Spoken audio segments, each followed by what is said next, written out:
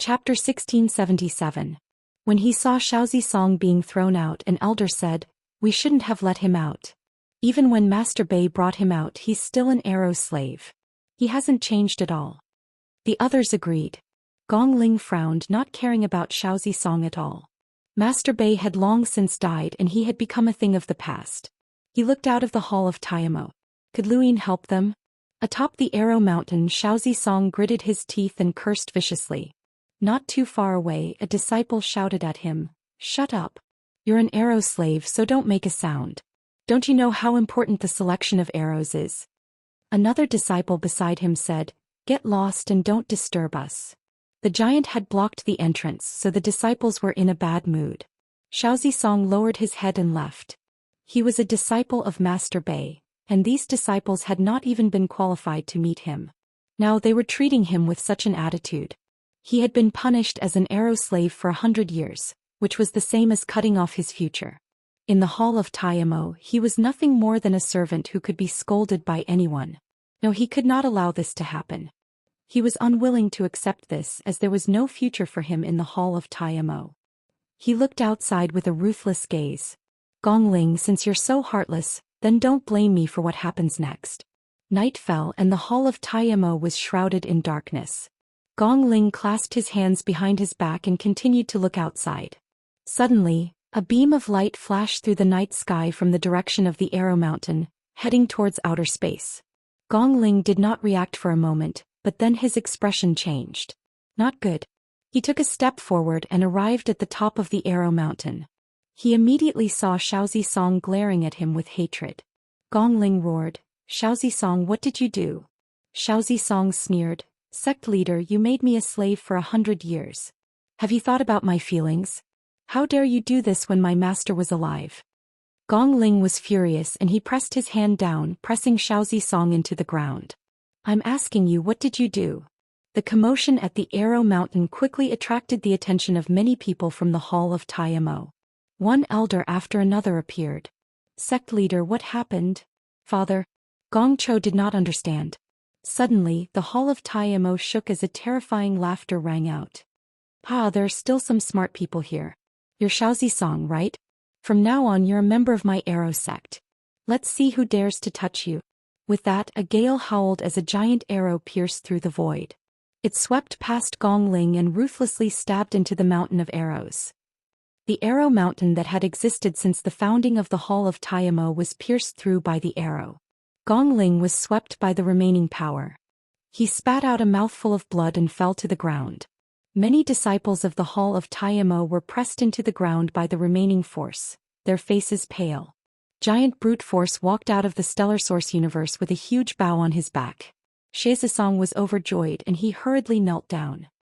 Disciple Xianxia greets the Lord. Manly grinned. "You're not bad, huh?" On the ground, Gong Ling's face was pale. The arrow just now had sent the hall of Taimo flying into the abyss. If the giant had not held back, he would have died. No one could withstand the giant's attack. The hall of Taimo was finished. He hurriedly sent a voice transmission to Gong Cho, asking him to think of a way to escape. Anyone could die, but Gong Cho could not. "Lord, that person is the head of the hall of Taimo, Gong Ling. He controls all of the hall of Taimo's inheritance," Xianxia said as he pointed at Gong Ling at the bottom of the Arrow Mountain. Manly was satisfied and his huge eyes glared at Gong Ling. "You come with me." Gong Cho roared, "This is the Great Eastern Alliance." Manly frowned and stared at Gong Cho. "So what? Who would dare say anything if I destroyed your hall of Taimo?" He then raised his hand and struck out with a palm, intending to crush Gong Cho to death. Gong Cho's pupils shrank and his mind went blank. He could not resist at all. Gong Ling was furious. "Stop." Manly sneered and struck out with his palm without hesitation. Suddenly, he paused as a slovenly old man wearing a long green robe appeared beneath his palm. He was leaning on a wooden staff and he was smiling as he looked at Manly. Manly's expression changed and he hurriedly retracted his hand. He purposely landed lower than the old man and respectfully said, "Manly did not know that you were here. I deserve to die. Please forgive me." Everyone from Taimo Palace looked at the old man who was Qing Hua Shangren. He had followed his agreement with Lu Yin and had left the blazing mist flow zone. He had specifically come to Tai Mo Palace to take Manli away. You're Manli, right? Qinghua Shangren asked. Manli hurriedly replied, Yes, I'm Manli from the Arrow sect. Greetings, Qinghua Shangren. Qinghua Shangren? Gong Ling's scalp went numb. He had heard that the sixth mainland had gradually moved to the outerverse, and the people from the fifth mainland had some understanding of the sixth mainland's top experts. Qinghua Shangren was one of them because he was a celestial imprinter. What did a celestial imprinter mean? Gong Ling could not even imagine it. The most powerful powerhouse in Tai Mo Palace, the Arrow Mountain ancestor, was only an emissary. In the sixth mainland he was an imprinter at most. Above that were the world imprinters, the cosmic imprinters and the celestial imprinters. It was rumored that a celestial imprinter was second only to a progenitor. Why would such a person come to Tai Mo Palace? Tai Mo Palace did not have the qualifications to interact with such a person. Why are you here? Qinghua Shangren asked as he looked at Manli. Although Qinghua Shangren's attitude was amiable, Manli did not dare to be impudent. Although the Arrow sect's master savage archer god was also a celestial imprinter, he had reached the celestial imprinter realm much later than Qinghua Shangren. Not to mention his battle prowess, just his seniority was much lower. There were even rumors that Qinghua Shangren might replace the deceased tool-wielder and become one of the Daoist sect's 4 sovereigns. Such a status was not something that Manli could be impudent about. Master, I'm here on orders from the sect master to take away Tai Mo Palace, Manli respectfully replied. Qinghua Shangren looked around. Forcibly take them away? Manli replied, Tai Mo Palace has disciples who have pledged allegiance to my Arrow sect, so it's not considered forcibly taking them away. Qinghua Shangren smiled. Whoever pledges allegiance will be taken away. Are you trying to incite a war between the 6th and 5th mainlands by doing this? Is this your idea? Or savage archer gods? Manli hurriedly replied, I was too rash. Please forgive me, master. Qinghua Shangren replied, My 6th mainland has just arrived at the 5th mainland, and even though this is the outerverse which belongs to us, we should not commit such a heinous crime. Doing so will only make the 5th mainland hate us even more, which will not benefit us in the future. You can go back now. I will communicate this matter with Savage Archer God. Brute Force hesitated. Master, the sect master asked me to stand guard outside the Tai Mo temple. Qinghua Shangren's gaze suddenly turned cold. He did not seem to have done anything, but Manli's body was suddenly pressed down onto the ground. An incomparably large wooden staff formed in the void and pressed down on Manli's body. Manli howled in pain as he was pressed to the ground, unable to move. His back was visibly crushed and he spat out a mouthful of blood. Not only that, but he could not even control the astral origin cyclone within his body, and his astral origin was being forcefully extracted by the astral origin universe. Manli howled, Spare me, master. Spare me. Qinghua Shangren said indifferently, Did you hear what I said? I heard you. Manli despaired. Ever since he had broken through to become an envoy, he had never felt so helpless. Even when Lu Yin had shaken the chief referee's decree, he had not felt so hopeless. Back then he had only fainted, but now he was being tortured. Qinghua Shangren had always appeared dispirited to the outside world, and he rarely showed any signs of anger. However, he was still a celestial imprint, and once he was angered, the world would change. No one from Tai Mo Palace dared to make a sound, and they all looked on in fear. Manli left with Xiao Zisong to atone for his crimes. Xiao Zisong was from Tai Mo Palace, so he had completed part of his mission. Qinghua Shangren left as well. He had not spoken a single word to anyone from Tai Mo Palace. He had only come to take Manli away and complete his deal with Lu Yin. In the distant Saint Weave of the Outerverse within the Galloping Horse Manor, a maid bowed and reported, Madam, someone from the Tong family wishes to see you. There was no response. The maid was apprehensive and she spoke again. Madam, an elder from the Tong family has brought the Tong family's foreign minister, Sun Tongcho, to see you. There was still no response. After a long time, an elder from the Tong family lost his patience and personally barged in to look for Madam Red.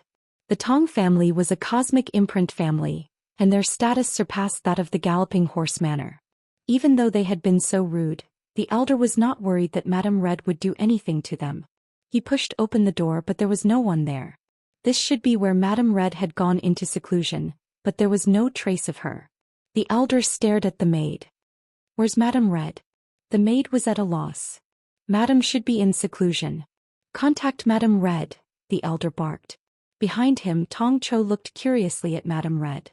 Given the relationship between the Tong family and the Galloping Horse Manor, Madame Red should not have avoided meeting them. If she had left, then these maids would not have dared to lie to them.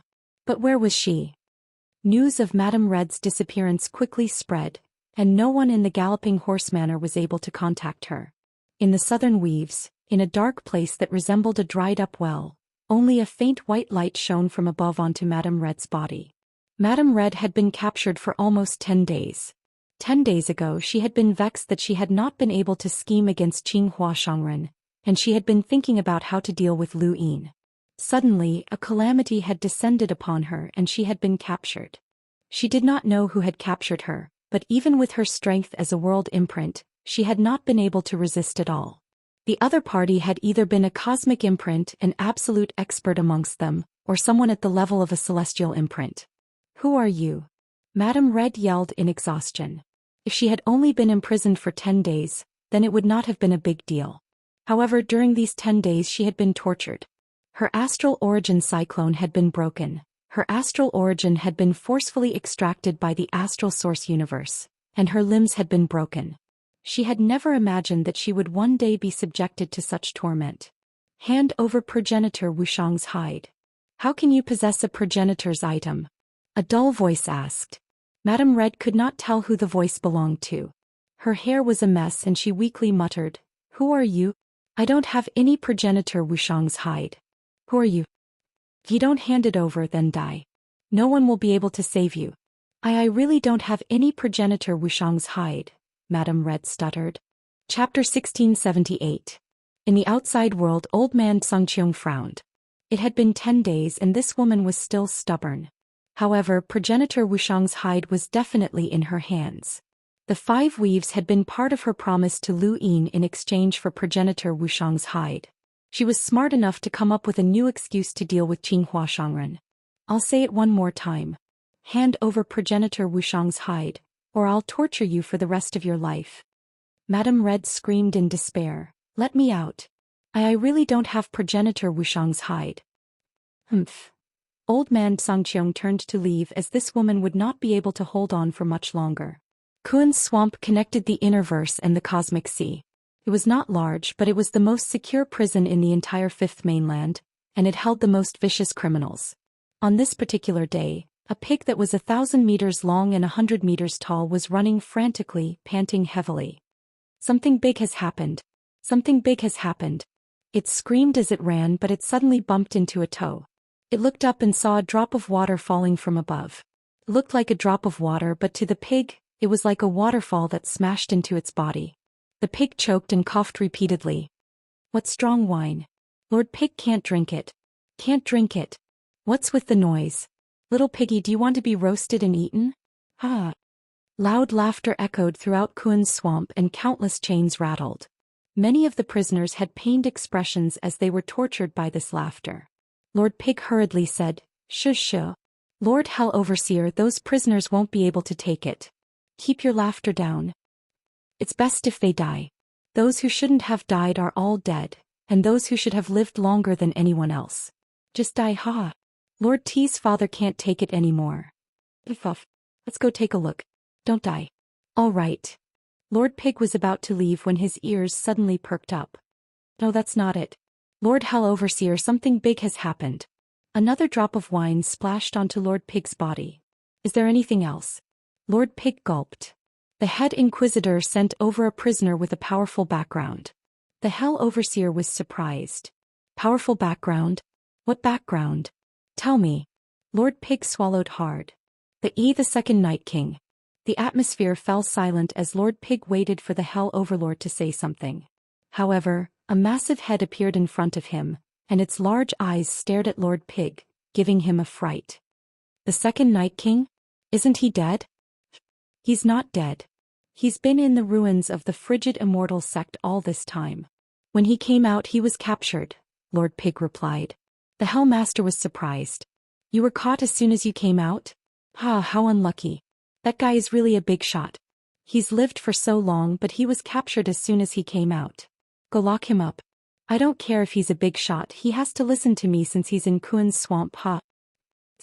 Your Excellency, Sir T's father can't take it anymore. Ahem, let's go take a look. Don't die. All right. Chains extended from the ground, imprisoning many vicious people. Lord Pig ran around madly, shuttling back and forth as he locked up the second Night King. At the same time he spread the news of the second Night King throughout Kuan's swamp. Lu Huang opened his eyes. The second Night King? What an ancient character. Once he's here it'll be even easier for the rebellion to break out. But we'll have to wait for him to recover a little. Hell Masters aren't easy to deal with. This chapter is not finished. Please turn the page. In outer space, Lu Yin looked towards the west with a regretful expression. Night King Dijiang was dead and the second Night King was imprisoned. This battle with the Day-Night clan would have been perfect if not for the sealed cage technique. But because of it, Lu Yin felt like he had suffered a great loss. Night King Dijiang's death was one thing, but the second Night King was an absolute powerhouse who had surpassed Master Yuan. If Lu Yin could use the sealed cage technique to subdue the second Night King, he would be able to do as he pleased. Who in the entire Fifth Mainland could stop him aside from half-ancestors and the head inquisitors? Even if he went to the Sixth Mainland's territory he would be able to flaunt his might. Lu Yin could not allow the second Night King to be imprisoned so comfortably. He had to make use of this perfect fighter. He had to hurry to Kuan's swamp and get there before the rebellion broke out. Alliance Master Lu, shouldn't we settle our matter? Mr. Lu Yi and Sister Fei Hua arrived behind Lu Yin. Lu Yin looked at them confused. What matter? Sister Fei Hua raised her brows. Why? Has Alliance Master Lu forgotten? You promised us that if we went to the ruins and killed Night King Dijiang, you would return our freedom. Lu Yin frowned. You guys killed Night King Dijiang? Sister Fei Hua coldly replied, although we didn't kill him he died because of us. If not for us he wouldn't have hidden in the meeting hall and died at the hands of those spiritual force remnants. Mr. Lu Yi calmly replied, Alliance Master Lu, we've followed you for so long, and we know what kind of person you are. That's why we were willing to take the risk and go to the ruins of the frigid Immortal sect. Those are the ruins of the frigid Immortal sect. Alliance Master Lu should understand how determined we were at that time. Of course, if not for the head Inquisitor's order, we would have met the same fate as Night King Dijiang. We almost died. Alliance Master Lu won't go back on his word, right? Sister Fei Hua stared at Lu Yin. Lu Yin muttered to himself for a moment. Fine, I'll return your freedom. Mr. Lu Yi and Fei Hua looked at each other in delight. However, you guys have to do one last thing with me, Lu Yin said. Sister Fei Hua angrily replied, Alliance Master Lu, are you going back on your word? Lu Yin calmly replied, Night King Dijiang died because of you, but he also died because of me. If Elder Zhou Xian and I hadn't been discovered by the spiritual force remnants of the frigid Immortal sect, he wouldn't have died. You guys only deserve half of the credit, and the only reason you're still alive is because of the external items I lent you. Your mission can only be considered half complete. I'm giving you your freedom because you helped me before and not just because of this matter. Sister Fei Hua wanted to speak, but she was stopped by Mr. Lu Yi. What does Alliance Master Lu want us to do? Lu Yin looked to the west and said, Accompany me to Kuan's swamp. Kuan's swamp? The two were puzzled as they clearly did not know who Lu Yin was. Lu Yin had no interest in talking to them, so he directly contacted Elder Chan. When he had returned from the Cosmic Tree Realm, Elder Chan had given him a way to contact him. Lu Yi and Fei Hua had come from the Cosmic Tree Realm, and they had followed Lu Yin because a source box array had been placed in their bodies to prevent them from causing trouble on the Fifth Mainland. Now that they were free, Lu Yin had to explain the situation to Elder Chan. After a while, Lu Yin said to Lu Yi and Fei Hua, I've already spoken to Elder Chan. I can give you your freedom, but you have to be under observation. After leaving me, you have to go to the Realm Mountains for a period of time. Only with Elder Chan's approval will you be allowed to roam the Fifth Mainland freely. At that time, I can also remove the source box array for you. This chapter is not complete. Please turn the page. Lu Yi and Fei Hua were delighted. Can you really remove the source box array in our bodies? Lu Yin smiled. You guys have helped me a lot. During this time that you've followed me, you've seen through me and I've seen through you. That's why I promised Elder Chan that you wouldn't cause trouble. I hope that you won't disappoint me. Mr. Lu Yi hurriedly said, "Thank you, Alliance Master Lu." Fei Hua looked at Lu Yin with a complicated expression. She had never thought that Lu Yin would help them in the end. "Thank you, Alliance Master Lu." Lu Yin said, "Kun's Swamp is the 5th mainland's prison, and the 2nd Night King is imprisoned there. I have some matters to attend to there, and I'll have to trouble the two of you with this trip. After your trip to Kun's Swamp, you can head directly to the Realm Mountains of the New Universe." Lu Yi and Fei Hua had been protecting Lu Yin ever since they had returned from the Cosmic Tree Realm, and Lu Yin was already used to it. Now that the two were about to leave, he was a little reluctant to part with them, mainly because he did not have such good bodyguards. Right, there was one more thing. He immediately contacted Three Liang and asked about Wan Gong's progress. Three Liang only replied after 3 full days. Wan Gong just replied to me. He said that his progress is quite good, but there's still one final problem that he can't solve. He said something about the materials being too heavy to bear. Lu Yin's eyes lit up. What else did he say? Just that one sentence. He doesn't seem to be able to contact me that easily anymore, Three Liang replied respectfully. Ever since Lu Yin had warned him, his attitude had become even more respectful than before. Lu Yin was not surprised by Wan Gong's situation. Microarray technology was the Aurora Corporation's most confidential project, and if Wan Gong could make a breakthrough, then he must be one of the company's core executives. Different treatment naturally meant different supervision. After this, it would not be easy for Three Liang to contact Wan Gong again. He would have to make another trip to the Aurora Fort. Materials? It should be the bark of the mother tree. Was that the final obstacle? Lu Yin was really looking forward to it. But if it really was the bark of the mother tree, where would he find it? This was a difficult problem. 7 days had passed by the time Lu Yin returned to the blazing mist flow zone, and the money bombs from Astral 10 had also arrived. When he saw that there were more than 4,000 money bombs, Lu Yin was excited and immediately announced that he would go into seclusion. He knew what Lu Qinjue and the others were thinking. They wanted to defeat the emissaries under his command one by one.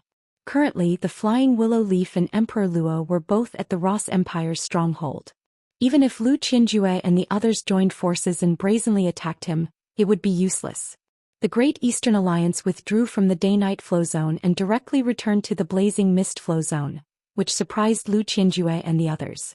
They were truly shocked, as they had thought that Lu Yin was only planning to withdraw from the Day-Night Flow Zone and stay in a smaller flow zone nearby.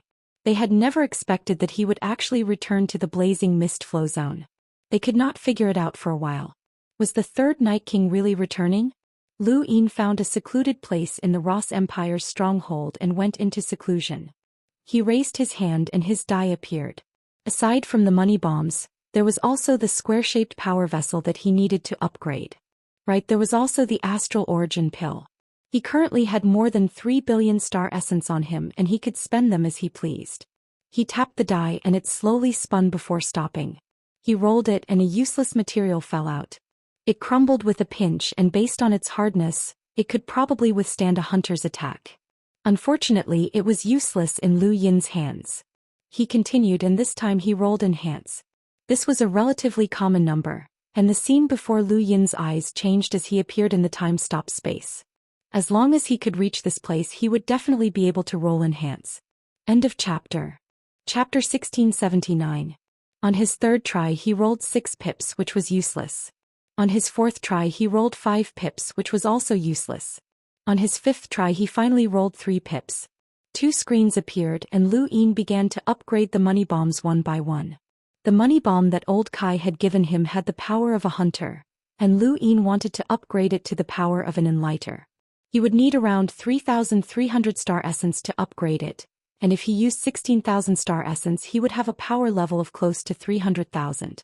Lu Xuanjuan's current average cultivation was around that of an enlighter. If he had a power level of close to 300,000, then it would be very difficult for them to control it, and it would be easy for them to injure themselves as well as their enemies. Upgrading 4,300 money bombs one by one took Lu Yin quite a bit of time, but he didn't care about the star essence consumption. After an unknown amount of time, Lu Yin finally upgraded all of his money bombs and stored them in his cosmic ring. He then took out a square-shaped power vessel, which was the one that he had obtained from the frigid Immortal sect's hidden treasury. This power vessel should be able to trap enemies, and based on the rune lines that Lu Yin had seen before, it should be at the level of an emissary.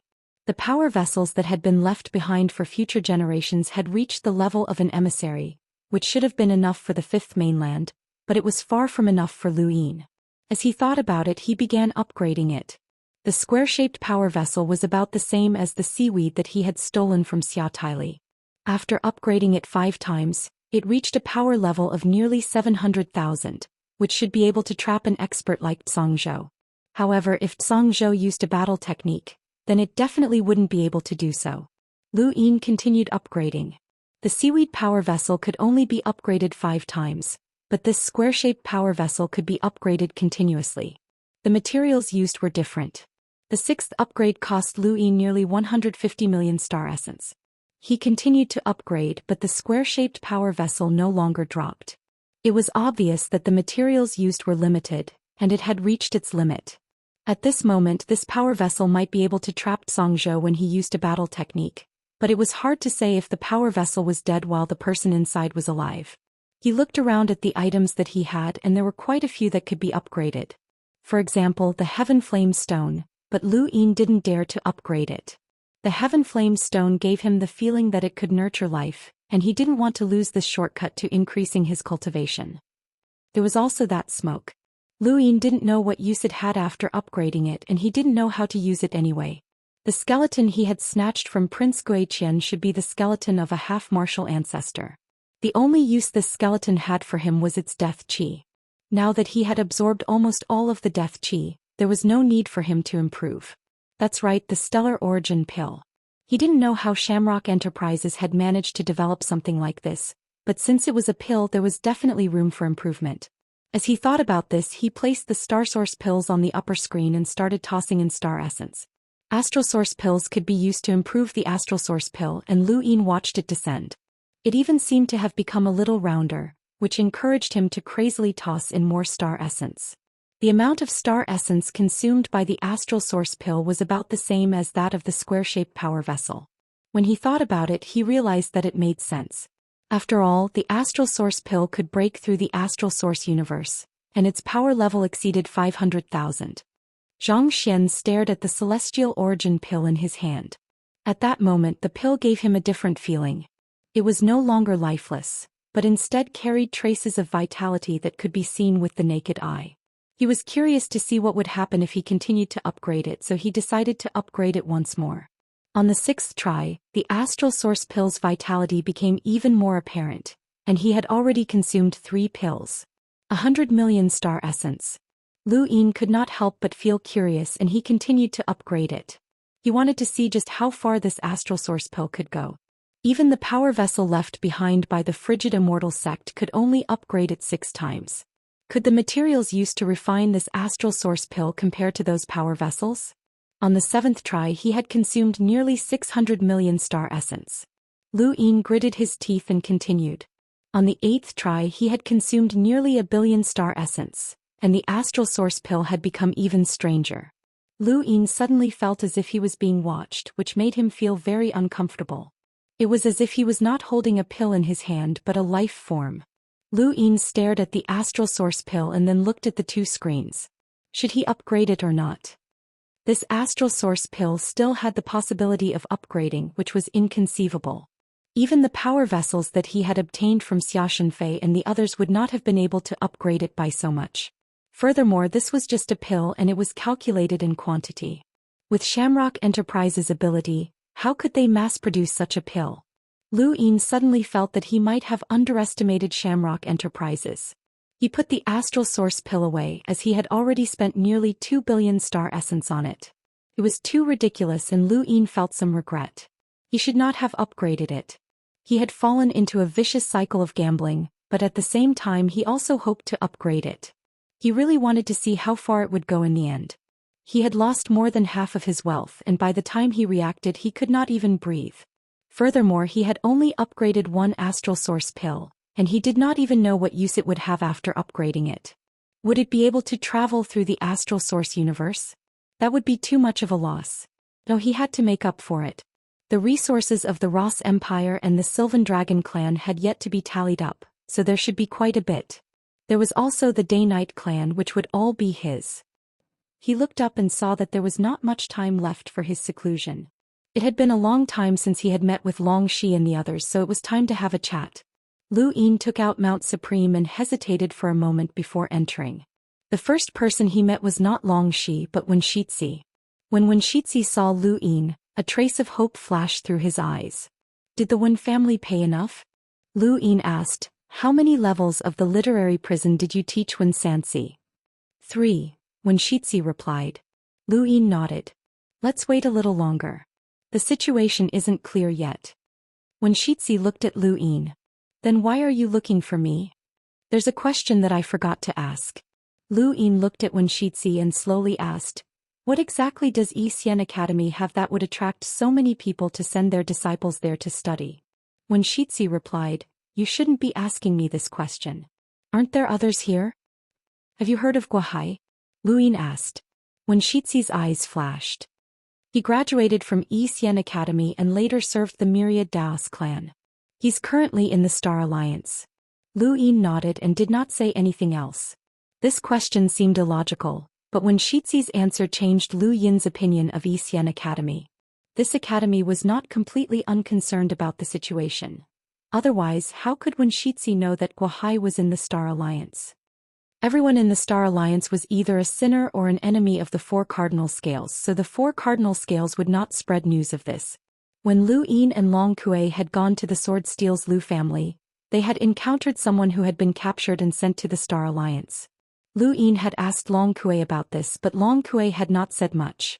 Even Long Kuei did not want to say much, but Wen Shixi, a student from Xian Academy, knew about this. Clearly Xian Academy was very clear.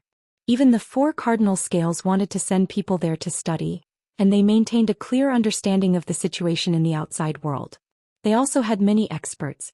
This was Lu Yin's impression of Xian Academy. Wen Shixi frowned and he regretted saying that Guohai was in the Star Alliance. The more he said, the more mistakes he would make. He did not know what this person had seen. After Wen Shixi, Lu Yin met with Lu Hao. This heir of the Sword Steel's Lu family was very calm, and Lu Yin did not say much to him. He was clear about the Lu family's stance, and he had only met to make his presence known and prevent these people from forgetting about him. After Lu Hao was Yun Tingting. When she saw Lu Yin's impatient expression, she had even offered to hand over the entire Misty Cloud sect's inheritance in hopes that Lu Yin would let her go. She wanted to return to the Cosmic Tree sect, and Lu Yin was willing to take over the inheritance, but he could not let her go now. Even if he let her go, she could not return. Let's wait. It won't be long before the Cosmic Tree sect sends someone over, Lu Yin said. He had guessed that the Cosmic Tree sect would have sent someone over a long time ago. How could the Four Cardinal Scales allow him to remain calm for so long? This puzzled him, as he had always been worried that the Cosmic Tree sect would assassinate him. Lu Yin did not know that the Four Cardinal Scales had already sent someone over, but they had been beaten back by Hui Kong. The Cosmic Tree sect sent someone here? Why? Yun Tingting asked. Lu Yin casually replied, war. Yun Tingting was surprised. War? Lu Yin left without saying much to Yun Tingting. He just wanted to give her some mental preparation. Even if these people rarely interacted with each other at Mount Supreme, they would definitely do so. Crown Prince Zhou Xian was still as sinister as ever. Lu Yin saw him and immediately asked, Death Field. Zhou Xian was stunned. How did you know? Looks like you've heard of it. Lu Yin was surprised. He had only been testing the waters, but he hadn't expected this guy to actually know. Zhou Xian growled, you don't need to test me. I can tell you anything you want to know. Seeing the distrust in Lu Yin's eyes, Zhou Xian continued, our race relies on death energy to cultivate. To us, death energy is equivalent to star energy and astral sources to ordinary cultivators. You are the creator of death energy, so we were born as one. Death energy can replace astral sources to your race. Lu Yin was shocked, as this was the first time he had heard of this. Zhou Xian replied, yes. Both astral sources and death energy are high-level energies in the universe. I remember the ancestor once saying that when a type of energy reaches its peak, It can change the heavens and the earth. You don't necessarily have to cultivate astral sources. Death energy can replace them. Lu Yin thought of the rune lines. The rune progenitor had created rune technology, so didn't that mean that rune lines could replace astral sources? The ancestor once said that astral sources might be the power of an extremely powerful person, but because they were so strong, they eventually covered the entire universe. If the death god had such power back then, he might have been able to expel astral sources and use death energy to cover the universe. However, this was only the ancestor's guess. Astral sources should have been formed by the universe itself, and no one can surpass them. This was the first time Lu Yin had heard of such a theory. Although it was shocking, it made sense. The rune progenitor had created rune technology, and everyone in that civilization had followed him in cultivating the true scripture of Yin flow. Even if they all cultivated astral sources, their fighting styles were completely different. It was an era that history couldn't be recorded or understood. If death energy had such an era as well, then it made sense. Chapter 1680. Death Qi is like astral sources to normal cultivators. We can't betray the source of death Qi or we'll be harming ourselves. Lu Yin laughed. You've been thinking about this for a long time. Do you want me to let you go just because of this? Gui Qian shook his head. It doesn't matter if I leave or not. I just want to tell you that I, Gui Chuan, will never betray you. Only you can create death Qi, and the death god's inheritance can't be stolen. Even the ancestors have to bow when they see you. Only an idiot would believe that, but Lu Yin believed that there were definitely people in Gui Chuan who wanted to join him. The cultivator who had saved him was one of them. Tell me about the death god's force field, Lu Yin said, not wanting to hear Gui Qian profess his loyalty. Gui Qian thought for a moment before replying. The death god's force field is a legend that says that it was left behind by the death god in outer space. There are also legends that say that the death god once fought with his enemies, and that the death god's force field is the place with the densest death Qi. All the information we have about the death god's force field is illusory, and there's no way to prove its existence or its exact use. Xianxia found it in a book that said, the death god's force field is a place where there is no light, and it's like a black smoke signal that warns the world. When the smoke rises, a great battle will begin. Is that all? Lu Yin asked. Gui Qian replied, only these legends. I collect all the legends about the death god, and these are the only ones about the death god's force field. Where is it? Lu Yin asked. Gui Qian shook his head. I can't find it. There are only a few words in the legends, and some are even in ancient texts that shatter at the slightest touch. I can't find it. Lu Yin left, but Gui Qian didn't ask to leave. Instead, he waited silently. Lu Yin couldn't lock him up forever.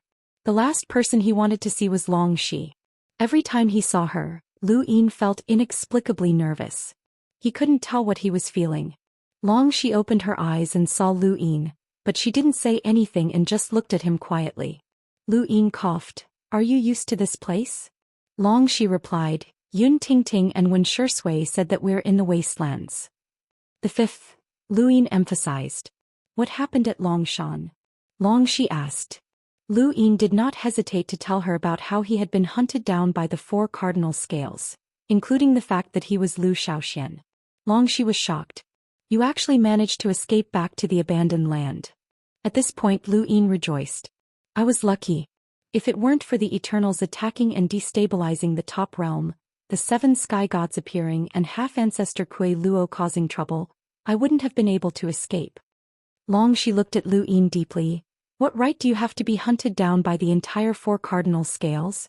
Even if it's because of Bai Xiaohong's death, the immortal cold sect is still hunting you down. Also, how were you exposed for killing Bai Xiaohong on Dragon Mountain?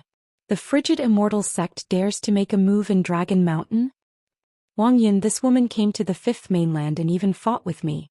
She was the one who recognized me, Lu Yin said. Long Shi's eyes narrowed. Wang Xi's granddaughter, no wonder. She then looked at Lu Yin. Why are you here? Once we leave the starry sky of trees, I won't be of any use to you. Lu Yin replied, I just want to see you. Yun Ting Ting and Wen Shi's inheritances can be traced here. They're valuable to you. There shouldn't be any inheritors of Dragon Mountain here, said Long Shi. Lu Yin nodded. There really isn't. Then I'll be leaving. Long Shi closed her eyes and quietly cultivated. Right, I have a question for you, Lu Yin suddenly said. Have you heard of the 7 heroes? Long Xi's eyes widened. Why do you ask? Lu Yin shrugged. I'm just curious.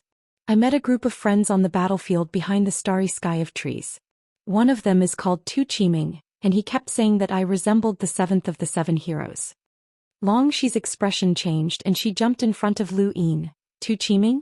Are you sure he's called Tu Qiming? Lu Yin nodded. People call him Young Master Tuesday. He's a scoundrel. Long Xi smiled happily. He's still alive, Brother Tu is still alive. That's good, that's good. You know this Tu Qiming? Lu Yin asked unhappily. Long Xi quickly grabbed Lu Yin's arm and asked, how is he? Is he all right? Lu Yin pursed his lips. Not really. But Long Xi grew anxious. I beat him up, Lu Yin said. Long Xi was stunned. What? Lu Yin said, he deserves a beating. I beat him up every day but he likes it when I beat him up. Long Xi didn't know what to say and she looked at Lu Yin with a complicated expression. What else did he say to you? Lu Yin stared at her. Why are you so concerned about him? He then looked at his arm. Long Xi quickly let go and whispered, we used to know each other. Brother Tu took good care of me.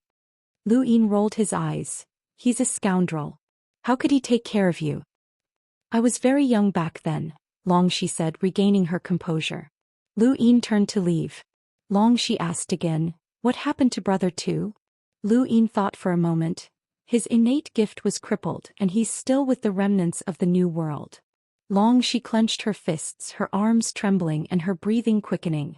Other than Tu Qiming, there are also some people from the Qiming family and the myriad Dao ancestor, Lu Yin said. Long Xi was shocked. They're all with the remnants? Lu Yin nodded. Yes, they've gone through thick and thin together.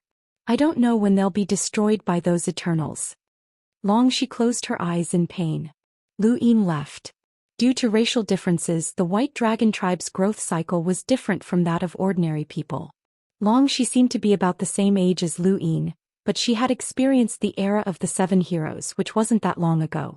Seemed like she had a good relationship with the 7 heroes and Tu Qiming. No matter what, she was still an old acquaintance. An old acquaintance who had supported the 7 heroes and the Lu family. After leaving Mount Supreme, Lu Yin used the remaining time to cultivate the serious art and recite the Stonewall scriptures. As time passed, the scene in front of him changed and he returned to the real world where only a second had passed. The Ross Empire's technology surpassed that of the Great Yu Empire. After conquering the Ross Empire, Lu Yin had transferred Banjiu over to take over this technology. On this day Lu Yin met with Lu Xinjun. He looked at the 6,432 people below him with a calm expression. Of these people, 4,000 were transformed explorers and they would be replaced later on. He needed real cultivators. Zhanlong Daoist was one of these explorers, and he had taken the initiative to apply to join Lu Xuanjuan's army. Aside from him, Steelbone Daoist, Ying Daoist, and Yi Gui were all enlighters, but Zhou Daoist had not joined. Now, Lu Xuanjuan's second finger attack had been temporarily targeted at Ying Daoist. Lu Yin was most at ease when it came to the Daoist clan. I don't have much to say. I'll just tell you one thing, Lu Yin said loudly as he swept his gaze over everyone in Lu Xuanjuan's camp. Your future enemies are more powerful than you can imagine.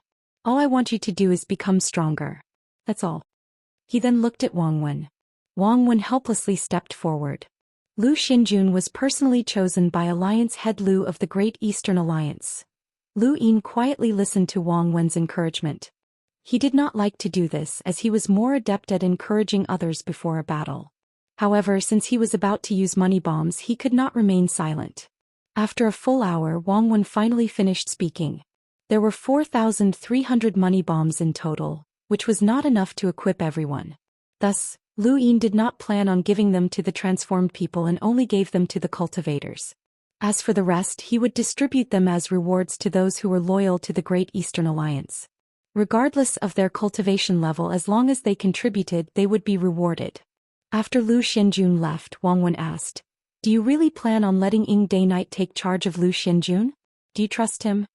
Lu Yin replied, don't worry, I know what I'm doing. But Ying Daoist isn't strong enough to take charge of Lu Xinjun. Lu Yin was helpless. Lu Yefei is about to leave and we lack an emissary-level expert. Wang Wen smiled. What about the Sea King? Lu Yin was stunned. The Sea King? Why would you think of him? Wang Wen replied, the Sea King is most suitable for Lu Xianjun. Although he's not as strong as Master Yuan, he has the courage and responsibility to pierce through the heavens. He's the most suitable person for Lu Xianjun. Lu Yin was helpless. I wanted to pull the Sea King over as well, but he wasn't willing. Also, for the time being, it's not suitable for the Sea King to make an appearance. Not now. Think of something. Lu Xianjun is a sword and the commander is the sword's edge. If the sword's edge isn't sharp, then it doesn't matter how bright the sword is. How can you expect these explorers and enlighters to deal with emissaries? That's not realistic. At the end of the day, Lu Xianjun is just an army, not an absolute expert. Right, hasn't the Sea King always wanted you to be his son-in-law? Why don't you give it a try? That Hai Chi-Chi isn't bad either. Lu Yin rolled his eyes. I think you can give it a try. Both of you have cheap mouths. Wang Wen grinned. Fine, I'll give it a try.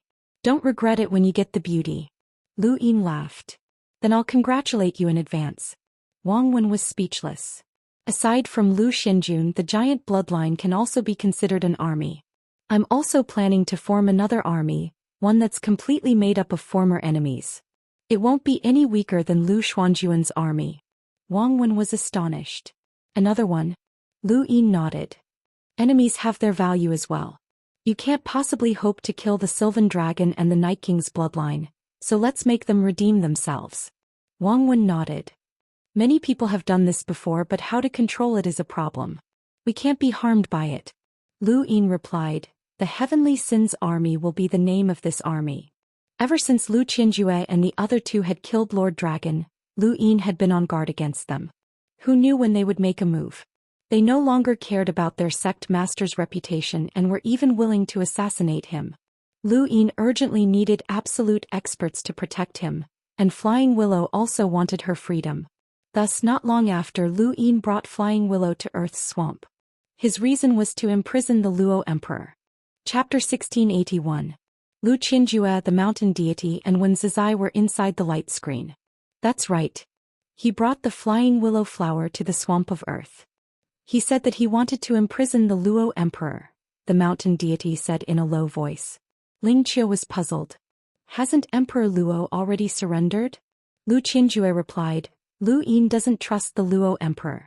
Back when he was still in the Astral Combat Academy, the Ross Empire had waged war against the Great Yu Empire and caused the Great Yu Empire to suffer heavy losses.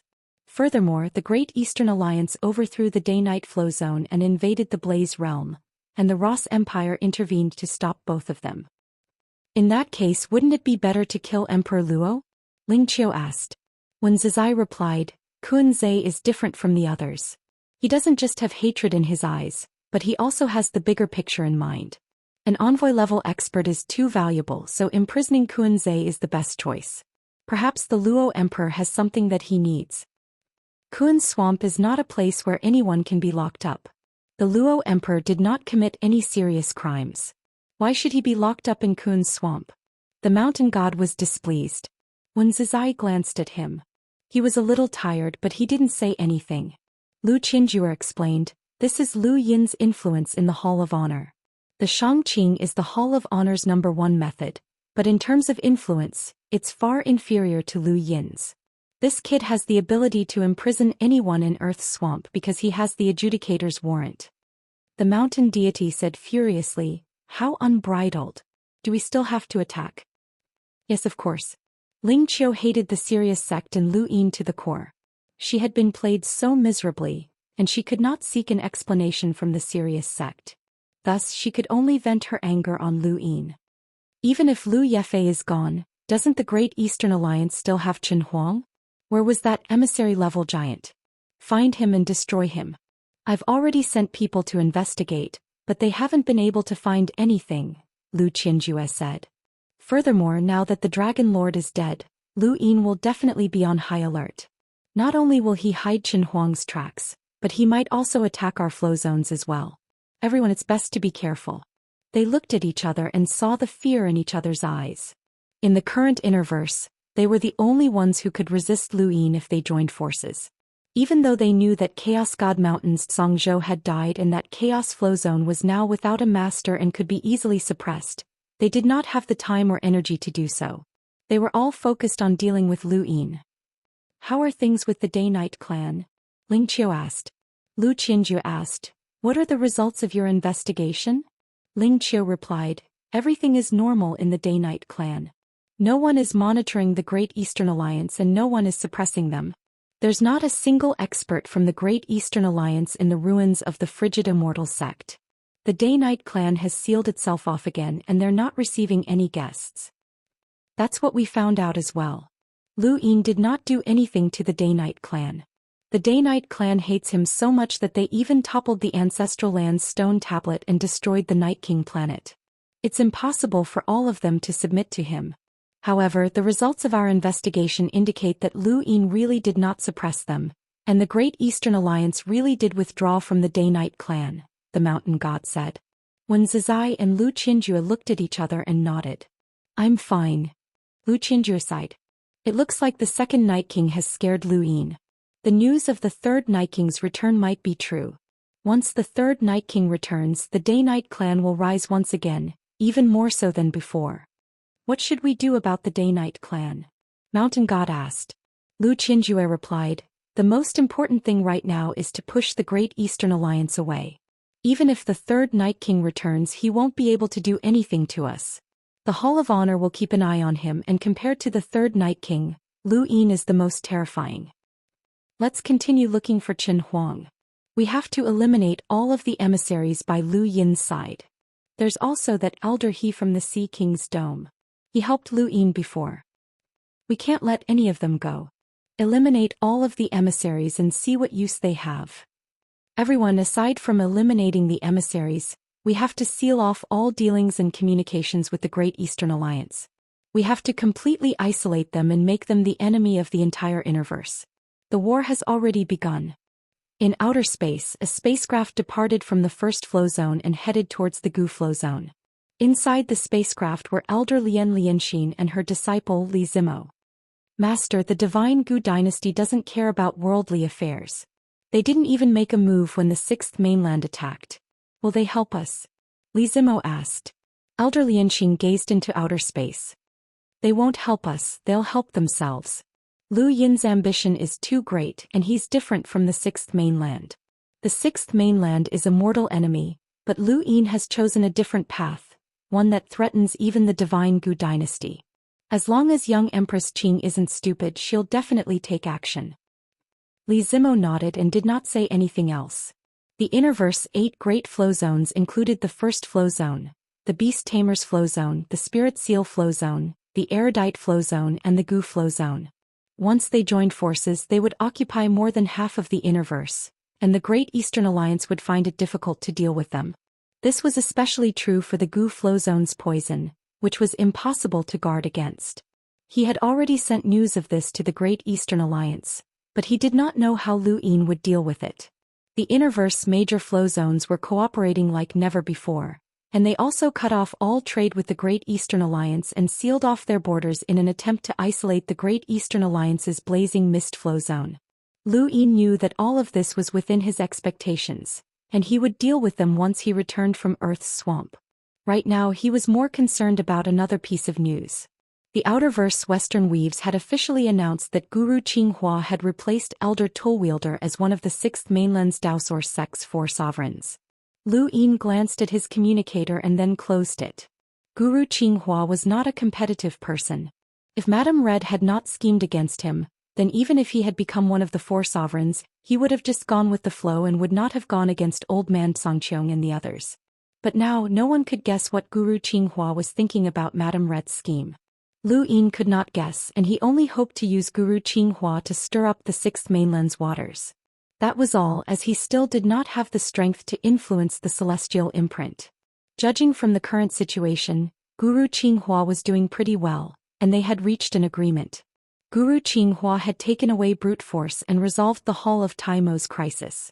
Every day, countless pieces of news from all over the universe were sent to Lu Yin's gadget. There were also reports from Enya, and Lu Yin read them to pass the time. The blazing mist flow zone was located in the eastern part of the Innerverse, and even with the help of the flying willow leaves, it still took Lu Yin more than 10 days to reach Earth's swamp. Earth's swamp was a unique region that connected the innerverse and the cosmic sea. It was a strange place and it was not very large. It was smaller than even a planet, but no one dared to casually enter this place. This was because Earth's swamp was filled with swamps that even space-exploring powerhouses could not traverse. This place was filled with an aura of death. Lu Yin looked at the gray swamp in the distance that stretched into the heavens and he was shocked. There was actually a sourcebox array here. After thinking about it, he realized that it made sense. After all, this place was where the most vicious criminals in the entire universe were imprisoned, so it was normal for there to be a sourcebox array here. However, he did not know if this sourcebox array would be able to stop this rebellion or how powerful it would be. Earth's swamp sourcebox array was constantly activated. Lu Yin clasped his hands behind his back. Lu Yin requests an audience with Hellmaster Earth's swamp. A loud voice reverberated throughout Earth's swamp. Beneath Earth's swamp, a sleeping pig's ears twitched and it turned over. Lu Yin requests an audience with Hellmaster Earth's swamp. The voice continued to reverberate throughout Earth's swamp. Underground, many prisoners opened their eyes and looked up. The pig suddenly sat up and was very impatient. Who dares disturb Lord Pig's sleep? Lock them up. Lu Yin requests an audience with Hellmaster Earth's swamp. The voice rang out again. The pig's ears suddenly perked up and its eyes widened. Lu Yin. In a corner of Earth's swamp, the swamp jailer was shocked. Lu Yin. In the depths of Earth's swamp, a pair of beautiful eyes opened. Lu Yin. Outside Earth's swamp, Lu Yin stood there quietly. Beside him were the flying willow leaves and the bound Luo Huang. The Luo Huang's eyes flickered with red light. He had been imprisoned in Earth's swamp of his own volition. Lu Qinjue and the others had killed Lord Dragon without hesitation, and if they had the chance they would definitely kill him as well. Rather than live in fear, it was better to be imprisoned in Earth's swamp. Lu Yin could not allow the Luo Huang to be imprisoned here forever. The route to the technocracy's interior was in Lu Yin's hands, and the Luo Huang's value was too great. Besides, even if Lu Yin did not want him, the Luo Huang could tell Hellmaster Earth's swamp, and the Hall of Honor would want him. To the Luo Huang, Earth's swamp was not a prison but rather a refuge. There was a loud rumble and the swamp in front of them trembled. Lu Yin and the others looked over and saw a huge creature emerge from the swamp. It landed firmly on the ground and stared at Lu Yin with its round eyes. Lu Yin blinked. He had experienced many things and seen many strange creatures, especially the Ho and the primordial centipede. He believed that he would not be surprised if he saw a terrifying creature no matter how huge it was. However, this creature in front of him had shocked him. Even after fusing with Lu Huang and seeing this pig, he was still shocked when he saw it face to face. It was unimaginable that a pig could cultivate, and from the number of rune lines, it seemed to be very powerful. How did a pig cultivate? Flying willow leaves were similarly stunned, as Lord Pig had completely overturned the impression that Earth's swamp had given them. In this dark Earth's swamp, where countless vicious criminals were imprisoned, there was a pink pig that they could not accept. Lord Pig ignored the flying willow leaves and looked at Lu Yin instead. His mouth cracked open, revealing a smile that was even more disgusting than Ku Wei's. Well, if it isn't Alliance Master Lu. Alliance Master Lu, you've come from afar, so please come in. He then raised his trotter and gestured for Lu Yin to enter with a fawning expression. Lu Yin felt strange, as if he had been invited to visit a pigsty. He coughed and slowly entered. Flying willow leaves looked at Lu Yin and also felt strange.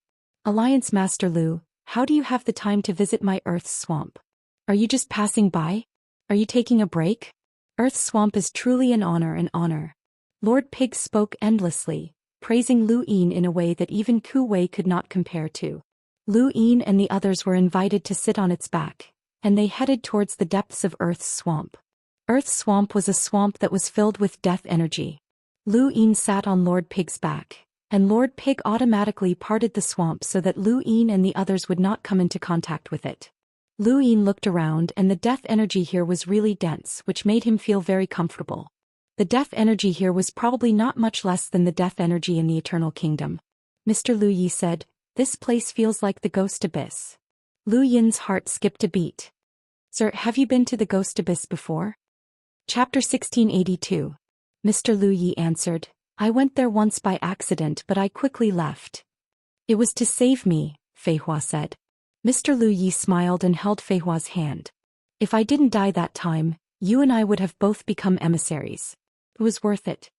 Fei Hua revealed a rare gentle smile. Alliance Master Lu, it's very easy to get lost in Kun's swamp, and the miasma here is so thick that even enlighters can't stand it. Too many prisoners here have been poisoned to death by the miasma. Actually, the Hall of Honor assigned Kun's swamp to guard the prisoners and set a date so that they wouldn't die. However, the Hell Master is too lazy and doesn't care. I'm also too busy, so there's nothing I can do. The miasma that Lord Pig was referring to was Death Chi, but they didn't directly call it Death Chi. The Hell Master doesn't care about anything and just watches videos all day long. I don't know what he's watching, but he sometimes laughs maniacally and scares many prisoners to death. Many of them say that I'm the Hell Master and that he's more like the Vice Hell Master. What do you think, Alliance Master Lu? Lord Pig rambled on. Lu Yin replied, that's a good idea. Not bad. Lord Pig was delighted. Right. Alliance Master Lu thinks that I'm the best candidate to be the Hell Master, right? Lu Yin chuckled. Not long after, a dark castle appeared in front of them. It was a very large castle that was tens of thousands of meters tall and probably spanned half of Kun's swamp. Lu Yin was shocked. That's where the Hell Master lives. Lord Pig muttered, yes.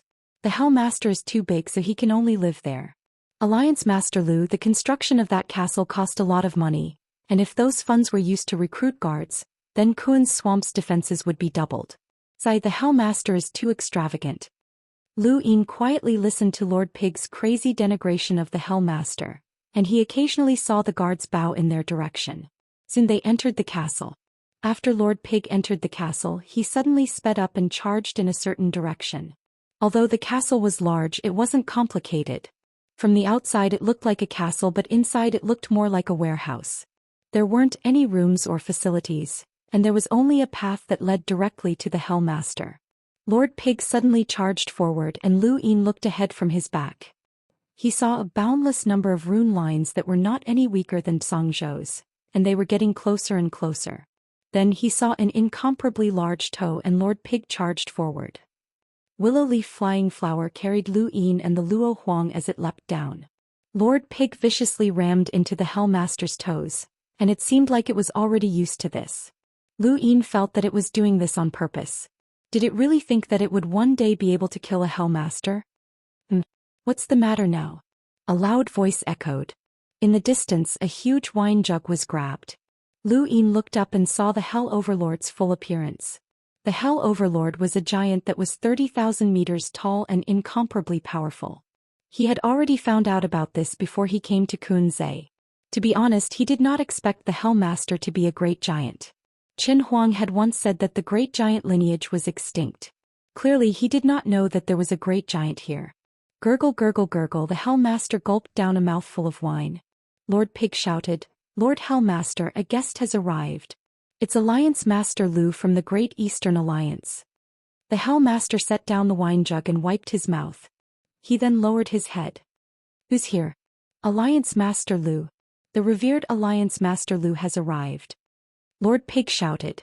The Hell Master looked at Lu Yin's group and was shocked. Experts, who are you? Are you here to break me out of prison? Lord Hell Master, it's Alliance Master Lu from the Great Eastern Alliance. Lord Pig shouted, his curly tail straightening. Lu Yin looked at him sympathetically. This pig kept shouting like this every day, and there would be a day when he would suddenly die. This fellow was probably taking revenge by ramming into the Hell Master's toes. The Hell Master squatted down and looked at Lu Yin's group. Oh, Alliance Master Lu. I remember now. You're the one who defeated Zhu. What are you doing here? Lu Yin replied, sending someone to Kunze. The Hell Master grabbed the wine jug and took another sip. It's not that easy to come to my Kunze. What kind of gift do you plan on sending? Lord Hell Master, you're too rude. Lord Pig shouted and rammed into the Hell Master's toes. Lu Yin was amused. Do I need to send a gift to imprison a criminal in Kunze? The Hell Master was shocked. A criminal? You're not sending someone to my Kunze as a prison guard? That won't do. Kunze only has 3,000 chains and it's full. Lu Yin asked, there's not a single empty spot? None. You can leave. The Hell Master grew impatient and continued drinking. Lord Pig gloated from the side, but he did not say anything. He could not wait for Lu Yin to fall out with the Hellmaster. Fortunately, the Board of Governors had suggested that he become the Hellmaster, and he had done his research. Lu Yin had a lot of authority in the Board of Governors. "If there's none, then I'll execute one," Lu Yin said. The Hellmaster paused and smashed the wine jug onto the ground. He glared at Lu Yin as a terrifying aura swept out, and Lord Pig was immediately sent flying. Lu Yefei stood in front of Lu Yin and stared at the Hellmaster. The Hellmaster barked, "Where do you think this is? If I say there's none, then there's none." Lu Yin narrowed his eyes and met the Hellmaster's gaze. He then retrieved some wine from his cosmic ring which he had prepared just in case. He had drunk with Zi Rong and Kai Jianqiang before as well as with Hui Kong. There were many people in this universe who loved to drink, so he had specially prepared some. "Senior, try some of the wine from my hometown and see if it suits your taste." Lu Yin then tossed the wine to the Hellmaster. The Hell Overlord looked at the wine floating in the air. To him it was just a mouthful. However, he still smiled, revealing his 2 rows of teeth. "Ah, Alliance Master Lu, you're too kind. This wine smells good, so it must be delicious." With that, he drank all the wine in one gulp and wiped the corner of his mouth happily. "Right, what did Alliance Leader Lu just say?" the Hellmaster asked. Lu Yin smiled. "This person is Emperor Luo, the ruler of the Ross Empire. During his reign he killed countless people. I want to imprison him in Kunzai." "No problem. Piggy, go pick a good spot for Alliance Leader Lu," the Hellmaster shouted. In the distance, Lord Pig wagged his tail and grumbled unwillingly. He then looked at Lu Yin and flashed a fawning smile. "Alliance Leader Lu, this way please." The Hellmaster grinned as he watched Lu Yin's group leave. This kid was interesting as expected of the ruler of the Outerverse. Lu Yin had the Adjudicator's warrant, and under normal circumstances he could forcibly imprison Emperor Luo in Kunzai. However, just as the Hellmaster had said, this was Kunzai and he had the final say. The other prisoners had all been tried and sentenced, so he could not just throw them out or kill them. He could do that or not, and no one would be able to control him. If Lu Yin really wanted to forcibly imprison them, then he would be thinking too much and underestimating Kunzai. However, this kid had still tested him, which was interesting. Kunzai connects the Innerverse and the Cosmic Sea, and it's also divided into 2 regions. In the Innerverse region, most of the prisoners have committed heinous crimes, but they are not very strong. In other words, they can be easily suppressed. In the Cosmic Sea, however, it's different. Some of the prisoners are even more terrifying, Lord Pig explained as he led Lu Yin's group towards the Cosmic Sea. Lu Yin asked, "So Emperor Luo will be imprisoned in the Cosmic Sea?" Lord Pig nodded and said with some apprehension, "Emperor Luo is an emissary, and even in the Cosmic Sea, there aren't that many emissaries imprisoned there. He will definitely be imprisoned there." "Aren't you afraid that those people will band together and rebel?" Lu Yin asked. Lord Pig was shocked. "Alliance Leader Lu, don't scare me. I don't dare to think about it. However, these chains are specially made, and even powerhouses with power levels in the millions can't break them. That shouldn't be the case. Take me to the Innerverse region," Lu Yin said. Lord Pig was put in a difficult position. "Emperor Luo isn't suitable to be imprisoned there. I just want to take a look." "Don't worry," Lu Yin said. Since he was already here, Xianxia was also one of his targets. After all, he had promised Enya. Besides, the Great Eastern Alliance needed a commander. The Great Eastern Alliance currently consisted of the Allied Army, Zhou Xian's army, the garrison, and so on. It was actually quite chaotic, and Lu Yin didn't have the time or energy to manage too many things. Enya was in charge of too many things, and there were too many things that needed to be handled by professionals. Lord Pig turned around and led Lu Yin's group towards the Innerverse region. Lu Yin saw the prisoners there. The prisoners of Kun's swamp were all tied up in chains, and each chain extended from the ground. There were no cells here, and every prisoner was still in the swamp. Death Qi would occasionally invade their surroundings and corrode their bodies. Lu Yin saw one prisoner after another, and some of them were already dead, their bodies shriveled up. Lu Yin frowned as Xianxia's cultivation wasn't that high. He couldn't have died, right? In this environment, not many prisoners can last until their sentences are over. Lord Pig smiled. Some prisoners are given special treatment, such as the one in front of us. The miasma is isolated. Of course, there are times when a little bit of miasma enters, but it's not a problem. Someone is being given special treatment? Who is it? Lu Yin asked. Lord Pig replied, a mad scientist who researched immortality. He took out a person's brain and constantly switched bodies, claiming that this would lead to eternal life. He did exactly that, but he was only a sentinel like an ant. He lived for more than 2,000 years and killed many people during that time. One of them was the son of an important person from the Hall of Honor. That person ordered him to be locked up in Kuan's swamp for 10,000 years. How can a sentinel be locked up for 10,000 years? Lu Yin asked. Lord Pig pointed to the front. Lu Yin looked over and saw that the death chi was indeed isolated. Through the miasma he saw a brain which surprised him. That person's body died a long time ago, but his brain is still alive. That important person from the Hall of Honor ordered all sorts of scenes to be created for his brain, and each scene depicted an incomparably miserable ending. He wanted to experience this feeling for 10,000 years. Lord Pig then shuddered. How pitiful. Who was that important person? Lu Yin was curious. This sort of punishment was indeed terrifying, but it could only be used on ordinary people. A space-exploring cultivator could commit suicide, but this ordinary person was out of luck. Lord Pig looked around and whispered, Director Xianxia. Chapter 1683. Lu Yin was shocked. Director Xianxia? Lord Pig raised his trotter and made a shushing gesture. Director Xianxia has instructed me not to reveal this information. I'm only telling you because you asked, so please don't tell Director Xianxia. Lu Yin nodded. Don't worry. He then continued forward with Lord Pig leading the way. They soon met another person who had received special treatment. This person's family had betrayed the human domain and joined the astral beast domain's celestial beast empire. During the border war, this person had been captured and imprisoned in Kuan's swamp. The Hall of Honor had been hoping to use this person to lure out that family for many years. One prisoner after another. Every one of them had a story, and every one of them had a reason for being locked up here. Some of them had offended someone, some of them had committed heinous crimes, and some of them could not be explained clearly. Kuan's swamp was dark, not only because of the environment, but also because of people's hearts. Most of the people here had their own reasons for being imprisoned here, including Shui Chuanxiao. This person is Shui Chuanxiao, the commander of the border army. He must have lost his mind to betray Endless Weave, causing half of it to be occupied by the technocracy.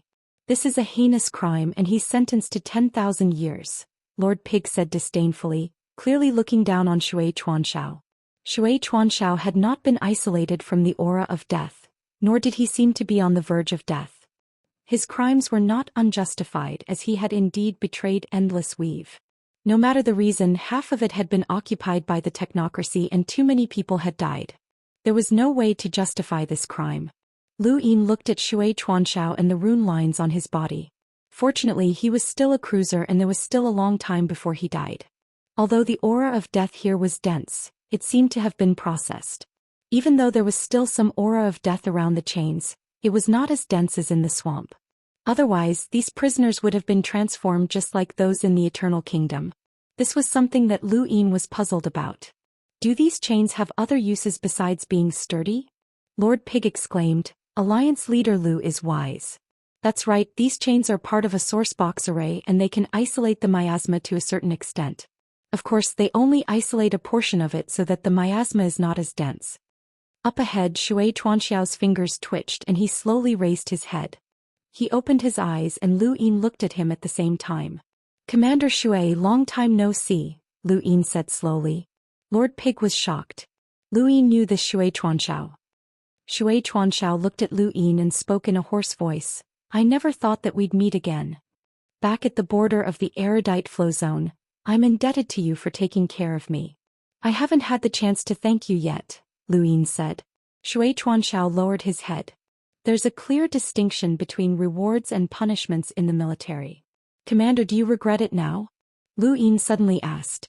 Sir Pig became anxious and whispered, Alliance Master Lu, according to the rules, you can't talk to prisoners. Shui Chuanxiao smiled. Regret? Without the internet, would the human domain still be the same as it is now? Lu Yin's gaze trembled. Back then, the multiverse network had not yet been connected. It was Shui Chuanxiao who had used the human race's defeat in exchange for a resolution that allowed the network to be fully connected. Thus, when Iron Blood Weave was invaded, the Outerverse Eastern Weaves had been able to respond as quickly as possible.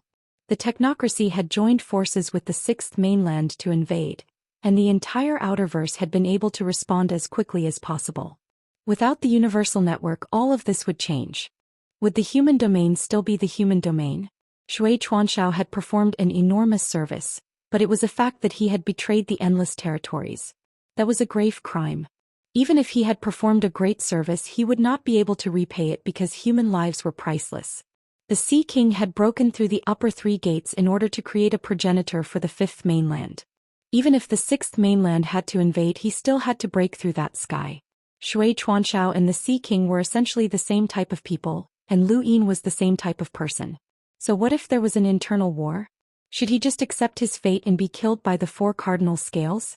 Should he just allow the Lu family to wander outside or even be exterminated? That was impossible.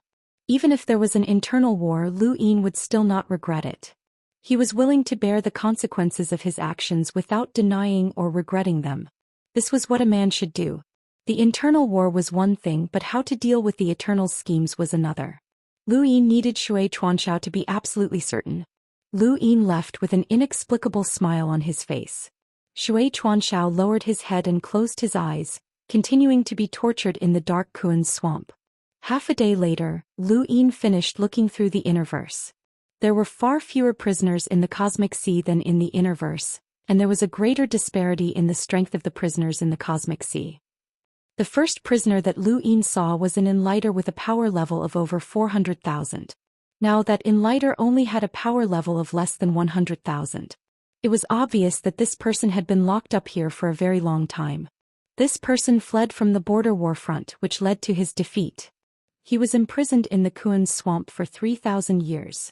Lord Pig introduced, clearly disdainful of this person. Lu Yin grunted in acknowledgement and continued looking through the prisoners. Lord Pig introduced him to quite a few prisoners, and the one that left a deep impression on Lu Yin was a prisoner who had tried to break into the Kuan swamp.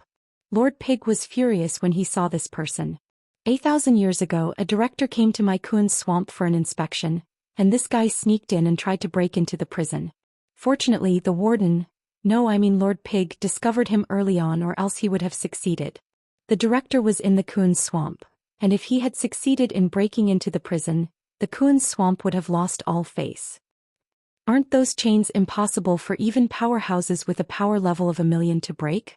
How did he almost succeed in breaking into the prison? Lu Yin was puzzled. Lord Pig mumbled, because he couldn't break the chains, he was just one step away. Lu Yin was speechless. What was this about almost succeeding in breaking into the prison? He had thought that the chains had been broken.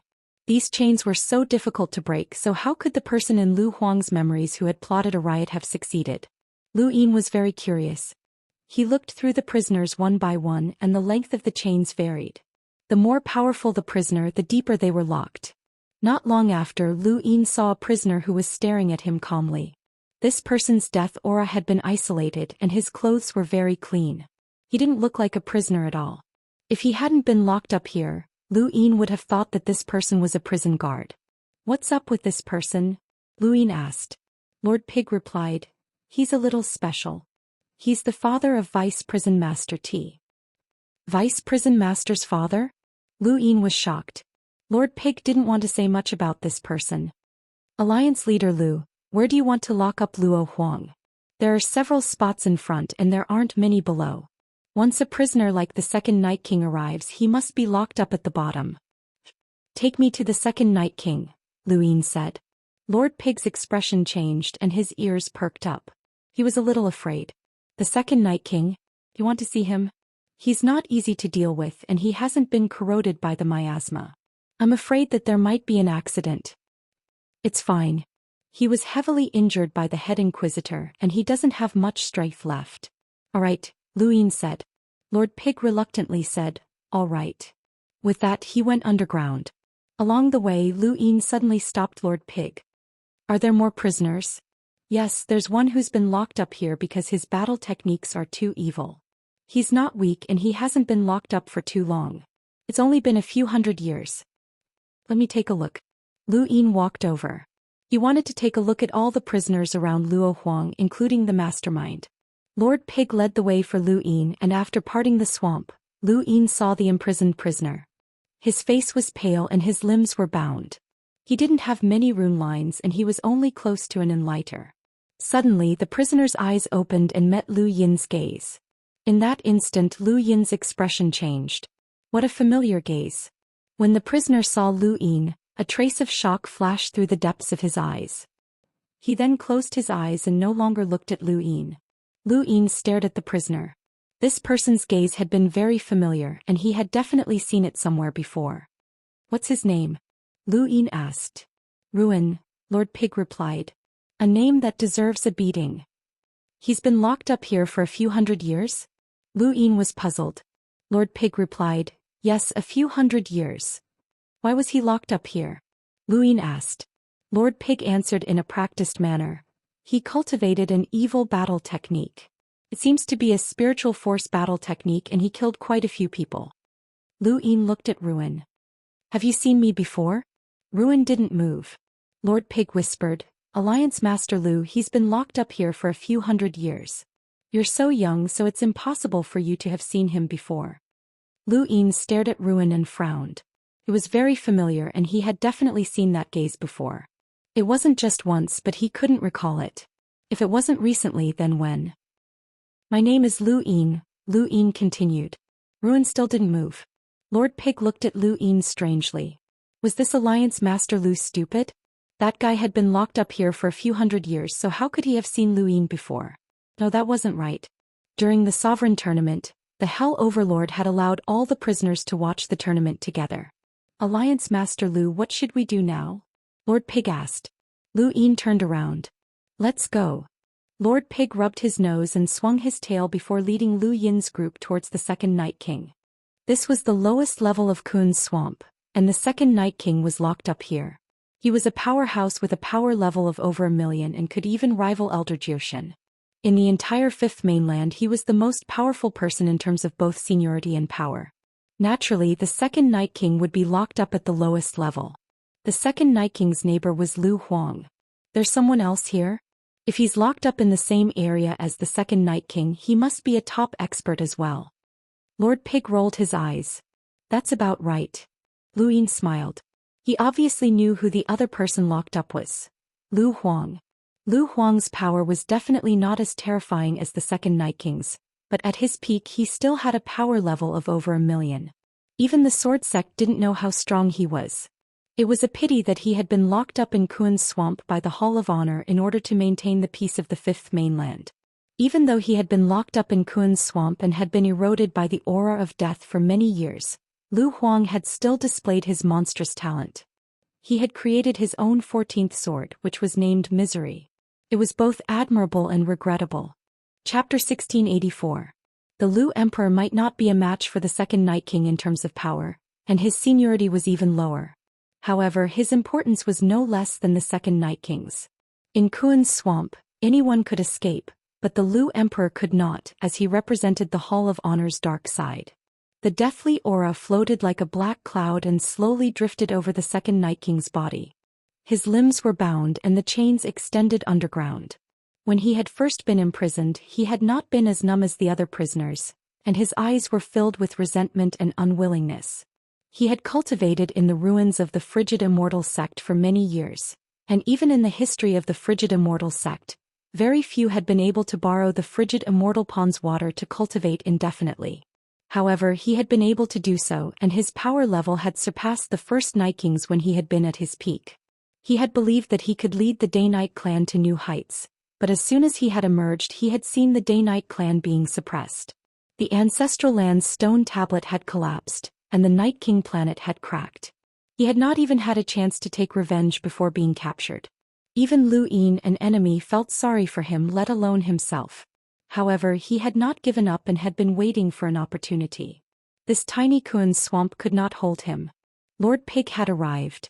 The second Night King opened his eyes and frowned when he saw Lord Pig. Ever since he had been imprisoned in Kun's Swamp, the pig had come to check on him every day. Whenever he discovered that the second Night King was absorbing astral sources, the pig would use the source box array to force the astral sources to be discovered by the astral source universe. If the second Night King could leave Kuan's swamp, he would definitely slaughter this pig. There was someone on the pig's back? The second Night King looked over and his eyes narrowed. Lu Yin. Lord Pig carefully approached the second Night King and stopped 1,000 meters away. He then said with some fear, Alliance Master Lu, this second Night King is too fierce and he's skilled in spiritual force. This lowly one does not dare to approach. How about we stay here?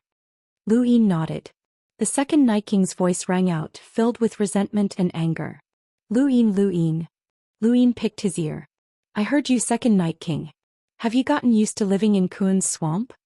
The second Night King hated the people from the Hall of Honor the most, as well as the behemoths in the Neoverse who had persecuted the first Night King.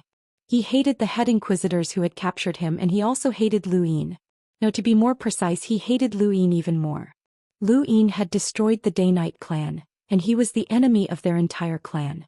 If not for Lu Yin, the ruins of the frigid Immortal sect would not have been exposed, and the second Night King could have continued to cultivate until he no longer feared the head inquisitors, or even until he became a demi-ancestor.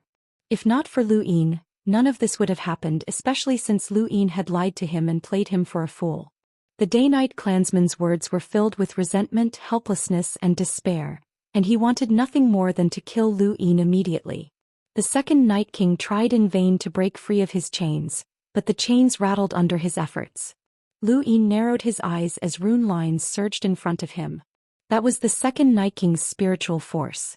The head inquisitor had been able to break through Lu Yin's astral origin cyclone and cause his power level to plummet, but he had not been able to break through Lu Yin's spiritual force.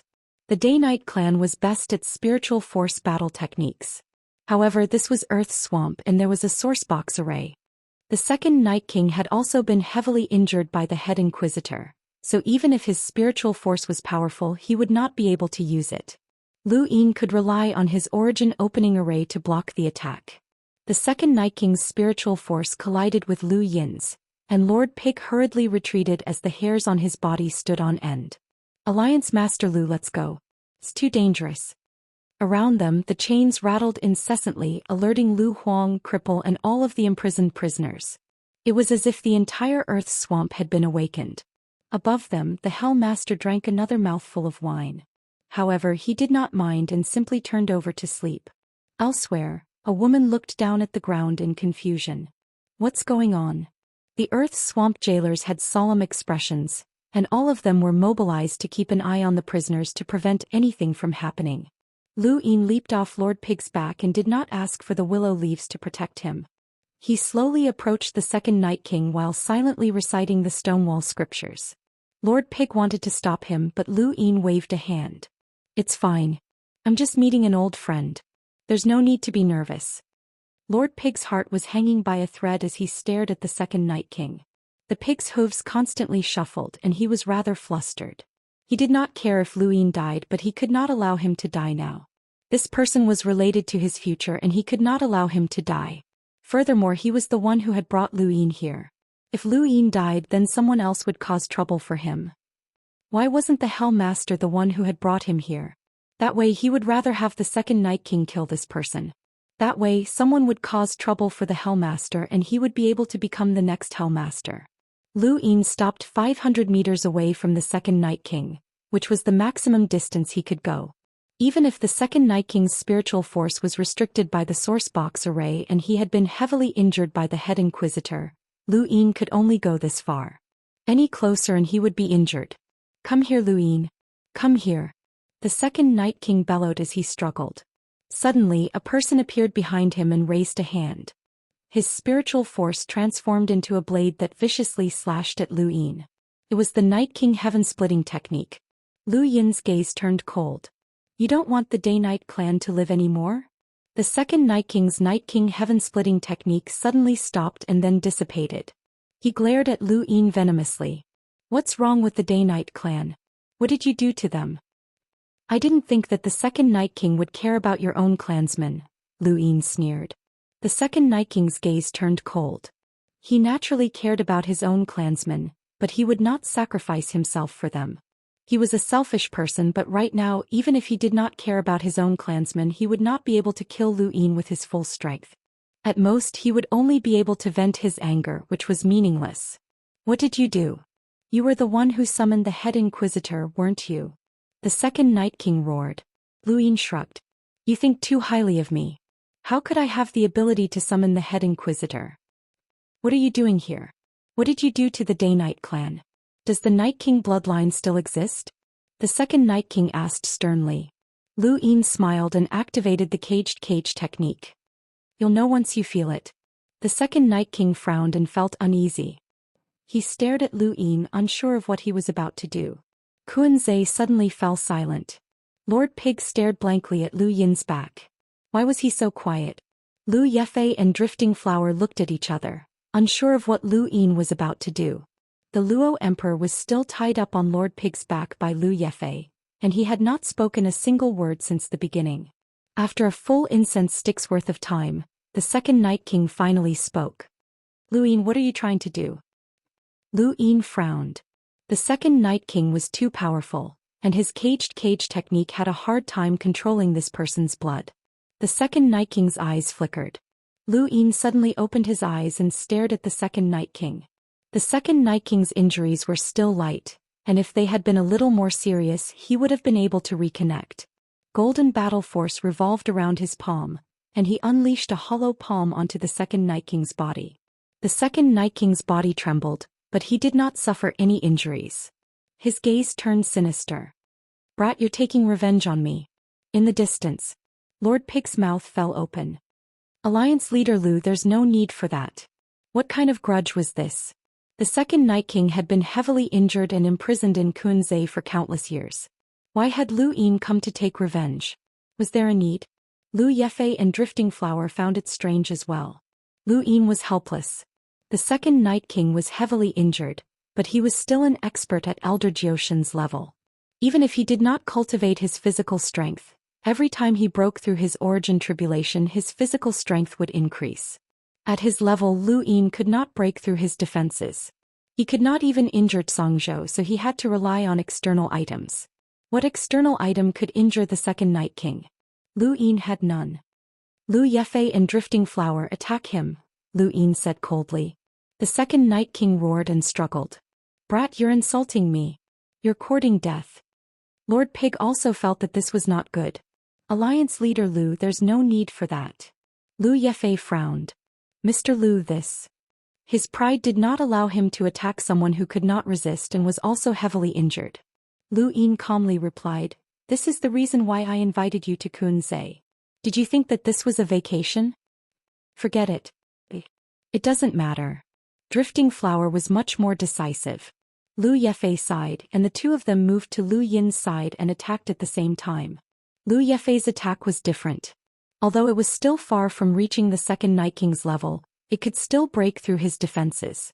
At the very least it could increase the second Night King's injuries, even if it was not by much.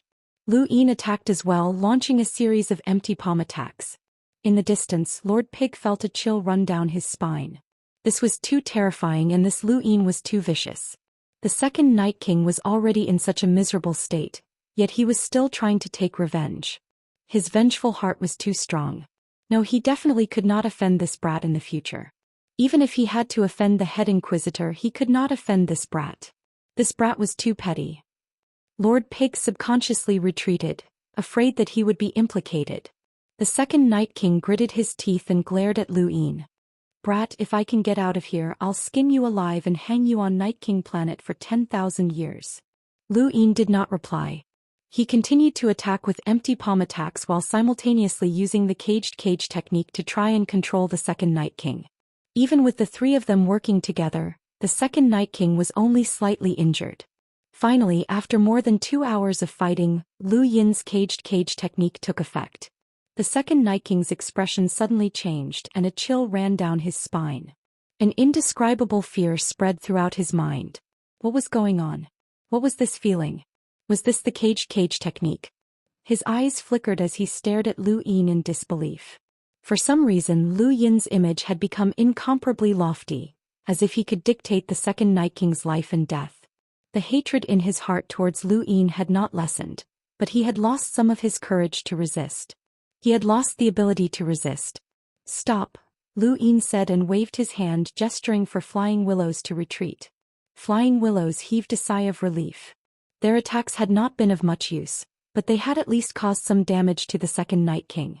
They had not wanted to fight for a long time, but Lu Yin's order for them to retreat was exactly what they had been hoping for. Lu Yin and the second Night King looked at each other and his lips curled up. How was it? The second Night King's voice was hoarse.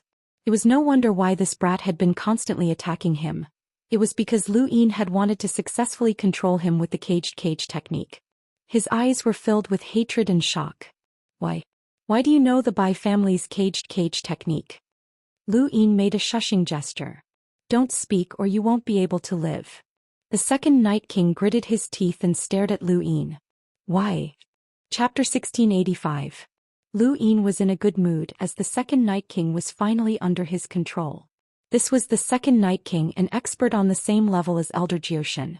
There's a descendant of the Bai family in the Day-Night Flow Zone, but your Day-Night clan didn't do a clean job. That descendant brought me to the bottom of the frigid Immortal pond, where I saw the secret treasury. The second Night King clenched his fists as blood dripped down his palms and dyed the chains red. He had stayed in the frigid Immortal pond for so many years, not just to cultivate but also to open the secret treasury. However, the frigid Immortal sect's secret treasury was something that even a half-step ancestor could only forcefully destroy. Everything inside would be destroyed, but he couldn't even do that. He knew that the treasury contained something left behind by the Bai family, but he hadn't expected it to contain the sealed cage technique. Those idiots hadn't even wiped out the Bai family's descendant. How foolish. Lu Yin smiled. I know what you're thinking. You can't blame your clan as you didn't do a clean job either. The second Night King was stunned, but then he seemed to remember something. His expression changed. That woman? Lu Yin nodded. That's right. That woman. The second Night King coughed up blood, and the resentment and unwillingness in his heart caused his injuries to worsen. It was that woman. He had opened his eyes in the frigid Immortal pond and seen her. He had held back because he wanted to know what had happened in the outside world, so he hadn't killed her. He had only knocked her out, but he hadn't expected her to be a descendant of the Bai family. He was filled with hatred, injustice, and unwillingness. The chains continued to shake, and the second Night King's resentment almost solidified. Lu Yin said, All right, what's done is done. You can't change it. Now do you know what happened to the Day-Night clan? Needless to say, with the sealed cage technique, the Day-Night clan couldn't possibly be destroyed. They were all under Lu Yin's control. The second Night King growled, Don't even think about it. I won't be controlled by you. Lu Yin stared at the second Night King. So, you'd rather spend the rest of your life in Kun's swamp, in this dark prison that will never see the light of day? You'd rather the Day-Night clan be leaderless and gradually disappear into the river of history? You'd rather watch the people who killed the first Night King live freely? You'd rather watch the third Night King be trapped in the great realm of nothingness forever? The second Night King was shocked. Third Night King, the great realm of nothingness? Lu Yin nodded. That's right. The third Night King was just as lucky as you, and he didn't die either. He probably sealed himself in ice and was trapped in the Void Wanderer ancestor's great realm of nothingness. I'm certain of this news. If you don't believe me, you can ask the other Night Kings. The second Night King was ecstatic. The third Night King was not dead. This was great news. The third Night King isn't dead, but if no one saves him, he'll never be able to escape. With his strength, even if he freezes himself, he won't be able to live forever. You used the immortal frigid pond's water, but what about him? The longer he freezes himself, the weaker he will become until he finally dies, Lu Yin explained. The second Night King lowered his head as he struggled with his thoughts. The second Night King's pride did not allow him to be controlled, but he definitely did not want to die. Rescuing the third Night King and protecting the Day-Night clan were the reasons that Lu Yin had given the second Night King. When he thought about this, Lu Yin suddenly wanted to meet the third Night King. Ever since he had started cultivating, the third Night King had helped him a lot. Without the third Night King, he would have been destroyed by the Day-Night clan long ago. Now, because of the third Night King, the second Night King could become his bodyguard. The third Night King was a golden helper. Lu Yin decided that if possible he would save this person. He had to save this person. This guy was his lucky star. As expected, the second Night King gave in. He did not want to spend the rest of his life in Kun's swamp. Without him, the Day-Night clan would end up in a miserable state, and the third Night King would die with the passage of time. The reason that Lu Yin had given him was just right. Lu Yin and the second Night King's conversation was isolated, and Lord Pig, Lu Yefei and the rest could not hear them. When Lu Yin turned to leave, the second Night King closed his eyes. He did not know how Lu Yin was going to take him out. The Grand Inquisitor had personally imprisoned someone, and it would be too much of a joke to release him so quickly. "Let's go," Lu Yin said as he sat on Lord Pig's back. Lord Pig swung his tail. "All right, Alliance Leader Lu. Have you chosen the location for the Luo Emperor's imprisonment?" Lu Yin replied, "I want to see someone else." "Someone else?" Lord Pig was confused. Lu Yin pointed in Lu Huang's direction. Lord Pig's expression changed. "Alliance Leader Lu, this person isn't very convenient." "What's wrong?" "I'm just curious. I want to see who's qualified to be imprisoned with the second Night King." Lord Pig was put in a difficult position, but he still brought Lu Yin to meet the person. Lu Huang had been imprisoned for a long time, and he was not afraid that Lu Yin would recognize him. Even the Sword Sect master might not be able to recognize Lu Huang since they were not of the same generation. Lord Pig had thought that Lu Yin would only look at him from afar, but he had never expected that Lu Yin would want to take a closer look. Lord Pig wanted to stop him, but Lu Yin glared at him and he gave in.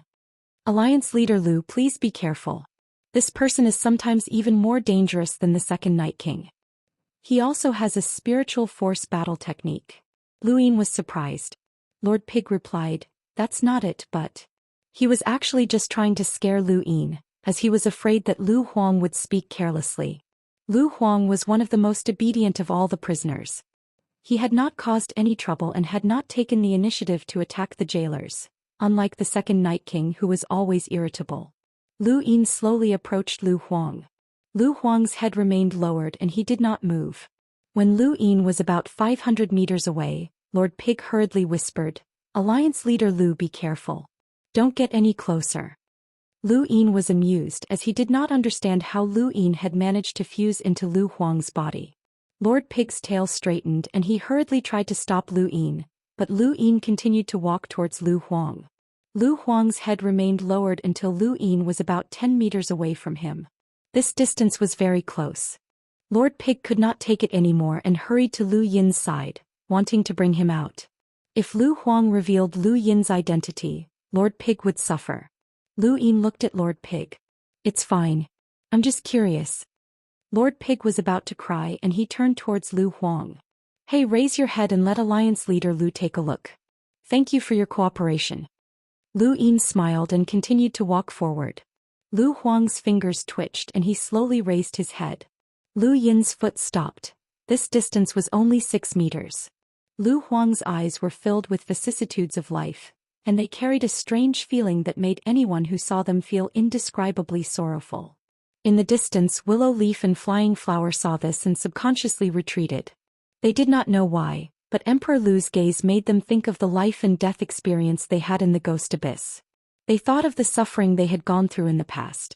That feeling that entangled their hearts and could not be released made them want to vomit blood. Big Sister Flying Flower really did. Mr. Lu Yi hurriedly stood in front of her and shouted, "Mr. Lu, don't look at that person." Lord Pig hurriedly tried to stand in front of Lu Yin, but his body was too large. Lu Yin was only 6 meters away from Lu Huang, and Lord Pig's body was more than 10 meters wide. How could he block Lu Yin? Lu Yin did not move and he continued to stare at Lu Huang. For a moment Lu Yin did not react. Lu Huang was stunned. "You're not bitter?" Lu Yin's eyes narrowed. "Bitter? Of course it was bitter. No one's life was forever happy. But Lu Yin had fused with Lu Huang and experienced the 14th sword. He was already prepared for this and knew how to deal with it. Without saying a word he took another step forward. Lord Pig could not take it anymore and he bit down on Lu Yin's clothes to drag him away. However, Lord Pig was unable to do so with his strength, and he was still dragged forward by Lu Yin by another meter. Within 5 meters Lu Yin fused back into Lu Huang's body. Lu Huang's expression froze. He had been imprisoned for too long and his own strength had weakened greatly. This was why Lu Yin had been able to fuse with him. Lu Yin instantly saw Lu Huang's memories. At that moment the chains that imprisoned Lu Huang suddenly shook, and all 3,000 chains in Kun's swamp shook at the same time. The Hell Overlord flipped over again as this had nothing to do with him.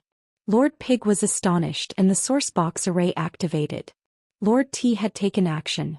He hurriedly pulled Lu Yin away from the fusion and Lord Pig panicked. Alliance leader Lord T is angry. Let's go back. There's nothing to see with this person. Lu Yin glanced at Lu Huang. All right. He then sat on Lord Pig and headed back to the castle. Lu Huang was puzzled as he watched Lu Yin leave. What was that feeling just now? Even Lu Huang could not understand it. That youth seemed to be the primes from the sovereign tournament. Why wasn't he bitter? Was Lu Huang's 14th sword not complete? Was there a loophole? If even a youth could ignore it, then what was the 14th sword? What a joke. Lu Yin sat on Lord Pig's back and closed his eyes to rest. He was afraid that others would see the shock in his eyes. After fusing with Lu Huang's body, he knew who had planned the riot. Ruin. This was not surprising as any of the 3,000 prisoners in Kun's swamp could be the culprit. What surprised Lu Yin was the method that Ruin had used to plan the riot. It was a method that Lu Yin was very familiar with. A spiritual essence sphere. Lu Yin had never dreamed that he would see a spiritual essence sphere in Kun's swamp. Back then Lu Xian had been controlled by a spiritual essence sphere. Now Ruin had contacted Lu Huang to plan the riot and used the spiritual essence sphere to attach itself to Lu Huang's body. It was no wonder why Ruin had been able to plan the riot. If this spiritual essence sphere was the same as the one that had controlled Lu Xian, then it made sense that it could control people. Once a prison guard or even a vice hell overlord was controlled, they might be able to escape Kun's swamp. Ruin had been imprisoned for many years, so did the spiritual essence sphere within Lu Xian have anything to do with him? Back then Lu Yin had guessed that the person who had attacked Lu Xian might be Undying Yushan. If it really was Undying Yushan. A thought suddenly flashed through Lu Yin's mind.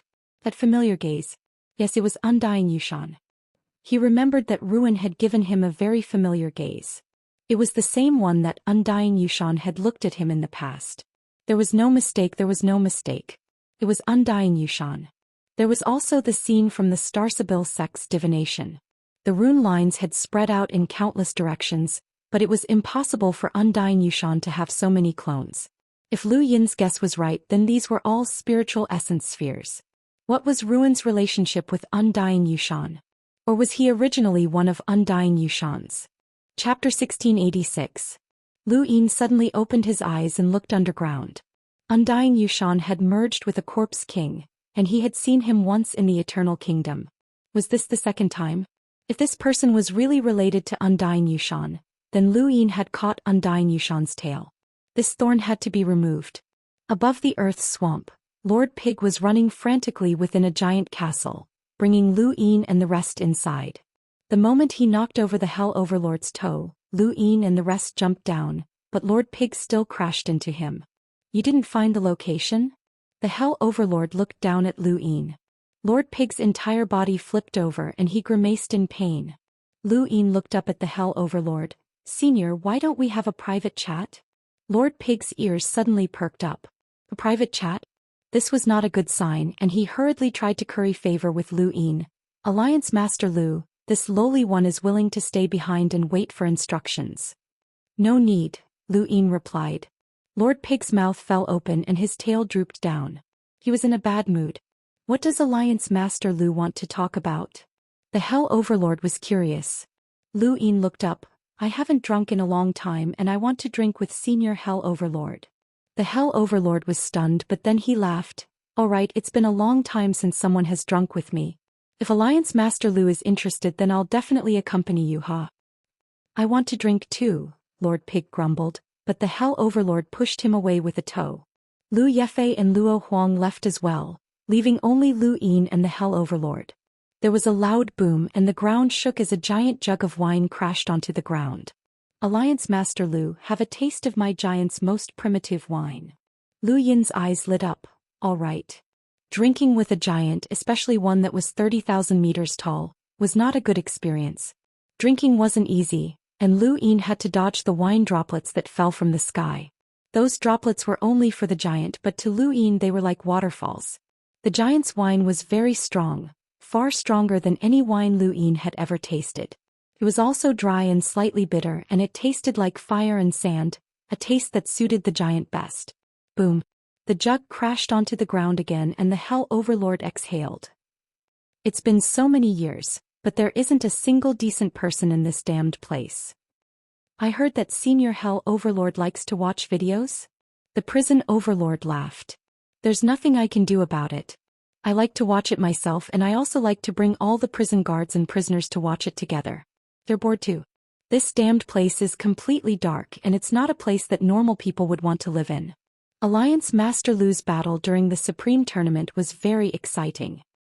Thank you, Lu Yin said with a smile.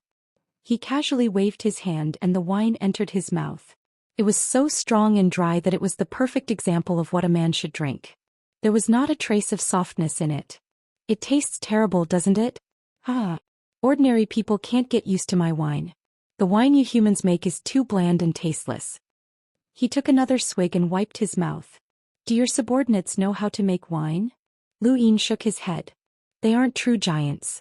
I used Progenitor Chen's blood to help them break through the limits of their bloodlines, which allowed them to complete their transformation.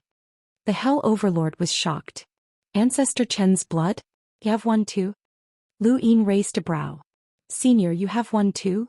The prison overlord grinned. During the ancient war, the giant bloodline was almost completely wiped out. No, it should be said that they were completely wiped out. As for me, I woke up from a frozen state and I haven't seen any of my other tribesmen since.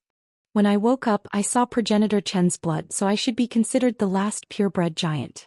Lu Yin felt strange. Purebred? Describing himself?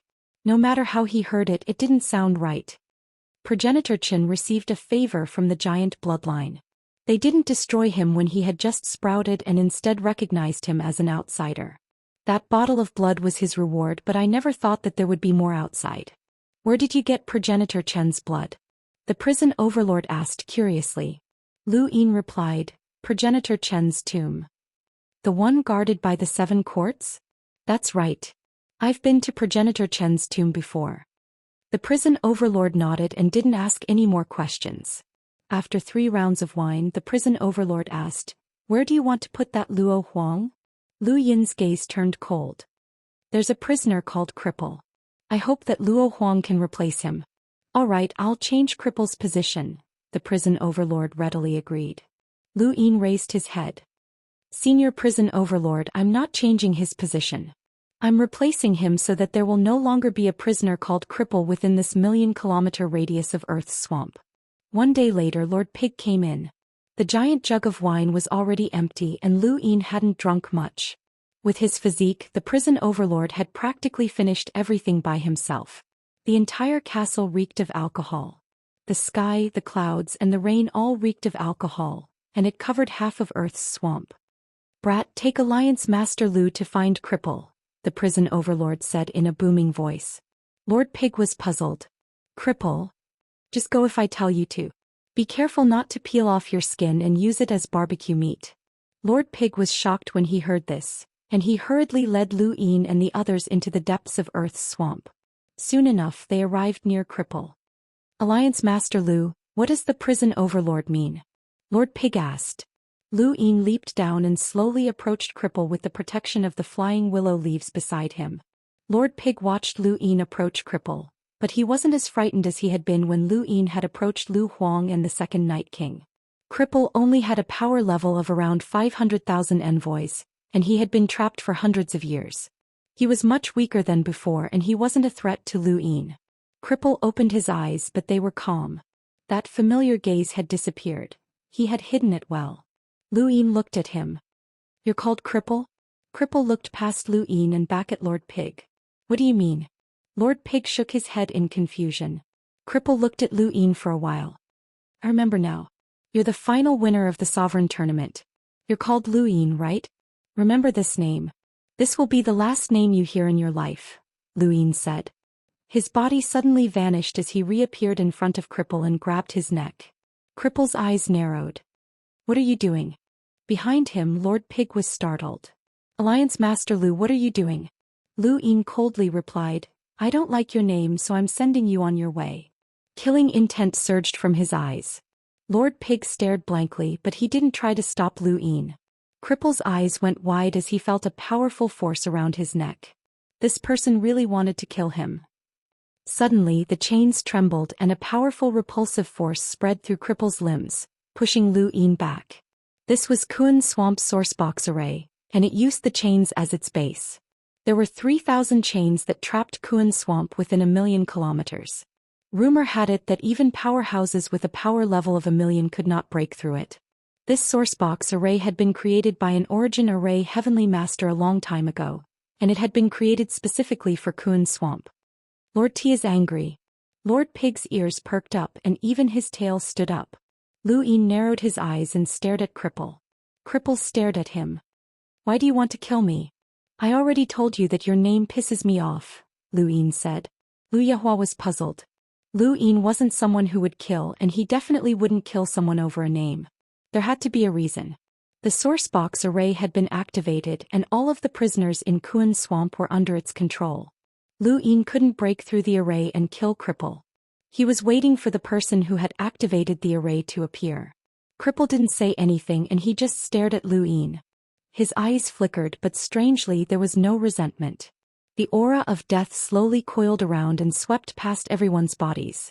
The death aura that had been diluted by the chains wasn't enough to threaten Lu Yehua, but it was different if it had been corroded over a long period of time. The prisoners all looked very miserable. Even Sister Fei Hua, a powerful cultivator who had experienced many things, didn't want to be locked up here after seeing Kun Swamp. It was a fate worse than death. Not long after, a woman arrived. Lu Yin turned around and was shocked. What a beautiful woman. Kun Swamp had dimmed and the aura of death pervaded the air. The woman slowly walked over with a cold expression. Her features were exquisite, similar to Ling Gong's. She should have looked gentle and pleasant, but she pretended to be cold. Deep within her eyes was a hidden killing intent, and her entire person was like an iceberg. If Ling Gong had used her exquisite appearance to create a domineering aura, then this woman had used her exquisite appearance to create a cold aura. She actually matched Kun Swamp's temperament. When Lord Pig saw the woman arrive, his legs trembled in fear and he couldn't even stand properly. Lady T. Cripple secretly heaved a sigh of relief when he saw the woman arrive. Lu Yin looked at her curiously. Was she Lady T, one of Kun Swamp's vice prison overlords? One of the prisoners he had seen before was her father. Lady T slowly approached Lu Yin and stopped 100 steps away. She stared at him coldly. Why did you kill? Lu Yin calmly replied, I don't need to give you a reason. This was approved by the prison overlords. Lady T frowned. Kun Swamp has 3,000 prisoners and every one of them has a sentence. Those who die from the miasma before their sentence ends are not counted, but they are not allowed to kill others.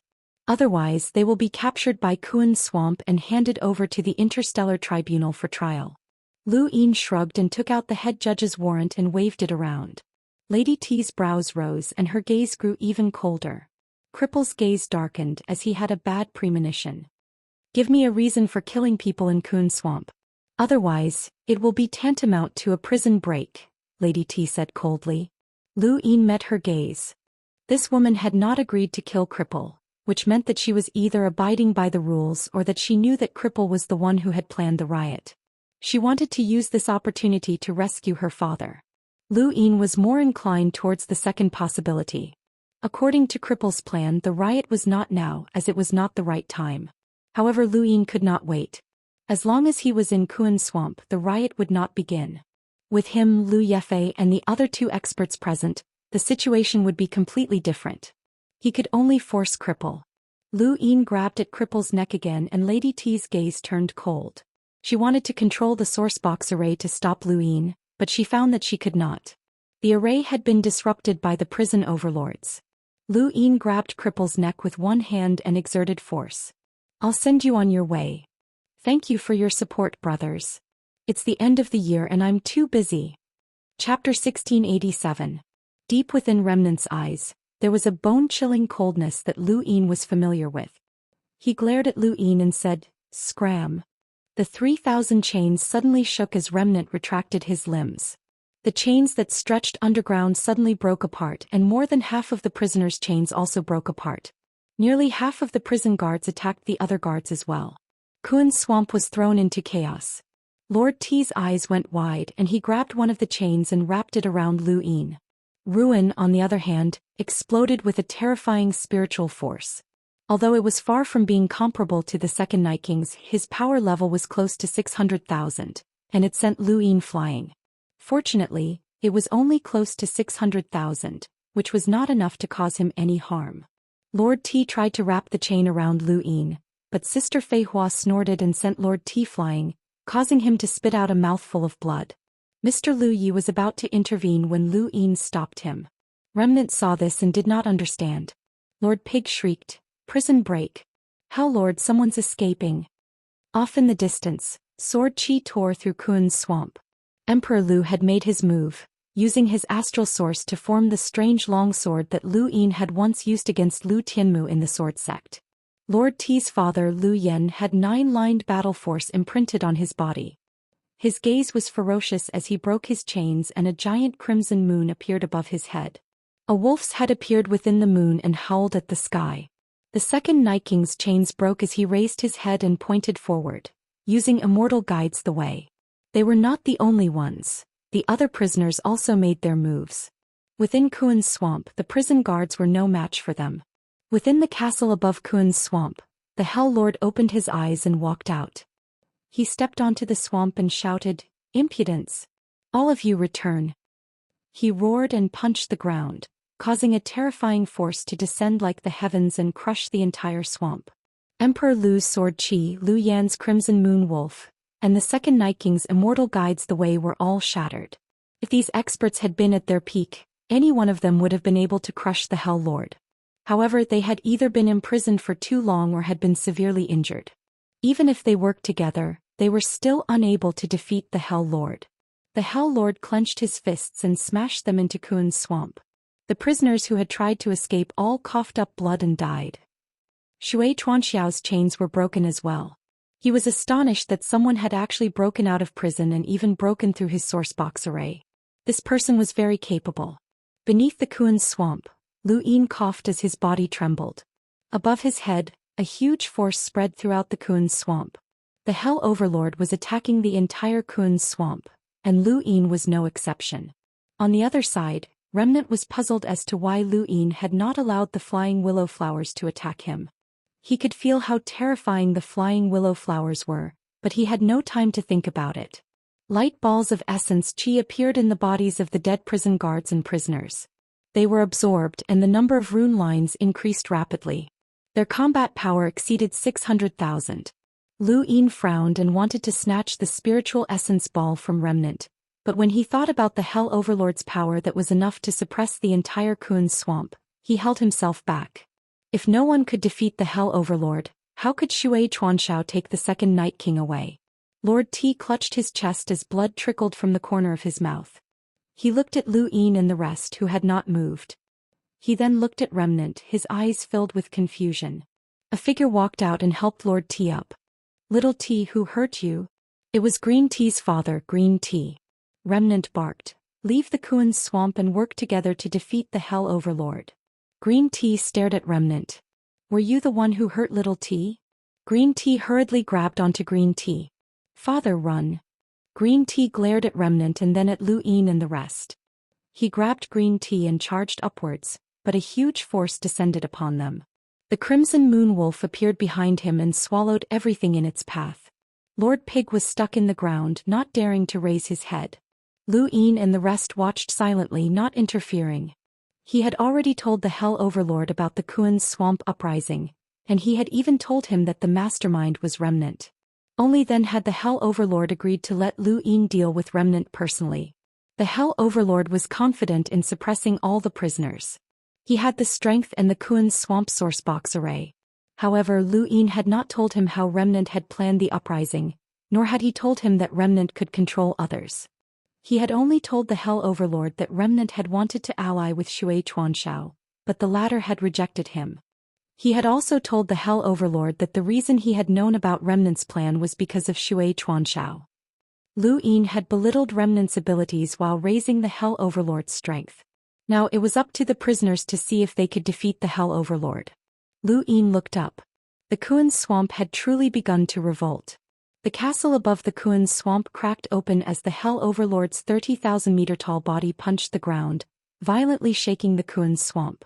Lu Yen grabbed green tea and rushed out, but he met the Hell Overlord's punch head-on. He raised a hand and used Exile, forcing the Hell Overlord's body to retreat 50 kilometers. This was the Hall of Honor's secret technique, Exile.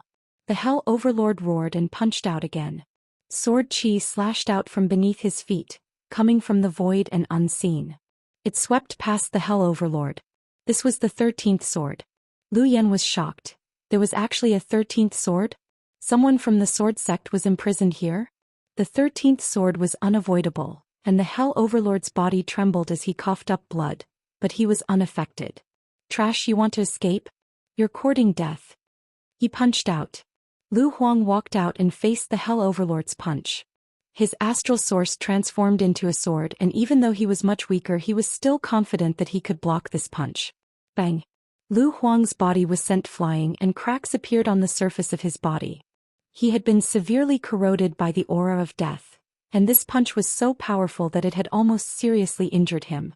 The next moment, the prisoners charged out one by one and surrounded the Hell Overlord. Some of the prisoners did not attack and instead tried to escape from Kuan's swamp. These prisoners were not weak, and some of them had even reached the level of envoys. The most vicious people of the Fifth Mainland were gathered here, and they were strong enough to withstand the Hell Overlord's immense strength. Most of them were in lighters, and one could imagine how amazing they had been when they had been at their peak. The Hell Overlord clenched his fists and reached into the ground of Kuan's swamp. He grabbed a chain and viciously whipped it out. The giant chain covered millions of kilometers of Kuan's swamp, and the escaping and attacking prisoners were all sent flying. Some of the prisoners could not withstand the force and died on the spot. The second Night King's eyes were cold as he stared at the Hell Overlord. The scene in front of the Hell Overlord changed, and his expression changed as he activated his spiritual force battle technique. In front of him, an indomitable giant the size of a planet stomped down. The Hell Overlord roared. Even if Progenitor Qin was still alive, he wouldn't be able to escape from Kuan's swamp. The scene in front of him shattered, and the second Night King coughed up blood. He had been severely injured by the Inquisitor, and the Hell Overlord had actually broken through his illusion. If the Hell Overlord had been at his peak, such a person would have been easily dealt with using Immortal guides the way. Attack together! Savage shouted. Lu Yen, Lu Huang and the second Night King attacked together. They were the strongest people in Kuan's swamp, and once they left, they would be able to stir up the entire Fifth Mainland. The Hell Overlord stared at them as they attacked. An indescribably terrifying might rippled out, and the void seemed to be scorched. Countless cracks appeared in the void, but they were also incinerated. Lu Huang and the others instantly felt as if they could not advance any further, and the Hell Overlord's entire body seemed to grow even taller and more invincible. Underground, Lu Yin's pupils shrank. How is this possible? Warring states? On the surface of Kuan's swamp, the Hell Overlord raised his head and roared at the sky. Beneath his feet, a terrifying warring states storm swept out in all directions and no one was able to move. The warring states realm was the pinnacle of battle force.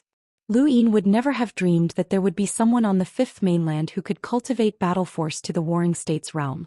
Even in the Cosmic Tree realm, there were very few who could accomplish such a feat. This was the Warring States realm, and it had unparalleled control and an incomprehensible tyranny. Savage and the others were shocked, and the second Night King felt his scalp go numb. Attack! The Hell Overlord's fist landed. Within the Warring States realm, even if he was comparable to Zhou in terms of power level, which was over 700,000, he was still able to unleash an attack that would cause the scalps of powerhouses with power levels of 800,000 to explode. Savage, the second Night King Lu Yen, and Lu Huang all spat out blood as they were sent flying. Underground, Lu Yin's brain was shaken and he almost fainted. Lu Yefei and Flying Flower were shocked. At this moment, the Hell Overlord was not someone they could suppress even if they worked together. Even if their cultivations were similar, this was a Warring States realm. The Hell Overlord's domineering aura was fully displayed at this moment. Even without the sourcebox array, he alone was enough to suppress the entire Kun's swamp. This was the true Hell Overlord. Lady T collapsed into Lu Yan's arms in disbelief. She had never imagined that the Hell Overlord would possess such terrifying strength. She had never seen him display such battle force before, and it was simply unfathomable. This is troublesome. We can't escape. Little T, hurry up and capture me, Lu Yan said. Green Tea shook her head bitterly. Father, the Hell Overlord isn't stupid. Lu Yan was helpless. In the distance, Lu Huang exhaled and wiped the corner of his mouth. Since there was a chance to escape, he would not give it up. No matter how powerful the Hell Overlord's battle force was, if he could not escape the 13th sword, then he could not escape the 14th sword either. These two sword techniques could not be defended against. Even further away, the second Night King did not look at the Hell Overlord. Instead, he stared at Savage, who was still absorbing the spiritual essence orbs. Let's work together. Lend me your spiritual essence, the second Night King barked. Savage's eyes flashed as spiritual essence orbs appeared one after another under the second Night King's control. They spread out from beneath Kun's swamp and slowly surrounded the Hell Overlord. Beneath the ground, Lu Yin saw the Hell Overlord's boundless might, Lu Huang's 14th sword, and the second Night King's killing array of 10 hells. The second Night King was a Savannah array master, and his killing array of 10 hells had heavily injured Elder Zhou Xian. It was also a sourcebox array, so the Hell Overlord might not be able to suppress such a top-notch character. Piggy, are you dead yet? Come out. The Hell Overlord roared. He grabbed the chains with one hand and raised the other, clenched it into a fist and smashed it down. Lu Yin glanced at Lord Pig, who was still buried in the ground, and laughed. Boom. The ground shook again and Lu Yin's head spun. Boom. Boom. Boom.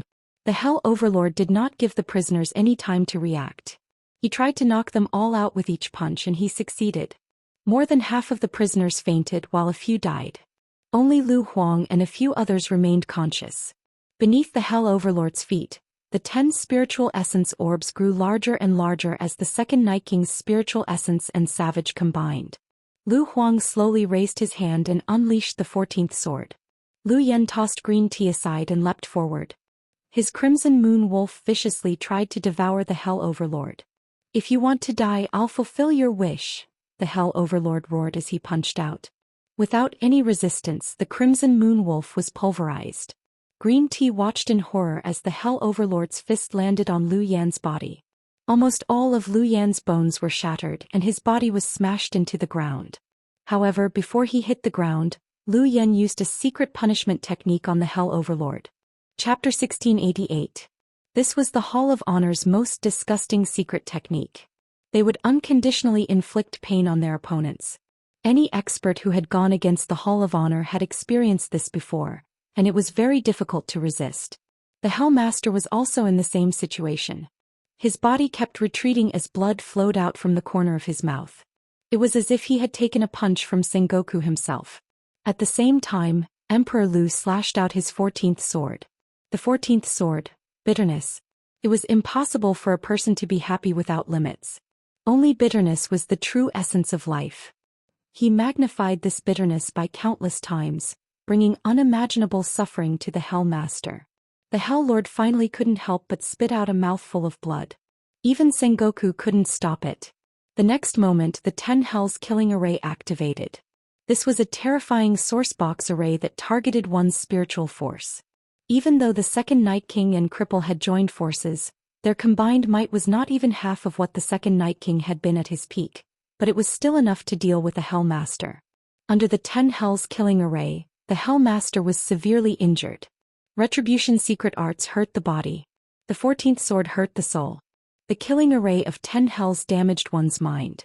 After 3 rounds of attacks, even the Hell Master couldn't withstand it.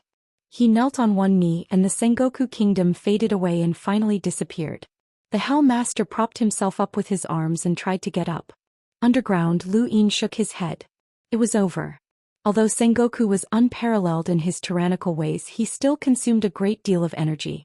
Zhou Tang was like this, and so was the Hell Overlord. Sengoku was just barely holding on.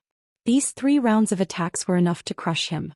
Under everyone's gaze, the Hell Master couldn't hold on any longer. He slowly fell to the ground, shaking the kunzei. Remnant heaved a sigh of relief as his eyes lit up with joy. He couldn't help but look at the second Night King. The second Night King also looked at him with a strange expression. The astral origin sword in Emperor Lu's hand disappeared. His body swayed and he nearly fell to the ground. Green Tea rushed to Lv Yan's side, terrified. Father, are you all right? Lu Yan coughed up blood. His injuries were the most severe and he was close to death. Green Tea hurriedly stuffed various pills into his mouth.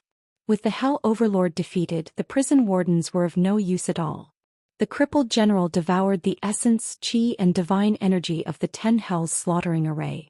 At the same time, the dead prisoners and prison wardens also had essence, chi and divine energy spheres that were devoured by the crippled general. The second Night King looked at Lu Yan. I've never seen such a spiritual force cultivation method before. You rely on devouring to grow. Interesting. Remnant looked at the second Night King with eyes full of fear. The Hell Master has been defeated. Everyone, you may leave now. Currently, within the Swamp of Earth, only a small number of people were conscious.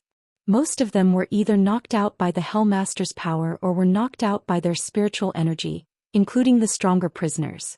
After hearing Kan's words, Green Tea hurriedly carried Lu Yan and left. Lu Huang also struggled to get up, intending to leave. At that moment, Lu Yan appeared with Lu Yefei and the Luo Huang blocking their path. Remnant's expression changed and he stared at Lu Yan. You want to stop us? Lu Yan smiled and glanced at the unconscious Hell Overlord. I told him not to be overconfident. You guys aren't easy to deal with. However, he paused and then glanced at the remaining Hell Overlords. You guys have reached your limits as well. Little brother, you're not one of the Kuan-Zai's people, so there's no need for you to stop us. If you let us go, there will be benefits for you, said Kan. Lu Yan narrowed his eyes. The Hall of Honor has darkness beyond your imagination. There's no need to make things difficult for us. Lu Huang also spoke, his voice hoarse. Green Tea glared at him coldly. Get out of my way. Lu Yan smiled. I can't do that. Kan barked. Attack together. This is our only chance to escape from the Kuan-Zai. A terrifying spiritual force blasted towards Lu Yan as he raised his hand and clawed at Lu Yan's forehead. This scene was similar to the Sky Beast Claw, but this was a spiritual force battle technique. It was a sinister battle technique that combined a physical battle technique with a spiritual force battle technique. He had relied on this battle technique to be captured by the Hall of Honor and imprisoned in the Kuan-Zai. The sinister aspect of this battle technique was that it directly shattered the cultivator's head and forcefully absorbed their spiritual force. Remnant had killed countless cultivators during his cultivation process. At the same time, Lu Huang transformed his astral source into a sword and slashed at Lu Yan's group. This was the 14th sword and he only had the power for one more attack. He had used up too much of his energy in the battle with the Hell Overlord. Lu Yan stood in place and even Lu Yefei did not move. Before Remnant's attack could even touch Lu Yan, it was attacked by the 10 Hells slaughtering array. The second Night King had made his move. The moment the Hell Overlord had been defeated, the second Night King had controlled the 10 Hells slaughtering array beneath Remnant's feet. This was Lu Yan's order. Remnant screamed as he fell to the ground. He had never imagined that the second Night King would attack him. He had sensed the 10 Hells slaughtering array the moment it appeared, and he had assumed that it would be used against Lu Yan just like the Hell Overlord. Even though Remnant was also proficient in spiritual force attacks, the 10 Hells slaughtering array had still severely injured him, and he had even fainted. Lu Yan did not care about Remnant at all. All he saw was Lu Huang's 14th sword. It was unavoidable, but it was useless against Lu Yan. He also knew the 14th sword. This was the biggest flaw of the 13th and 14th swords. They attacked with sword intent, not power. Although they could not be avoided, there was also a chance that they would be completely useless. When he saw that Lu Yan was still calmly looking at him, Lu Huang weakly released his grip, and his astral source dissipated. He had failed. This kid had indeed ignored the 14th sword. His own 14th sword definitely had a huge flaw. The battle had suddenly changed and Remnant had fallen to the ground. The second Night King had rebelled and Lu Huang had been defeated. Now only Green Tea and Lu Yan were left, but Lu Yan was too heavily injured and could not get up. Green Tea clenched her fists. She had been just one step away. Why had this person appeared? She should have been able to escape, but why? Her body trembled and her pupils suddenly changed, becoming deep and dark. In her arms, Lu Yen was shocked and he hurriedly grabbed Green Tea's sleeve. "Little Tea, don't be agitated. Stop, stop." Green Tea did not seem to hear Lu Yen's words and her entire person changed. Her aura suddenly became incomparably sinister, which attracted the attention of Lu Yin and the rest. The next moment, the Kuan-Zei's deathly aura was activated and swept towards her. She gradually absorbed it, forming a deathly aura storm. Lu Yin's eyes widened. "Little Tea, stop, stop." Lu Yen shouted, his face anxious. Green Tea continued to absorb the deathly aura, and her entire person changed greatly. In Lu Yin's eyes, her rune lines continued to rise. She had originally been close to 500,000 rune lines, but now her power level had exceeded that. She had crossed an entire realm. Becoming an emissary was a hurdle and very few people could surpass it to battle. This was also a hurdle that separated the top geniuses. The 4 young ancestors of the cosmic tree realm could challenge emissaries, which was why they were the young ancestors. Others could not do it and would never be able to become young ancestors. Green Tea had cultivated for much longer than the 4 young ancestors, but it was not easy for an enlighter to reach the power level of an emissary. However, this was not surprising to Lu Yin. What surprised him was that this woman was actually absorbing the deathly aura. Was she from the Spectre clan? After Green Tea's rune lines reached a power level of 500,000, she stopped absorbing the deathly aura. Her eyes suddenly widened and her pupils turned silver. This was a characteristic of the Spectre clan. Their pupils were divided into white, silver and gold, and very few could reach the golden color. This woman was equivalent to standing in the upper echelons of the Spectre clan. "Little Tea." Lu Yen helplessly spat out a mouthful of blood. Green Tea gently put Lu Yen down and stared at Lu Yin. "Get lost." Lu Yi and Flying Flowers immediately stood in front of Lu Yin, as they had also sensed that Green Tea was strange. Although she might not be able to harm Lu Yin, they could not take the risk just in case. This was their last stop with Lu Yin, and if something happened to him now, they would be in deep trouble. Lu Yin waved a hand to get Flying Flowers to back away and then walked forward. "I wasn't interested in you, but I didn't expect you to be from the Spectre clan. How interesting. How did you get into the Hall of Honor?" Green Tea had no interest in wasting words with Lu Yin. Her deathly aura spread out from her body and turned into chains that wrapped around Lu Yin. Lu Yin allowed her to do as she pleased, and Sister Flying Flowers hurriedly tried to intervene. Lu Yin glared at her. "Don't interfere." Sister Flying Flowers grew anxious, but Mr. Lu Yi pressed down on her shoulder and shook his head. Lu Yin was not someone who wanted to die. Green Tea's deathly aura chains wrapped around Lu Yin without any resistance, which surprised her. However, since they had been tied up, it was over. She suddenly pulled back, intending to use Lu Yin as a hostage to escape Earth Swamp with her father. However, Lu Yin did not move a single step. No matter how she tried to control the deathly aura, it was useless. It was as if the aura was not listening to her. How was this possible? Although she had been hiding this power all this time, she was well aware of how powerful the deathly aura was. It was enough for her to challenge an emissary, and even if she could not see the astral source universe, she could still fight an emissary. This was the terror of deathly aura, but it was useless now. Impossible. Green Tea exerted more strength, even absorbing the deathly aura from Earth Swamp to wrap around Lu Yin. "You're from the Neo-Human Alliance?" Lu Yin asked, looking at her with interest. Green Tea gritted her teeth, her silver eyes meeting Lu Yin's gaze in a futile attempt to intimidate him. Most people would have lost their minds if they were stared at by those silver eyes, but Lu Yin did not feel anything. How can you resist the deathly aura?" Green Tea did not understand. Lu Yin looked at this scene, and the image of Lu Yin's transformation from the last battle of the Sovereign Tournament suddenly appeared in his mind.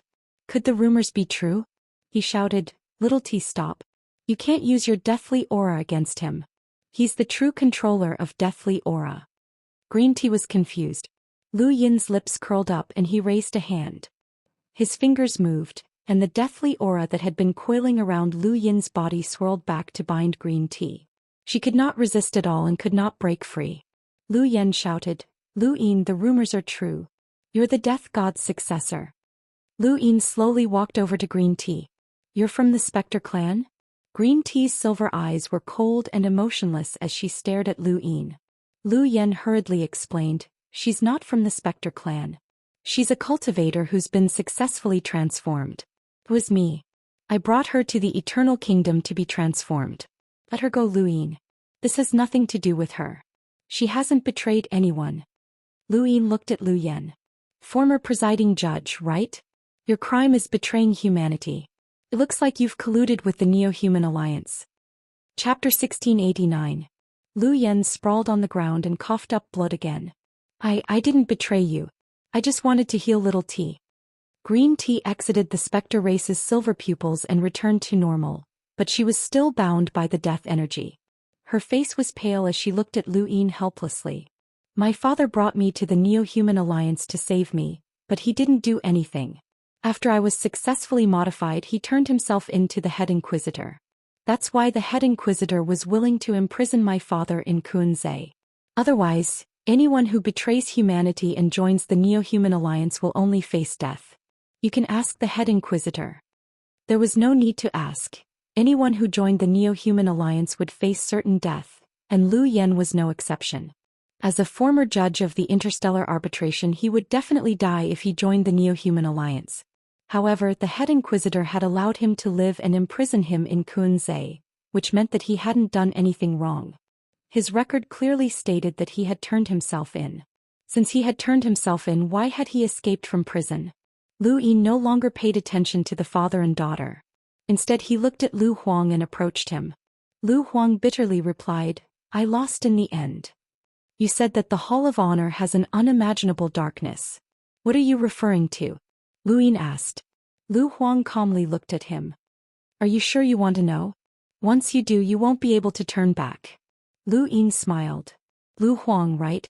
Lu Huang's pupils shrank and he stared at Lu Yin in disbelief. "You know," Lu Yin sighed. "You're the most talented cultivator in the history of the Sword Sect, and you're also the only genius in the history of the Sword Sect to create the 14th sword. No, more accurately speaking, you're the first genius to create the 14th sword. After you, there was another person called Lu Guai and he created the 13 swords." Lu Huang was shocked. "How do you know me? The prison overlords couldn't have told you." Lu Yin calmly replied, "I know everything about you. I know what you've been through and what you've cared about. I even know about the 14th sword." Lu Huang frowned. "The 14th sword?" Lu Yin raised a hand and his star energy transformed into a sword. He looked at the second Night King.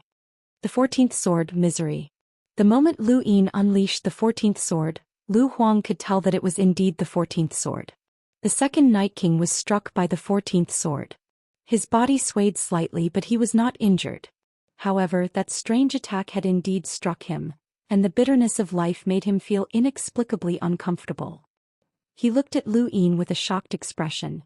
Lu Yin had not used any strength in this attack, and he had only used the 14th sword's intent realm. He had done this to prove to Emperor Lu that he knew the 14th sword, not to deal with the second Night King. Even so, the second Night King was still shaken by the 14th sword's sword intent. If Lu Yin's strength was on par with his, then the 14th sword would have been enough to finish him off. In that moment, the second Night King's fear of Lu Yin rose to another level. Why did it seem like this kid knew everything? He had been praised by the Day-Night clan's Day-Night salute, and now he had even used the Sword Sect's unprecedented 14th sword. He had also heard about the Grim Reaper's inheritance, and although he did not believe it, it was true that this kid could control the aura of death. The universe had actually given birth to such a person. "Why do you know the 14th sword?" Lu Huang was in disbelief, but at the same time he also understood why Lu Yin had ignored the 14th sword. Lu Yin ignored him and tossed him a gadget so that he could know what was happening in the universe. He did not have the energy to explain everything. Finally, Lu Yin looked at Ruins. Ruins lay on the ground, watching Lu Yin easily control the fates of those people. There was a strange hint of excitement in his eyes, but there was no resentment. Lu Yin walked over and squatted down to look at Ruins. Ruins lowered his head. "Kill me if you want." Lu Yin asked, "Why don't you dare to look at me?" Ruins sneered. "What? You want to show off in front of a loser? You have such a bad taste." Lu Yin grabbed Ruins by the neck and forcefully twisted his eyes to look at Ruins. The eyes were the window to the soul, and Lu Yin could not see any resentment or unwillingness in Ruin's eyes. He could not see any of the expressions in Lu Yan's and Lu Huang's eyes. Ruin's frowned and his gaze turned cold. "Kid, what are you trying to do?" Lu Yin loosened his grip. He was very sure that this person was Undying Yushan, but he quickly hid that familiar gaze. This body might just be an empty shell. Lu Ying's Yishan had been controlled by the spiritual essence sphere, and this person had also used it to control the wardens. In that case, Undying Yushan himself might have been controlled by the spiritual essence sphere as well. This was one of Undying Yushan's methods. Undying Yushan had always been a hunter, and his most glorious achievement had been entering the top 10 of the top 100 rankings when he was young. However, he had been severely injured and had never recovered. What did it mean to be in the top 10 of the top 100 rankings? There had been no 10 arbiters back then, and the top 10 of the top 100 rankings were comparable to the Universe Youth Council members. If Undying Yushan was still hiding something, then he had definitely reached the peak of the fifth mainland when he was young. What realm would Wen Sanxi, Lu Tianmu, and the others be at if they had cultivated for a few hundred years? How could Undying Yushan remain a hunter?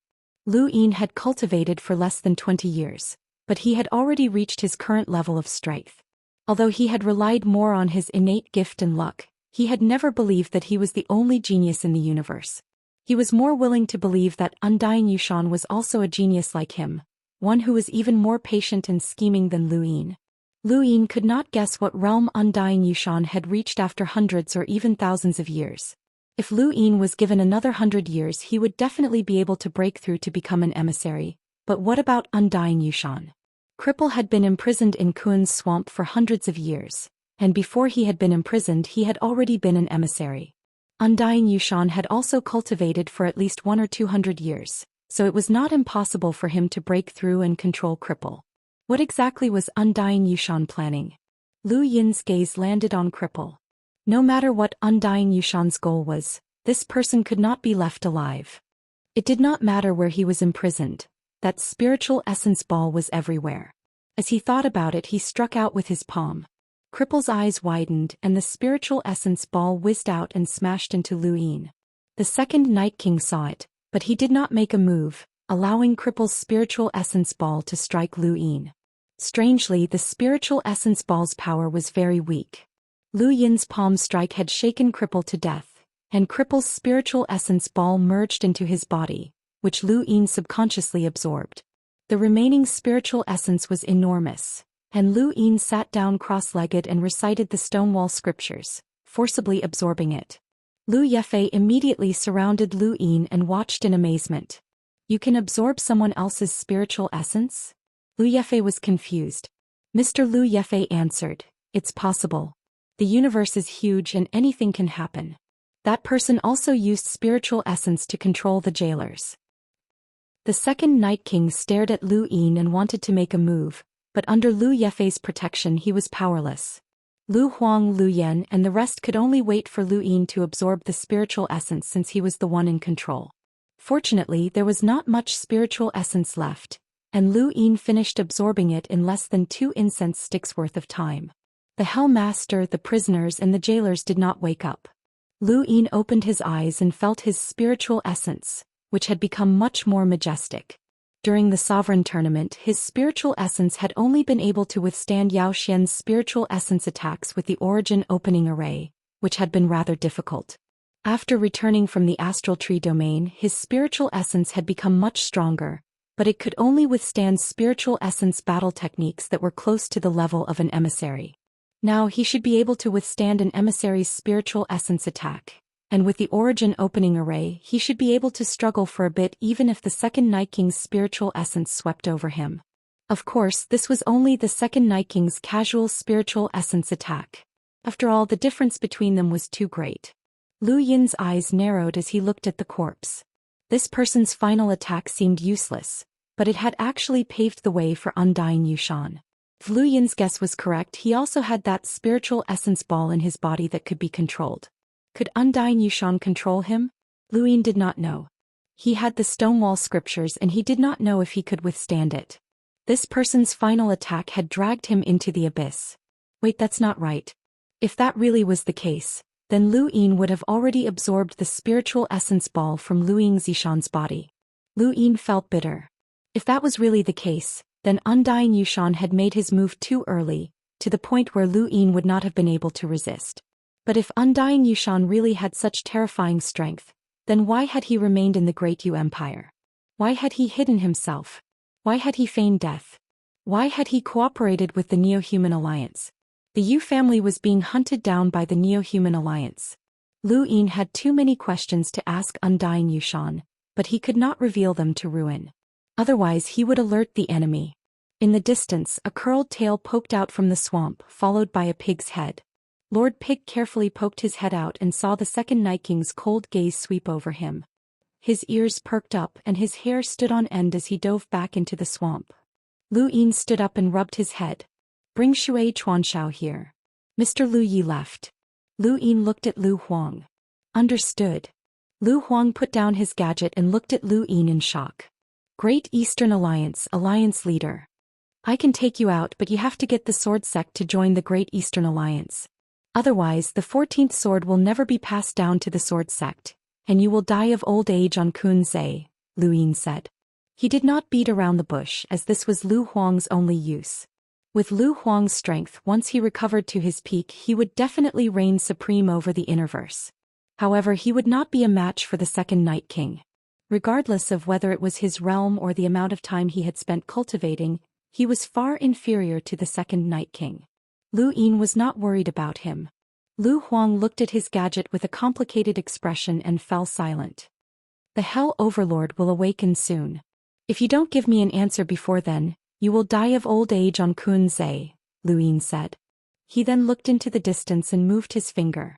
The death aura that had bound green tea floated into the void and then spread into the swamp. It pulled Lord Pig out and tied him up like a pig being slaughtered. Lord Pig howled, Alliance leader Lu, Lord Lu, I'm Little Pig. I'm your loyal little pig. I won't say anything. Please don't kill me. Chapter 1690. With a thump, Lord Pig was tossed aside and immediately curled up into a ball, looking at Lu Yin in fear. Lu Yin said, You saw everything that happened here. You also saw the person I wanted to take away. No, I didn't see anything. Lord Pig shrieked and hurriedly waved his trotters. At that moment Mr. Lu Yi arrived with Shui Chuanshao. Lu Yin looked at Shui Chuanshao. Welcome, Commander. Shui Chuanshao looked around, especially at the Hell Overlord. Finally, his gaze landed on Lu Yin. Why are you taking me away? Lu Yin smiled and handed him a personal terminal. Shui Chuanshao looked at it. Lu Yin looked at Lord Pig again. I can't let the Hall of Honor know that I'm taking away someone, so your fate is sealed. Lord Pig was terrified and mournfully said, Alliance Master Lu, Little Pig is your subordinate. I won't say anything and I won't say anything. Don't worry, I definitely won't say anything. Alliance Master Lu. Lu Yin had no intention of killing him. From the start of the rebellion his group had not acted, and the Hell Overlord had been the one to suppress them. What had happened after the Hell Overlord had fainted had to be revealed by someone reliable.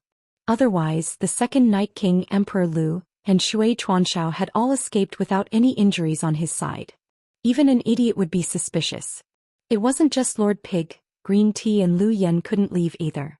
Just like the incident in the Astral Tree realm, Lu Yin needed witnesses to prove that he had nothing to do with it. Lu Yin looked at Green Tea. Do you want your father to live? Green Tea stared at Lu Yin. Stay here and so will your father. As for the Hell Overlord's suspicions that you want to take Lu Yen away, as long as Lu Yen doesn't leave, his suspicions won't be valid. I need you to keep an eye on that pig, and I can also give you a guarantee that you'll take your father away from Earth's swamp soon.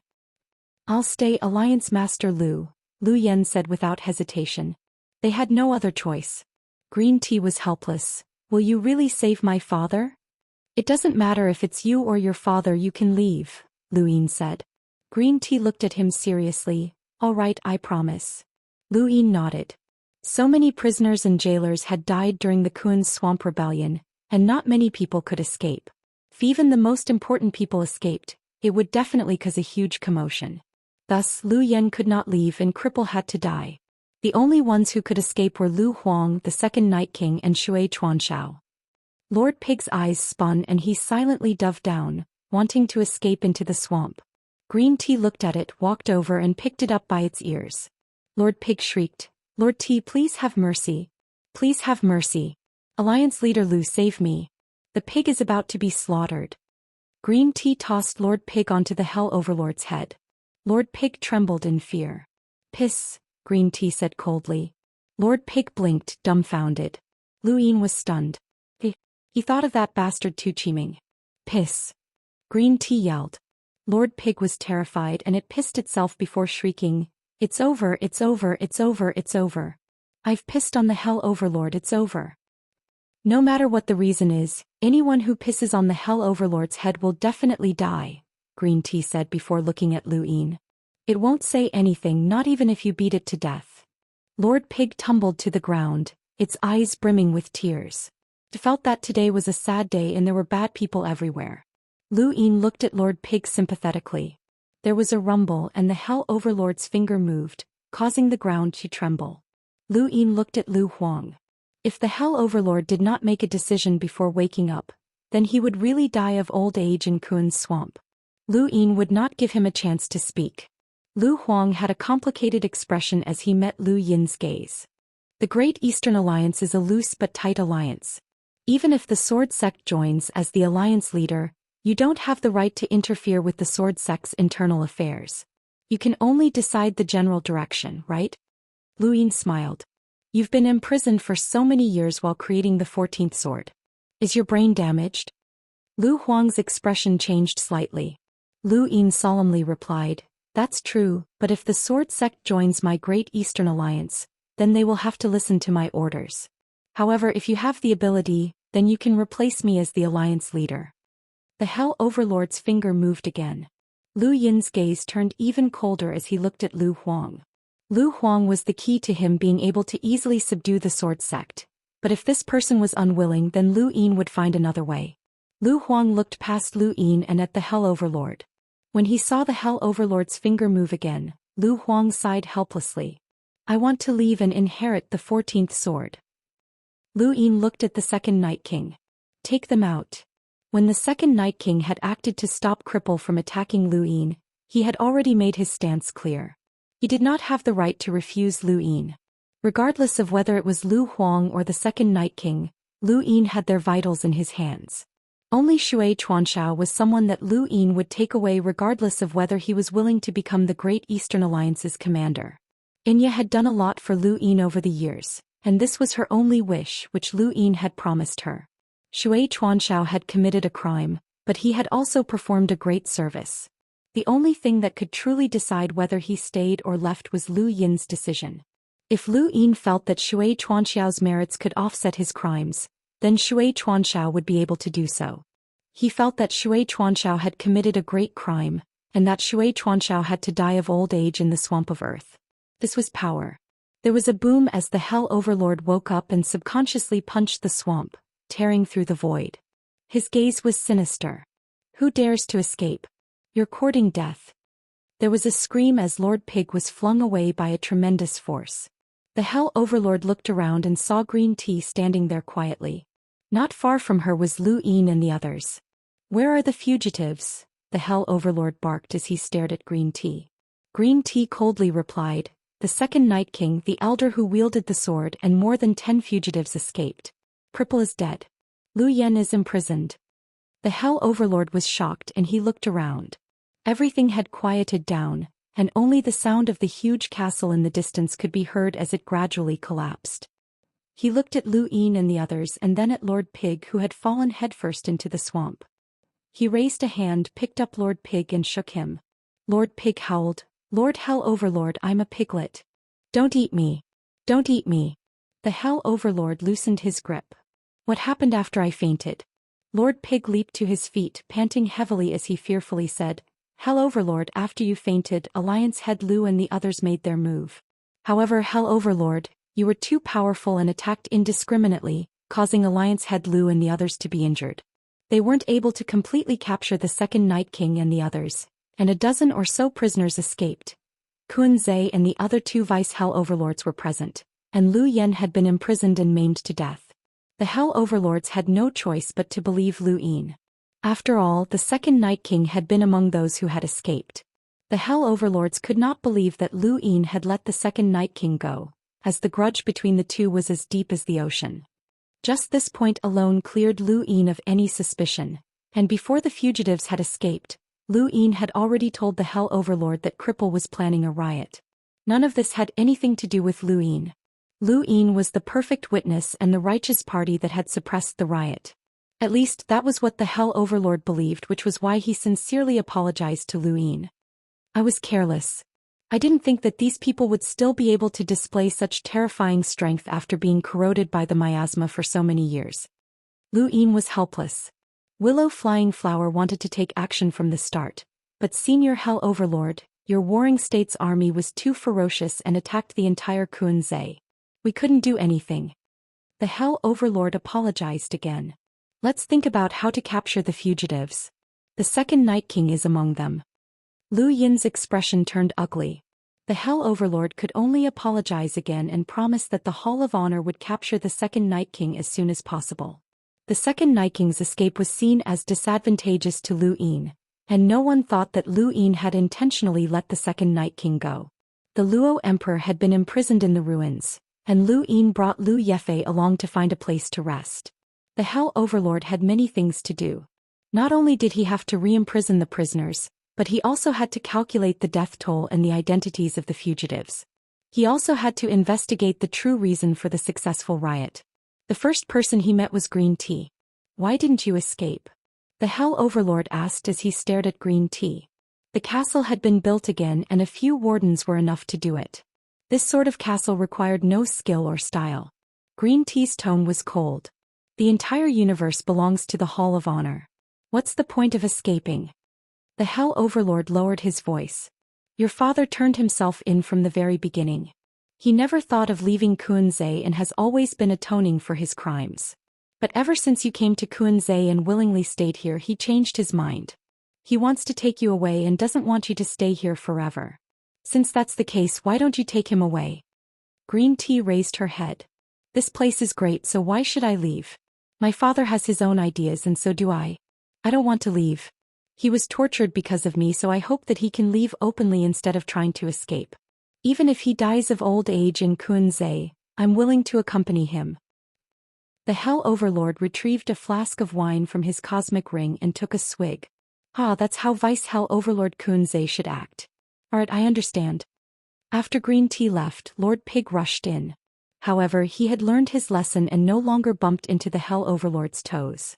After witnessing the might of the Warring States period, he knew that even if he grew 10 times longer, he would not be able to kill the Hell Overlord. Lord Hell Overlord, what about Lu Huang's identity? Alliance Master Lu has asked me about it a few times, and I feel like I can't hide it any longer. The Hell Overlord glared at him. You have to hide it even if you can't. Don't tell anyone about this name for the rest of your life.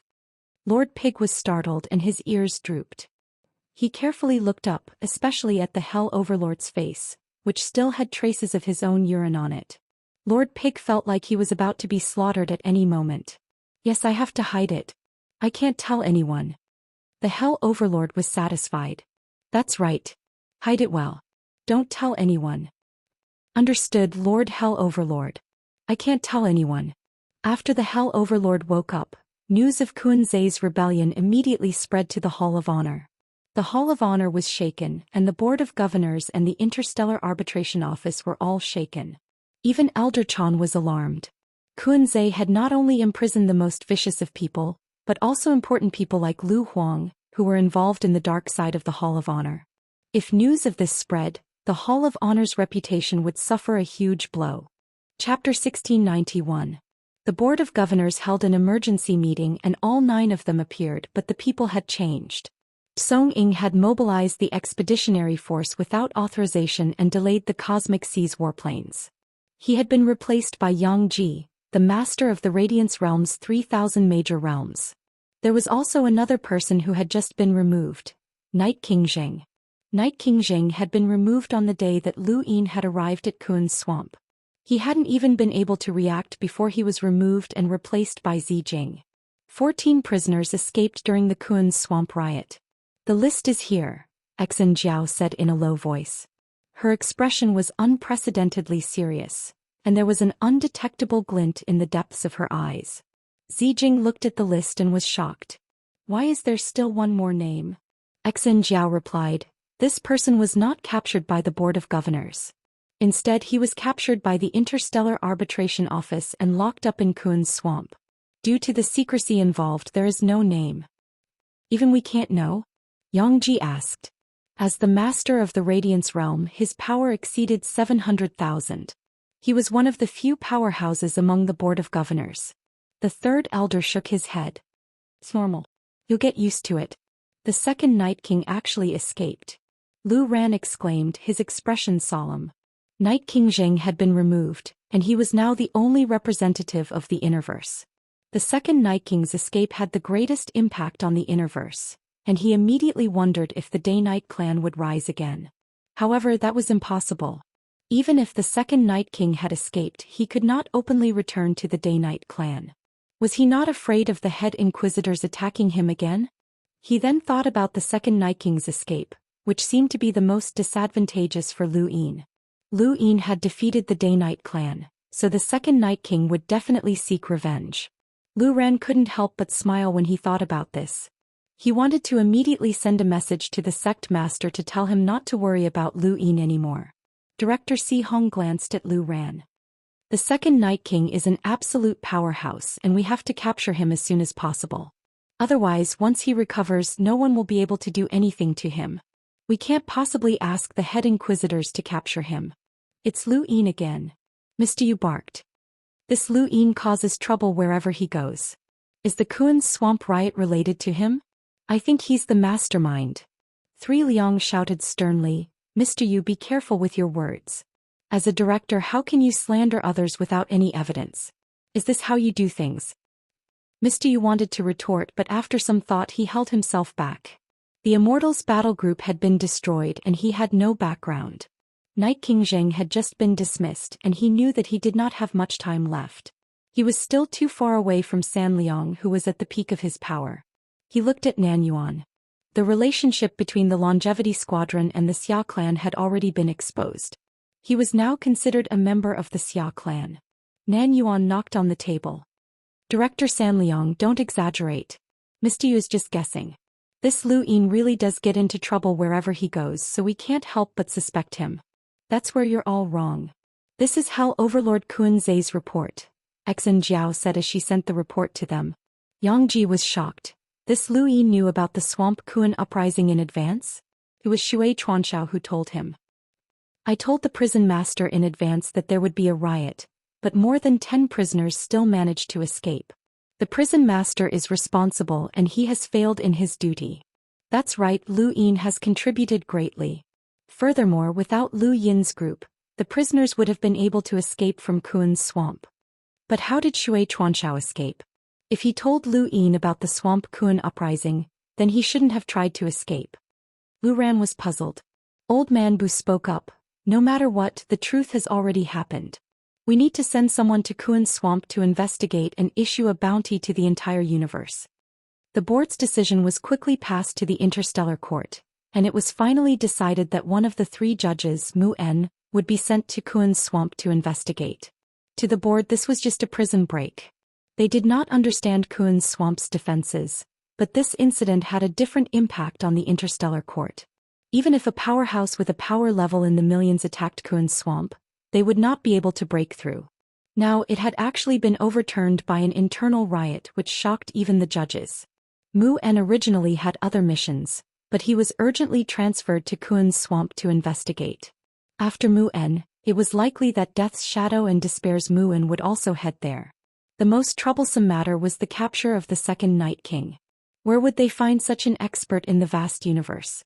After the board meeting ended, Lu Ran immediately reported the good news of the second Night King's escape to Lu Qinjue.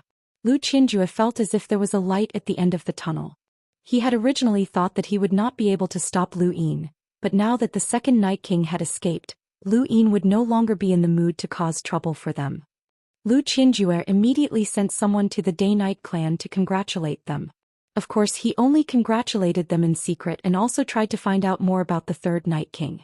He now hoped that the third Night King would return and join forces with the second Night King to restore the Day-Night clan's strength so that they could resist Liu Yin's Great Eastern Alliance. Liu Yin's ambitions were too great, and he would rather face the Day-Night clan than the Great Eastern Alliance. The various major flow zones of the Innerverse also relaxed. It was fine as long as someone caused trouble for Liu Yin. What they needed to do was seal off the Blazing Mist flow zone and exhaust the Great Eastern Alliance. From the moment that Liu Yin had established himself in the Blazing Mist flow zone, he had become an enemy of the Innerverse. At Kuan's swamp, Liu Yin received a call from Mu En, who asked him to stay in Kuan's swamp and cooperate with the investigation. Liu Yin did not mind, and since Mu En had arrived he could take Liu Yehua with him. When he thought about being separated from Liu Yehua, Liu Yin felt somewhat reluctant. The two were qualified bodyguards, but in the end they were not his. Green Tea found Liu Yin. "My father wants to see you." Liu Yin was puzzled and he followed Green Tea until he saw Liu Yan. Compared to the first time they had met, Liu Yan looked much more haggard. "Little Tea, you can leave first." Green Tea silently left. Liu Yin looked at Liu Yan. "What's the matter?" Liu Yan looked at Liu Yin seriously. "I found out about you through the internet. You're the Great Eastern Alliance's alliance leader, Liu Yin." Liu Yin nodded. "That's not a secret." "How much does Alliance Leader Liu know about me?" Liu Yan asked. Liu Yin replied, "The former presiding judge should be of the same generation as Death's Shadow, so that's all I know. I didn't do much research on you and all the information I saw came from Kun Zhe." Liu Yan smiled bitterly. "You're a presiding judge, but in the end the information that people saw was actually from a prison. How ironic." Liu Yin did not say anything as he did not know why Liu Yan was looking for him. They should not have had any interactions, and Liu Yin did not have any intentions of roping Liu Yan in. This person had betrayed the human race, and although he had not done anything bad and had even turned himself in that stain alone, no one would dare to accept him. "Alliance Leader Liu, who do you think is the human race's true enemy?" Liu Yan suddenly asked. Liu Yin frowned. "What do you mean?"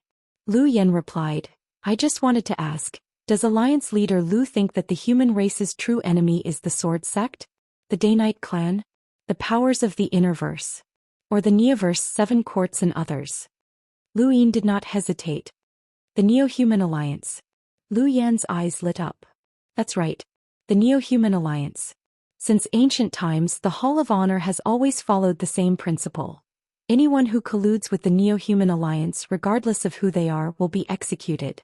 They would rather kill the wrong person than let them go because the Neo-Human Alliance is the human race's true enemy. They want to completely transform the human race into walking corpses and achieve what they believe is eternal life. They're even more of an enemy than the Astral Beast Domain, no, even the Sixth Mainland." Liu Yin was amused. "Seems like Senior doesn't know that the Sixth Mainland has already been invaded by the Neo-Human Alliance and moved to the Outerverse. I don't need you to remind me that the Neo-Human Alliance is the enemy. I know what happened to the Sixth Mainland. When the Sixth Mainland invaded, Kun Zhe could only hide. I also know what happened after that, but I'm not sure if Alliance Leader Liu knows anything about it. Perhaps you know who the enemy is in Alliance Leader Liu's heart. This is very important, so I'm relieved now. Then Alliance Leader Liu, there's a place that I hope you can learn about. It's the Neo-Human Alliance's headquarters in the Innerverse and Outerverse." Liu Yan's words caused shock to appear in Liu Yin's eyes, followed by excitement. "Really?" Liu Yan nodded. "I discovered it back in the Eternal Kingdom. Mr. Feng thought that I didn't know, but I'm still the presiding judge." Liu Yin had always wanted to deal with the Eternals, not just because they were the human race's greatest enemy. The sorcerer god had tried to use him to divide the human race and cause the greatest civil war of all time. This was an open scheme that Liu Yin could not avoid, but he had discussed it with Wang Wen and Wei Rong some time ago.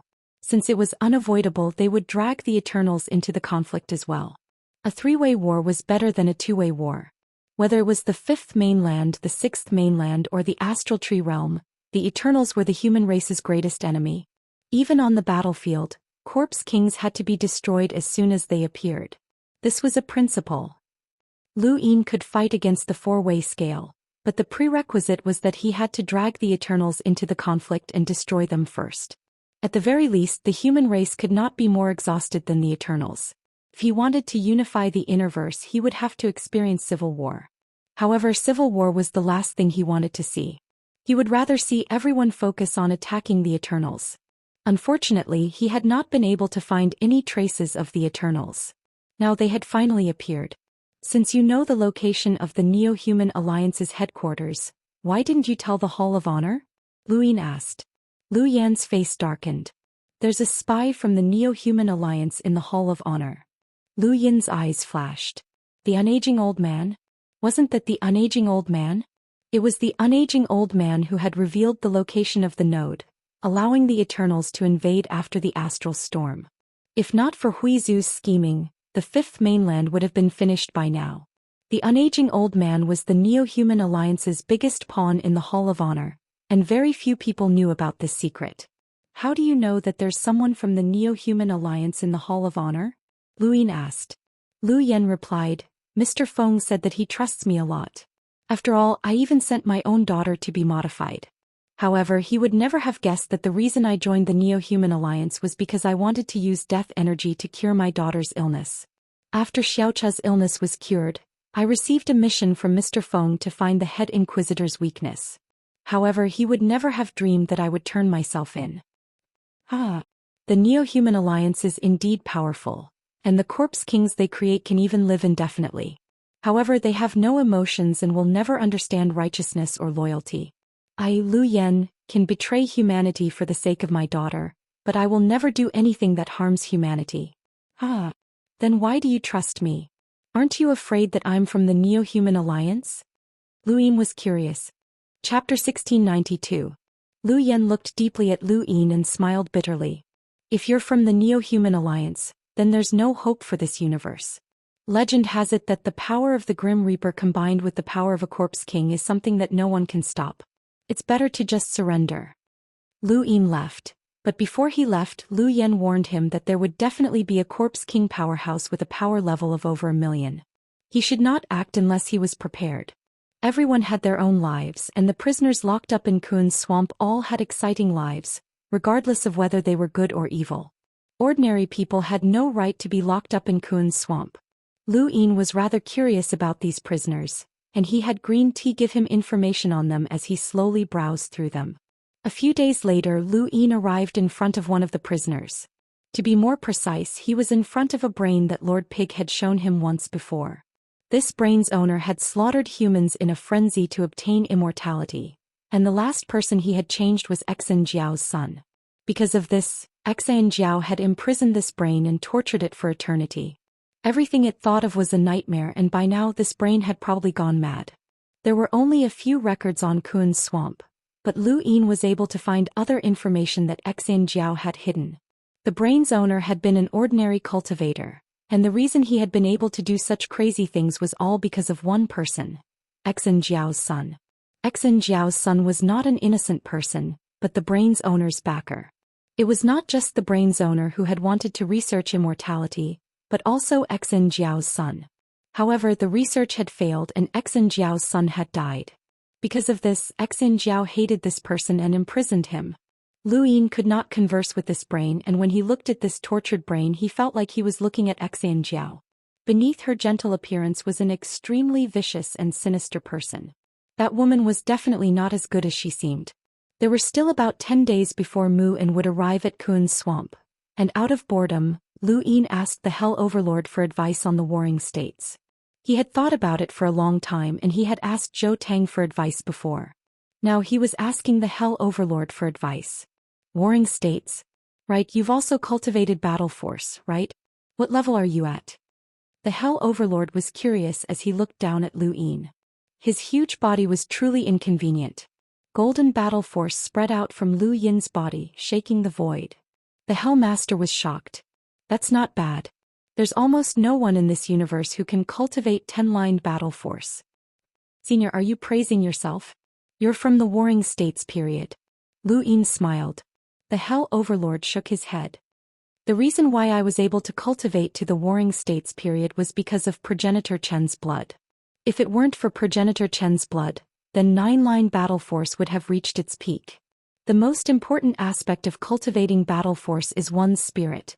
But this universe's ideology imprisons spirit. Everyone in this universe believes that battle force can only reach 9 lines at most. Let me ask you, if you also believe that, how did you manage to break through your battle force? Unless you can truly reign supreme in the universe and experience that feeling of supremacy, how did you manage to break through? Lu Yin raised his head. I'll be the champion of the sovereign tournament. The Hell Master laughed. No wonder. Junlin is an invincible paragon among his peers. Naturally he can break through. How many people in this universe can do what you did? Even if he can do it, he might not be able to cultivate battle force. It's too difficult. Lu Yin nodded. That's right, it's very difficult. Senior, if I want to reach the Warring States period, I'll have to reach the peak as well. The Hell Master thought about it and then took a swig of wine. Spirit is the most important thing, but under spirit is accumulation. Without a strong physique and accumulation, even if you become the master of the Hall of Honor, you might not be able to break through to the Warring States period. So just take a beating. Lu Yin was stunned. What? The Hell Master grinned. Take a beating. Things like physique are built through beatings. If you want to become stronger, then you have to take a beating. Battle force will become more powerful the more beatings you take. That's my opinion, but you can ignore it. Lu Yin smiled bitterly. Fighting was a crazy way to improve battle force. There were no shortcuts to battle force cultivation, and reaching the peak was not something that others could do. Rather, one had to climb up on their own. Lu Yin had become a sovereign, but it had not fallen from the sky. If he wanted to reach the peak, he had to put in some effort, and the cultivation of battle force was part of that effort. Senior, can you help me? I want to experience the Warring States period, Lu Yin said loudly. The Hell Master smashed the wine flask on the ground. You want to take a beating? Sure. The Warring States period is what it is. A terrifying aura swept out in all directions, scorching the heavens and causing them to crack. Lu Yin felt the terrifying might of the Warring States period, and even his breathing became stifled. A finger appeared in front of him from the Hell Master, and with a flick Lu Yin blocked with his arms. There was a thump, and he felt as if his arms were about to break. His entire body was sent flying, and the golden battle force around him shattered. His chest felt heavy and he spat out a mouthful of blood. Lu Yefei was shocked, and she immediately appeared in front of the Hell Master about to attack. The Hell Master said, "He told me to hit him." In the distance, Lu Yin felt as if his entire body had been torn apart, and he crashed into the swamp. The surrounding aura of death entered his body, and he took a few deep breaths to recover. Pain spread throughout his body and he could not even get up. This was the result of the Hell Master's light attack. He had not used his miniature armor to defend himself, and his body had not been able to withstand it. When Lord Pig saw this, he hurriedly rushed over. Alliance Master Lu, how are you? Lu Yin rested for a while before sitting up. He looked at his hands and then at his abdomen. Sure enough, his flesh had been torn apart and his injuries could be considered serious. However, because he had broken through 3 stages, the life force within the upper intelligence pass had been constantly replenishing itself. Such serious injuries were not difficult for him to recover from, and it would not take long for him to do so. A pig's snout appeared in front of him, and Lord Pig stared at Lu Yin with wide eyes. Alliance Master Lu, how are you? Lu Yin calmly replied, I'm all right. I'm not dead. Lord Pig was disappointed, but he still said, that's great. Alliance Master Lu, why did the Hell Master attack you? Did you hit a sore spot? Oh. Lu Yin was about to say something when his heart skipped a beat. Sore spot? What sore spot? Lord Pig carefully approached Lu Yin and whispered, the Hell Master has been single for many years. He has liked many women, but they all failed. The Hell Master drinks to relieve his loneliness. Giant women? Lu Yin was stunned. Didn't they say that there were no more purebred giants? Was the Hell Master the only one left? Lord Pig shook his head. Human women. Lu Yin was speechless. It would be strange if they could succeed. One was 30,000 meters tall while the other was only a meter tall. The Hell Master might seem bold and unrestrained, but he's actually a sentimental person. Let me tell you a secret, Lord Pig muttered softly. The Hell Master even wrote love poems. Lu Yin blinked and his expression turned strange. Love poems? How do you know all this? Lu Yin was puzzled. Lord Pig rolled his eyes. I often see the Hell Master reciting love poems. Lu Yin pursed his lips and did not want to discuss this any further. You can leave. I need to recover for a while. Do you want me to send you back to the castle? No need. Within the castle, the Hell Master sat down and continued drinking. That attack had not been light, but the Hell Master had controlled it quite well. It should have been within Lu Yin's tolerance range. Although the injuries were rather severe, he should be able to recover after a few days of rest. After all, it was just a superficial wound. Lu Yin continued drinking. Half a day later, Lu Yin returned. He was in an abnormally sorry state and his clothes were in tatters. There were still a few wounds on his body that had not completely healed, but his injuries were more or less healed. Lu Yefei and Flower were astonished, as they had all seen how severe Lu Yin's injuries had been. How had he recovered so quickly? Even they did not know what had happened after breaking through the third stage. Normal injuries would heal in an instant, and even the most severe injuries could be healed as long as one did not die. As for injuries that could not be healed by a half-ancestor, Lu Yin still had his die, time stop and 4 pips. If he told others about this, even cultivators like Lu Yefei and Flower would find it inconceivable. You've recovered? The Hell Master was astonished, truly astonished. Lu Yin replied, Senior, please continue. The Hell Master was interested. Right, then I'll continue. Then the warring states might burn the void once more. Lu Yin's gaze trembled. Ever since the inner verse and outer verse had been separated, he had been able to use his die's enhance to increase his external items. After he had been able to kill enlighters as an explorer, his path of cultivation had become somewhat different, and external items had become his main means of attack. He had experienced life and death situations before, and he had fought against Night King Zhenwu and the Xianxia sect. However, when it came to cultivation, he had never experienced the pressure of being on the brink of death. That kind of pressure was long-term and it had never been a moment of life and death in battle. Right now, Lu Yin wanted to experience this kind of pressure, the pressure of being crushed at any moment. The Hell Master's finger appeared once more, but this time, Lu Yin was prepared. The star chessboard appeared beneath his feet and he tried to move. However, the Hell Master's warring states stirred up the void, making it impossible for Lu Yin to dodge. He could not even enter the astral source universe. Helpless, Lu Yin raised his hand and activated the energy transfer diagram. At the same time, his golden battle force imprinted itself onto his body once more. Lu Yin's body flew out and he was more prepared this time. Even so, his injuries were still quite severe as the Hell Master's attack had been slightly heavier. Not everyone had the opportunity to constantly face the pressure of a warring states. Lu Yin was confident that if he experienced one for a long time, he would eventually be able to break through. Bang! His body flew towards the south of Kun's swamp. Bang! His body flew towards the north of Kun's swamp. Within Kun's swamp, the wardens all looked up. Their daily entertainment had turned into watching someone fly through the air. Lord Pig had also found this entertainment, and he hoped that the Hell Master would accidentally kill Lu Yin. That way he would not be controlled. Green Tea watched as well, but her thoughts were the exact opposite of Lord Pig's. She did not wish for Lu Yin to be killed, as otherwise, no one would be able to save her father. The Kuan Swamp Rebellion had only succeeded once in many years. Without Lu Yin, she would never have had a chance in her entire life. The wardens watched and thought back to the Sovereign Tournament. Not much time had passed since then, but this Lu Yin was still able to survive the Hell Master's attacks. His cultivation talent was truly terrifying. Time and time again, Lu Yin tried his best to avoid the Hell Master's attacks, but he was still unable to do so. The difference between them was simply too great. The Hell Master's power level was about the same as the Flying Willow Leaves and Songzhou's, but the warring states were completely different. Songzhou was definitely not a match for the Hell Master, and he could not withstand such a tyrannical attack. The Flying Willow Leaves could not trap the Hell Master, just like how they had not been able to trap Night King Dijiang.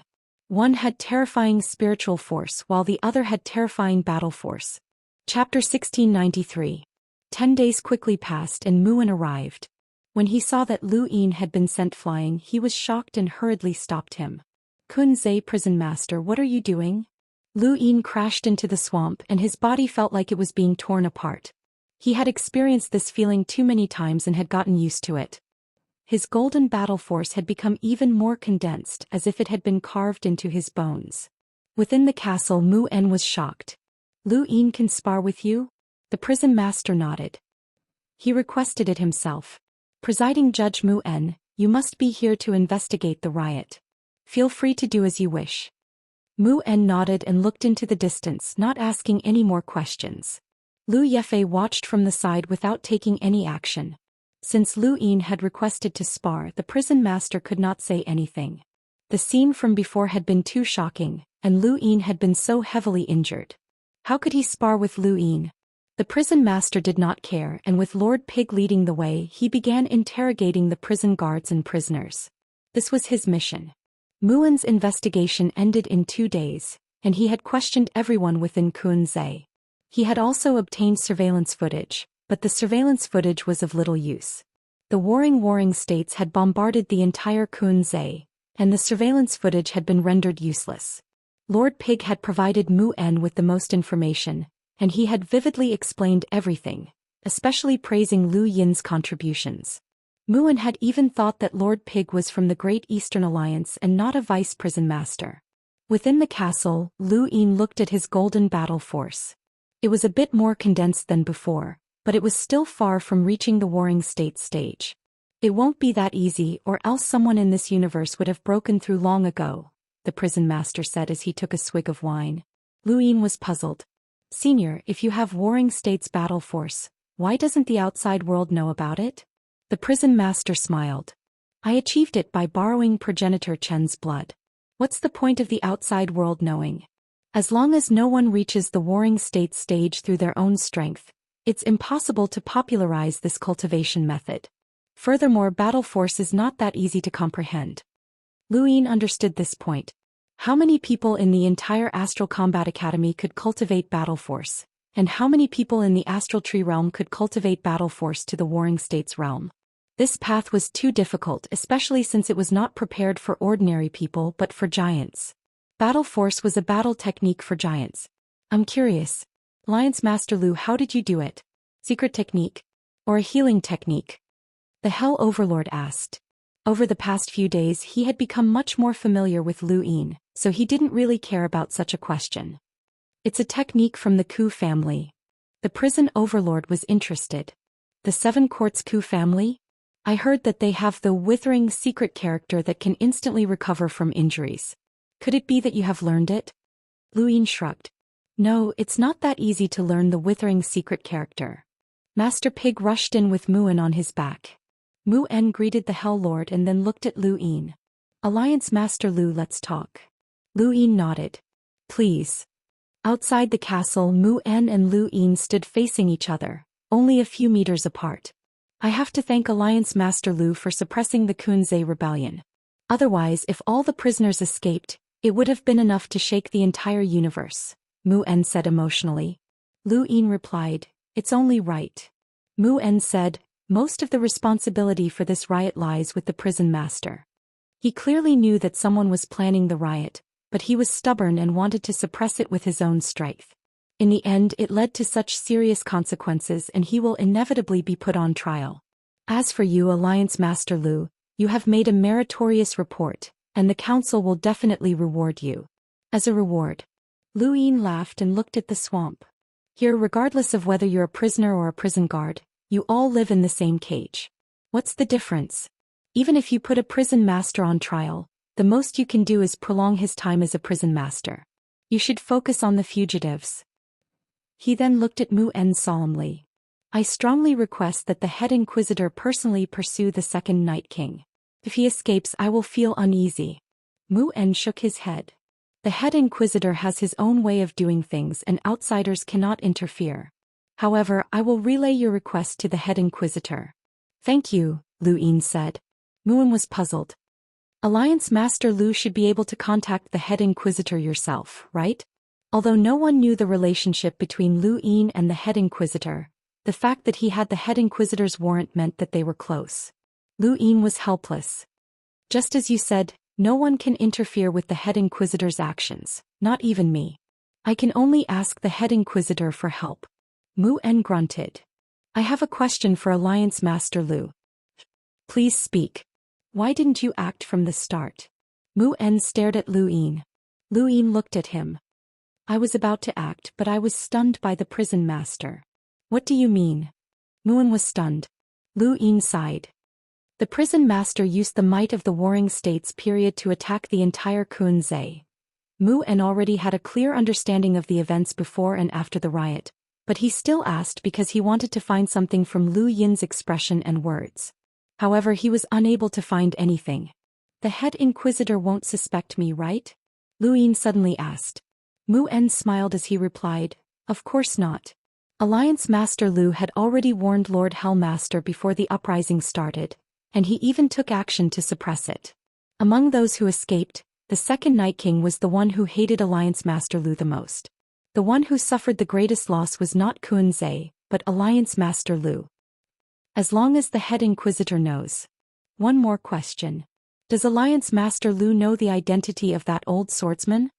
Muan asked, looking at Lu Yin with a probing gaze. Lu Yin's eyes flashed. I don't know. Muan looked into Lu Yin's eyes and after a moment he nodded. If you don't know, then so be it. Alliance Master Lu, you are the master of the Outerverse, and now that you have entered the Innerverse, you should know that certain methods are necessary to achieve certain goals, even if they are vile or even dark. Can I leave Kunzai now? Lu Yin interrupted. Muan nodded. Of course. Muan frowned as he watched Lu Yin leave. If it had been anyone else, regardless of whether they knew the Lu Emperor's identity, they would not have been able to leave Kunzai, as the Hall of Honor would not have allowed them to take such a risk. However, this was Lu Yin, whose background was greater than the heavens.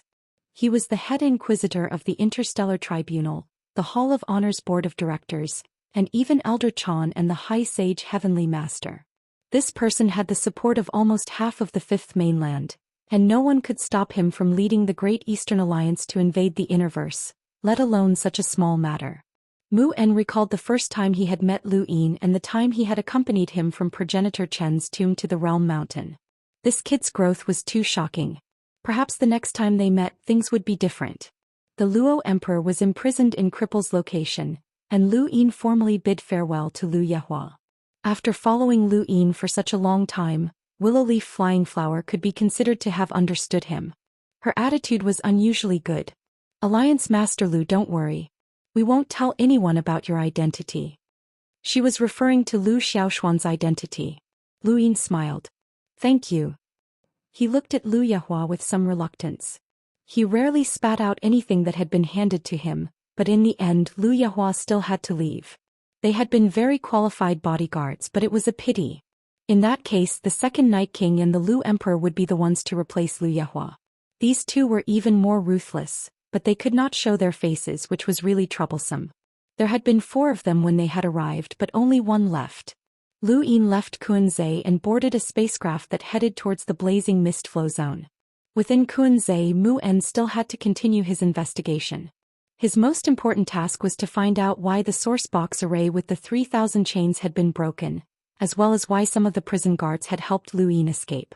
A day after leaving Kunzai, there were 3 more people in Lu Yin's spacecraft: the second Night King, the Lu Emperor, and Shui Chuanshao.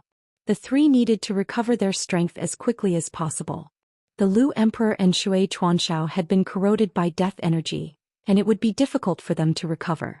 The second Night King had not been corroded by death energy, but he had been beaten up too badly by the head inquisitor, so it would not be easy for him to recover. Lu Yin constantly kept an eye on the second Night King, using the sealed cage technique to sense him and prevent him from escaping. As soon as the second Night King showed any signs of escaping, Lu Yin would not hesitate to destroy him. He now regretted not keeping Bai Shui with him. In Kunzai, it would not have been easy for him to use the sealed cage technique to control the second Night King, and he would have been seriously injured. But in the ruins of the frigid Immortal sect, how could Bai Shui be so sure that Lu Yin could control the second Night King? If she was not so sure, she would not have risked everything to enter the frigid Immortal pond. There had to be a reason behind this, and Lu Yin could only think of blood. The Bai family's blood was more compatible with the sealed cage technique. If that was the case, then once the frigid Immortal sect entered the Fifth Mainland, would the Day-Night clan still be under his control? That was a problem. After leaving Kunzai, Lu Yin received a lot of news about the various major flow zones of the Innerverse targeting the Great Eastern Alliance. They had sealed off the borders of the Blazing Mist flow zone and the Gu flow zone, shut down the Astral River tributary, and suspended trade. Lu Yin did not care about any of this, as he had already dealt with nearly half of the people who could determine the Immerse power structure. These small flow zones would not be able to stop the Great Eastern Alliance's army. What he cared about was the change in the Hall of Honor's board of directors. Night King Zheng had actually been removed, which was something that Lu Yin had not expected. That was my mistake and I should have paid attention to it. There are 9 positions on the board of directors. 2 for the Innerverse, 2 for the Cosmic Sea and the remaining 1 for the Neoverse. Night King Zheng was able to become a director because of the Day-Night clan, but the Day-Night clan was defeated by us, and the Innerverse no longer has any say in it. Night King Zheng naturally cannot continue to be a director. Wang Wen apologized as he had not considered this point. Lu Yin replied, "It's not your fault. No one could have thought of everything so thoroughly, and even if you had, it would have been useless. You wouldn't have been able to change anything. However, I never expected that Night King Zheng would be replaced by Zijing. Starlink Network Company. They're the ones who cover the entire Fifth Mainland's network. Although this network company doesn't reveal much, their influence is no less than that of Shamrock Enterprises, Aurora Enterprises or the Mavis Bank," Wang Wen said solemnly. Lu Yin replied, "I know. At the Realm Mountain, I was only able to contact you guys because of Zijing's connections." "What kind of person is this Zijing?" Wang Wen asked. The Fifth Mainland was too large and his focus had always been on the Innerverse and Outerverse. He did not know much about the people of the Neoverse, mainly because he had not come into contact with them yet. Chapter 1694. Lu Yin did not know how to explain it to Wang Wen. "I'll take you to Jiashan sometime and get to know her. He treats me quite well." Zijing replaced Night King Zheng, and Song Ying was replaced by Yang Ji, the Master of the Radiance Realm. "Both of them are from Jiashan," Wang Wen said. Lu Yin knew what he meant. On the surface, the Hall of Honor was in charge of the Board of Governors, and the Interstellar Arbitration Office was the executor. However, the true decision-maker was Elder Chan, and Elder Chan wanted to return the Board of Governors' authority to Jiashan. This might be a warning, but it might not be targeted at him. Otherwise, Night King Zheng would not be the only one to be removed. The old man would also be removed. At Elder Chan's level, he should not care too much about such things. Yang Ji represents the Radiance Realm, which is one of the 3,000 major realms. Making him a director is probably for the sake of balance. This Zijing probably controls the entire universe's network, and the importance of the network goes without saying. Wang Wen was puzzled. Lu Yin fell into deep thought.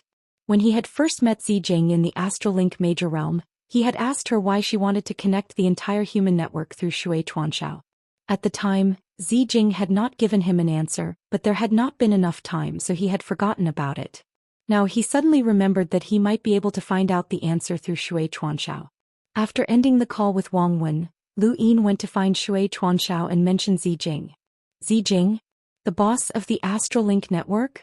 She was the one who found me and mentioned connecting the entire human network," Shui Chuanshao said. Lu Yin was puzzled. "So you agreed?"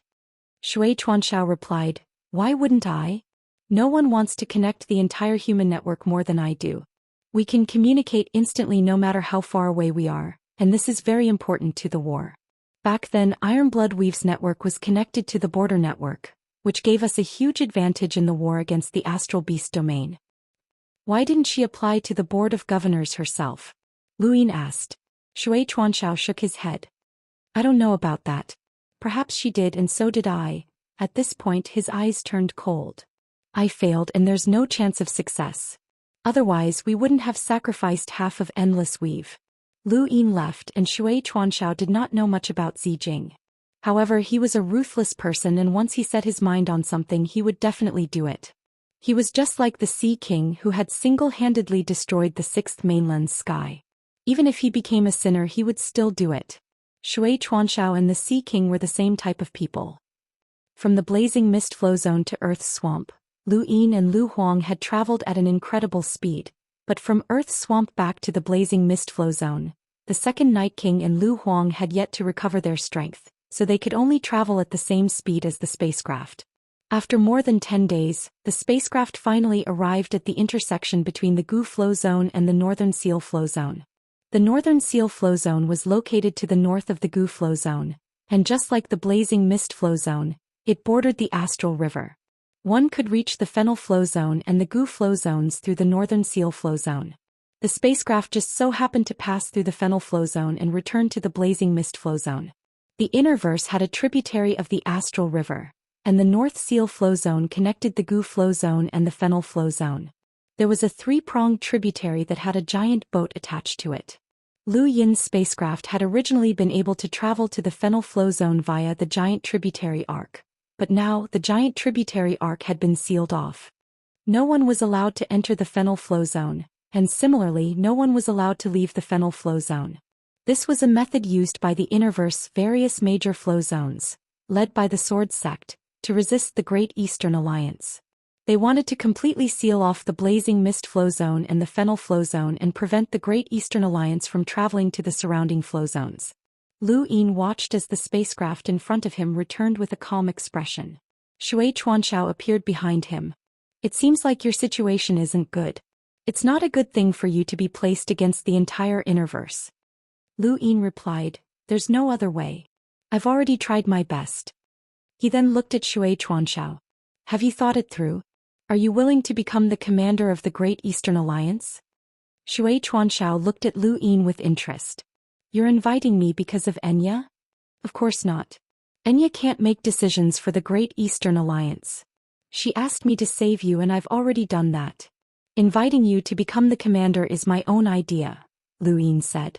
Shui Chuanxiao was puzzled. Aren't you afraid that my identity will be exposed and bring you trouble? Lu Yin turned around and looked into the distance. I already have a lot of trouble. Compared to the help that you can provide, this little bit of trouble is still something that I can deal with. Shui Chuanxiao nodded. All right, I have nothing to do anyway. Besides, I can't leave the army. Lu Yin smiled at Shui Chuanxiao. Welcome, Commander. I should be calling you Alliance Leader now. What's the current situation in the Innerverse like? Lu Yin answered, of the 8 major flow zones, the Blazing Mist flow zone, Chaos flow zone, and Day-Night flow zone all belong to me. The first flow zone, Beast Tamer's flow zone, and Spirit Seal flow zone are all clear enemies. The Erudite flow zone is secretly helping the first flow zone and the others, while the Gu flow zone is staying out of this. However, that's only for now. Shui Chuanxiao was shocked. You control Chaos flow zone as well? The second Night King had been brought out by Lu Yin, and he knew that Lu Yin definitely controlled Day-Night flow zone. However, he had never expected that Lu Yin would control Chaos flow zone as well. This meant that Lu Yin controlled almost half of the Innerverse, and the smaller flow zones were nothing to worry about. Lu Yin smiled. If I couldn't do that, then I wouldn't have the guts to make an enemy out of the entire Innerverse. Shui Chuanxiao solemnly asked, Lu Huang's existence is enough to make the Sword Sect hesitate and even turn against you. How did the Alliance leader make the Wen family so afraid? I control the Wen family's most important inheritance, Lu Yin answered. Shui Chuanxiao sighed. I should have a good chat with the Alliance leader. I know too little about the Great Eastern Alliance and about you. Up ahead, a spacecraft approached, intending to chase Lu Yin away. Lu Yin's eyes narrowed and he moved his finger, causing the void to tremble as he tore open a crack that extended outwards. The spacecraft and space station that were blocking his way were sliced apart, and it was as if the universe had been split in two. The cultivators from the Northern Seal flow zone who were guarding the tributary ship were stunned as they watched Lu Yin's spacecraft approach. Then he boarded the ship and headed towards Fennel flow zone. No one could stop Lu Yin, and the Northern Seal flow zone could only count itself as unlucky. Lu Yin did not show himself, but many people had guessed that he had appeared, and they immediately reported this to the Sword Sect. Lu Qinjue and the rest did not care, as Lu Yin wanted to return to the Blazing Mist flow zone, and no one could stop him. All they had to do was wait for the second Night King to cause trouble for Lu Yin. 2 days later, Lu Yin's spacecraft landed at a fort in the Ross Empire. Wang Wen, Enya and the rest were already waiting for him. Enya had originally been in the Great Yu Empire, but after Lu Yin had brought Shui Chuanxiao back, she had been notified to come over. The second Night King Lu Huang and Shui Chuanxiao had all changed their appearances. After Lu Yin brought them down from the spacecraft, Enya immediately recognized Shui Chuanxiao. Shui Chuanxiao's temperament was different from the other two. The second Night King was cold and gloomy, while Lu Huang had an aura of vicissitudes. Only Shui Chuanxiao had a military background and his eyes were filled with wisdom. Enya came over. She arrived in front of Shui Chuanxiao and was about to bow. Shui Chuanxiao supported her. Let's go back first. Wang Wen curiously sized up the three as he knew their identities. They were all ruthless people. Within the fort, Enya formally greeted Shui Chuanxiao. Shui Chuanxiao restored his appearance and looked at Enya. I never thought that I would be able to see you again in this lifetime. Enya's eyes reddened. Commander, Enya never thought that I would be able to see you again in this lifetime. She then knelt down. Thank you, Alliance Leader. Lu Yin moved his finger and Enya involuntarily stood up. I've done what I promised you. What do you plan to do next? Enya glanced at Shui Chuanxiao and whispered, I'll continue to serve the Alliance Leader. Lu Yin smiled and looked at Wang Wen. From today onwards, Shui Chuanxiao will officially be the commander of the Great Eastern Alliance Allied Forces. He will have the authority to command all allied forces, and he will also be the second in command of the Zhou Xian army, the Giant Army, and the Heavenly Sin Army. Wang Wen and Shui Chuanxiao exchanged glances. I've heard a lot about you, Commander. My name is Wang Wen. Shui Chuanxiao looked at Wang Wen in shock. You're Wang Wen? The Wang Wen from Ironblood Weave? That's right. I never thought that Commander would know of me. Shui Chuanxiao sighed. You're so young, but you've already made it onto the Astral Beast Domain's Celestial Vanquishers list. You're one of the Astral Beast Domain's must-kill targets. The 10 Arbiters were able to make it onto the list because of their strength, but you relied on your intelligence. Because of your existence, Ironblood Weave is no longer passive, and you can even see through the Astral Beast Domain's movements. Am I right? Wang Wen hurriedly replied modestly, Commander, you're too kind. Shui Chuanxiao smiled. I remember that there are a few very intelligent people in the Outerverse who are as famous as you. He then looked at Lu Yin. How are they? They're all serving me. Shui Chuanxiao nodded. Catch them all in one fell swoop. Wang Wen was adept at overall control, Wei Rong was adept at scheming, and Xianxia was adept at economics. Now, with the addition of Shui Chuanxiao, who was adept at military strategy, the Great Eastern Alliance's various shortcomings had been patched up. All this time Wang Wen had been taking care of the military and he was qualified to do so. Otherwise he would not have been able to obtain such great recognition in Ironblood Weave. However, he had relied on his intellect, and when it came to the construction and deployment of an army, he was far from Shui Chuanxiao's level. Shui Chuanxiao had officially joined the Great Eastern Alliance as the commander, but he had also been living in seclusion behind the scenes. After he had finished inspecting the Great Eastern Alliance's army, he had immediately redeployed the army and arranged them into a spiderweb formation between the Outerverse and the blazing mist flow zone. This was his method of deployment, and it allowed him to deploy the army at the fastest speed possible. Furthermore, it also protected the entire Great Eastern Alliance. At the same time, he had also divided the army into new routes and so on, using his own military terminology. Lu Yin did not question Shui Chuanxiao's arrangements as he did not know much about them. Since he had left them to Shui Chuanxiao, there was no need for him to ask too many questions. A few days later, Lu Yin brought Shui Chuanxiao to meet with the giant army and Lu Xinjun, who had just returned to the Ross Empire's stronghold. Master, you're finally back. Master. Ku Wei immediately rushed over when he saw Lu Yin. Lu Yin glared at him and Ku Wei immediately became obedient. Master, you don't know this, but while you were gone we were all on tenterhooks. We were afraid that those old foxes from the sword sect would attack us. They couldn't find you, Lu Yin said. Ku Wei smiled sheepishly, but then his face suddenly froze. He looked at the second Night King and Lu Huang, who were standing beside Lu Yin, and asked, Where's Senior Lu Yefei? Chapter 1695. Shui Chuanxiao walked out and looked at Lu Xinjun and the Giant Legion. Ku Wei's heart sank. Master, where's Senior Flying Willow Leaves? They're gone. They're no longer following me. Ku Wei's expression turned bitter. Master, how can we let them go? Without them, how can we stop Lu Qinjue and those old foxes? It's over. Master, I'll just take the giants and hide. Noisy, the second Night King said coldly as he glared at Ku Wei, his eyes filled with hostility and killing intent. Ku Wei felt a chill run down his spine and he subconsciously retreated. Lu Yin glanced at the second Night King, who then looked away and no longer looked at Ku Wei. Ku Wei carefully asked, Master? Who is this senior? It's none of your business. Even without the flying willow leaves they can still protect me. Ku Wei grunted and then looked at the second Night King and Lu Huang again. He only dared to look at the second Night King as he had been frightened by the man's gaze. That gaze had seemed to pierce through his heart, and he had felt like he could be destroyed at any moment. He could only look at Lu Huang, who seemed rather friendly. "Little brother, you mentioned Lu Qianjue. Is he the sword sect master?" Lu Huang asked with a faint smile. Ku Wei swallowed and nodded. "Yes, the sword sect master. What did he do to make you so afraid?" Lu Huang asked.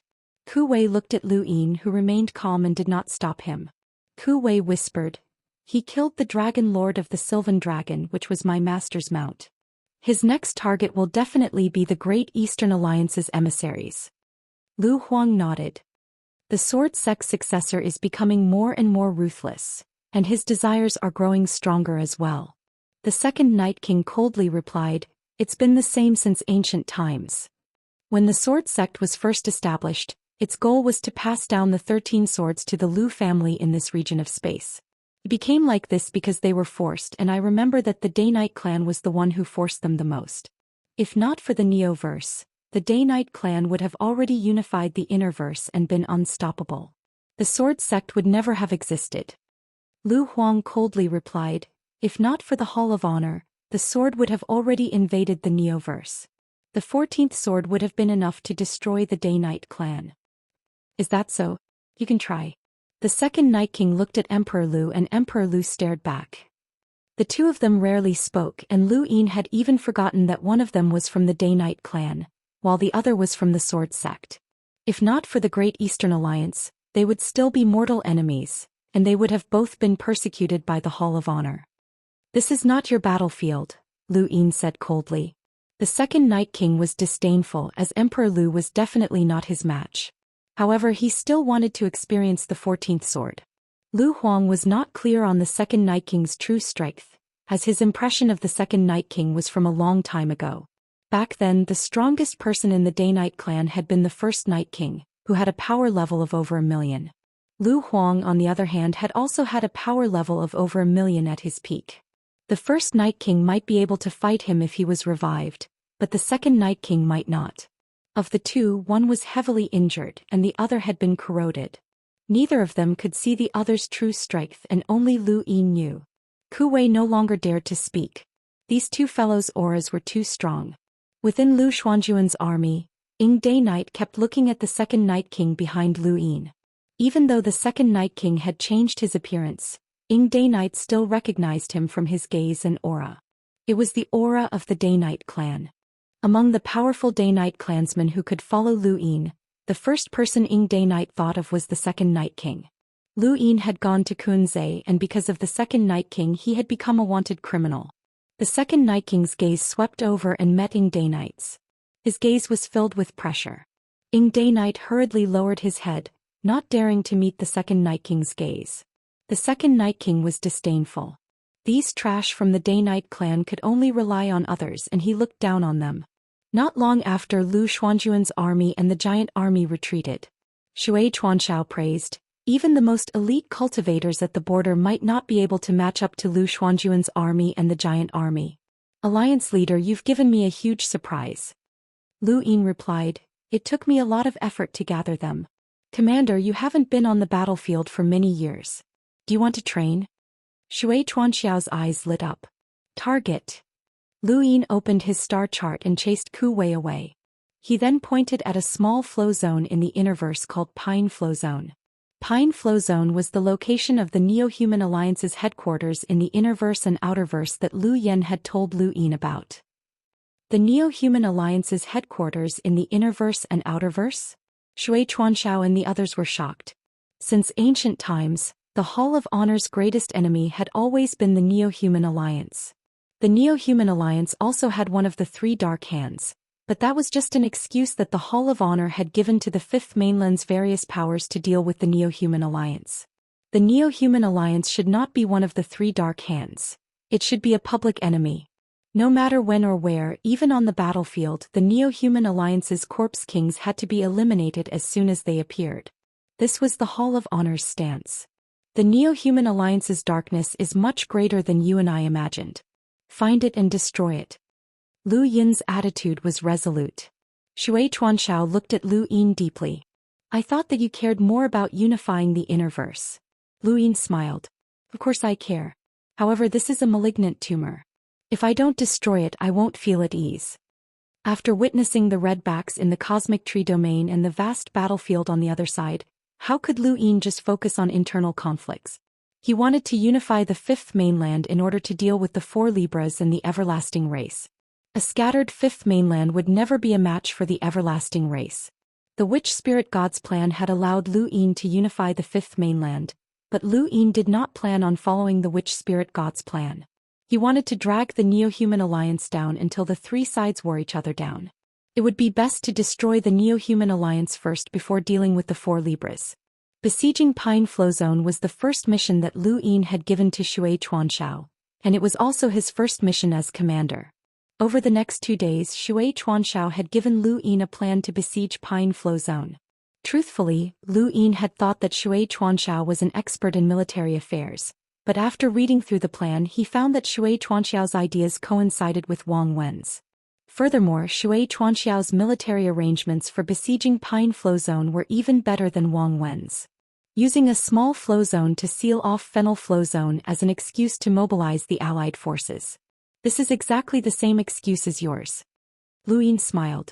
Wang Wen replied, Commander, you've completed all of my work. Not only that, but he's also completed Wei Rong's work. Lu Yin looked at Shui Chuanxiao as he explained the military arrangements. Wang Wen frowned. He could have completely surrounded Pine Flow Zone without letting anyone escape, but he left a few loopholes that correspond to Gu Flow Zone, Spirit Seal Flow Zone, and possibly the First Flow Zone.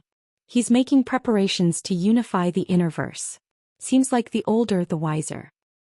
Just wait. He's using his own methods to infiltrate Lu Xinjun into Pine Flow Zone. This process will take at least a month, and I'll go into seclusion during this month. During this time, Lu Yin paused for a moment before continuing, I'll keep a low profile. Those who were familiar with Lu Yin knew that he would always keep a low profile before causing a huge ruckus. The quieter the Great Eastern Alliance was, the more likely it was that something big would happen. Lu Yin left everyone's line of sight and entered seclusion. He had gone into seclusion because he had too much money. After Blazing Mist Flow Zone was conquered, the resources of the Ross Empire and the Sylvan Dragons would all be his. With the Blaze Realm as an example, Lu Yin did not have much hope for the Ross Empire and the Sylvan Dragons. He did not think that they would have much money. The more powerful a power was, the more money they would spend and there would not be much left. The Blaze Realm was the most obvious example. However, the Ross Empire had given him a small surprise, and the Sylvan Dragons had given him an even bigger surprise. The Ross Empire only had 700 million star essence, which was definitely not a lot, but it was still much more than what the Blaze Realm had, which was quite good. As for the Sylvan Dragons, Lu Yin was truly stunned. Legend had it that some creatures like to collect shiny objects. Lu Yin did not know if the Sylvan Dragon clan was like that, but he knew that he had struck it rich.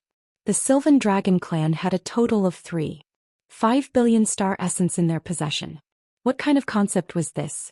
3.5 billion was actually more than Chaos Flow Zone's Chaos God Mountain.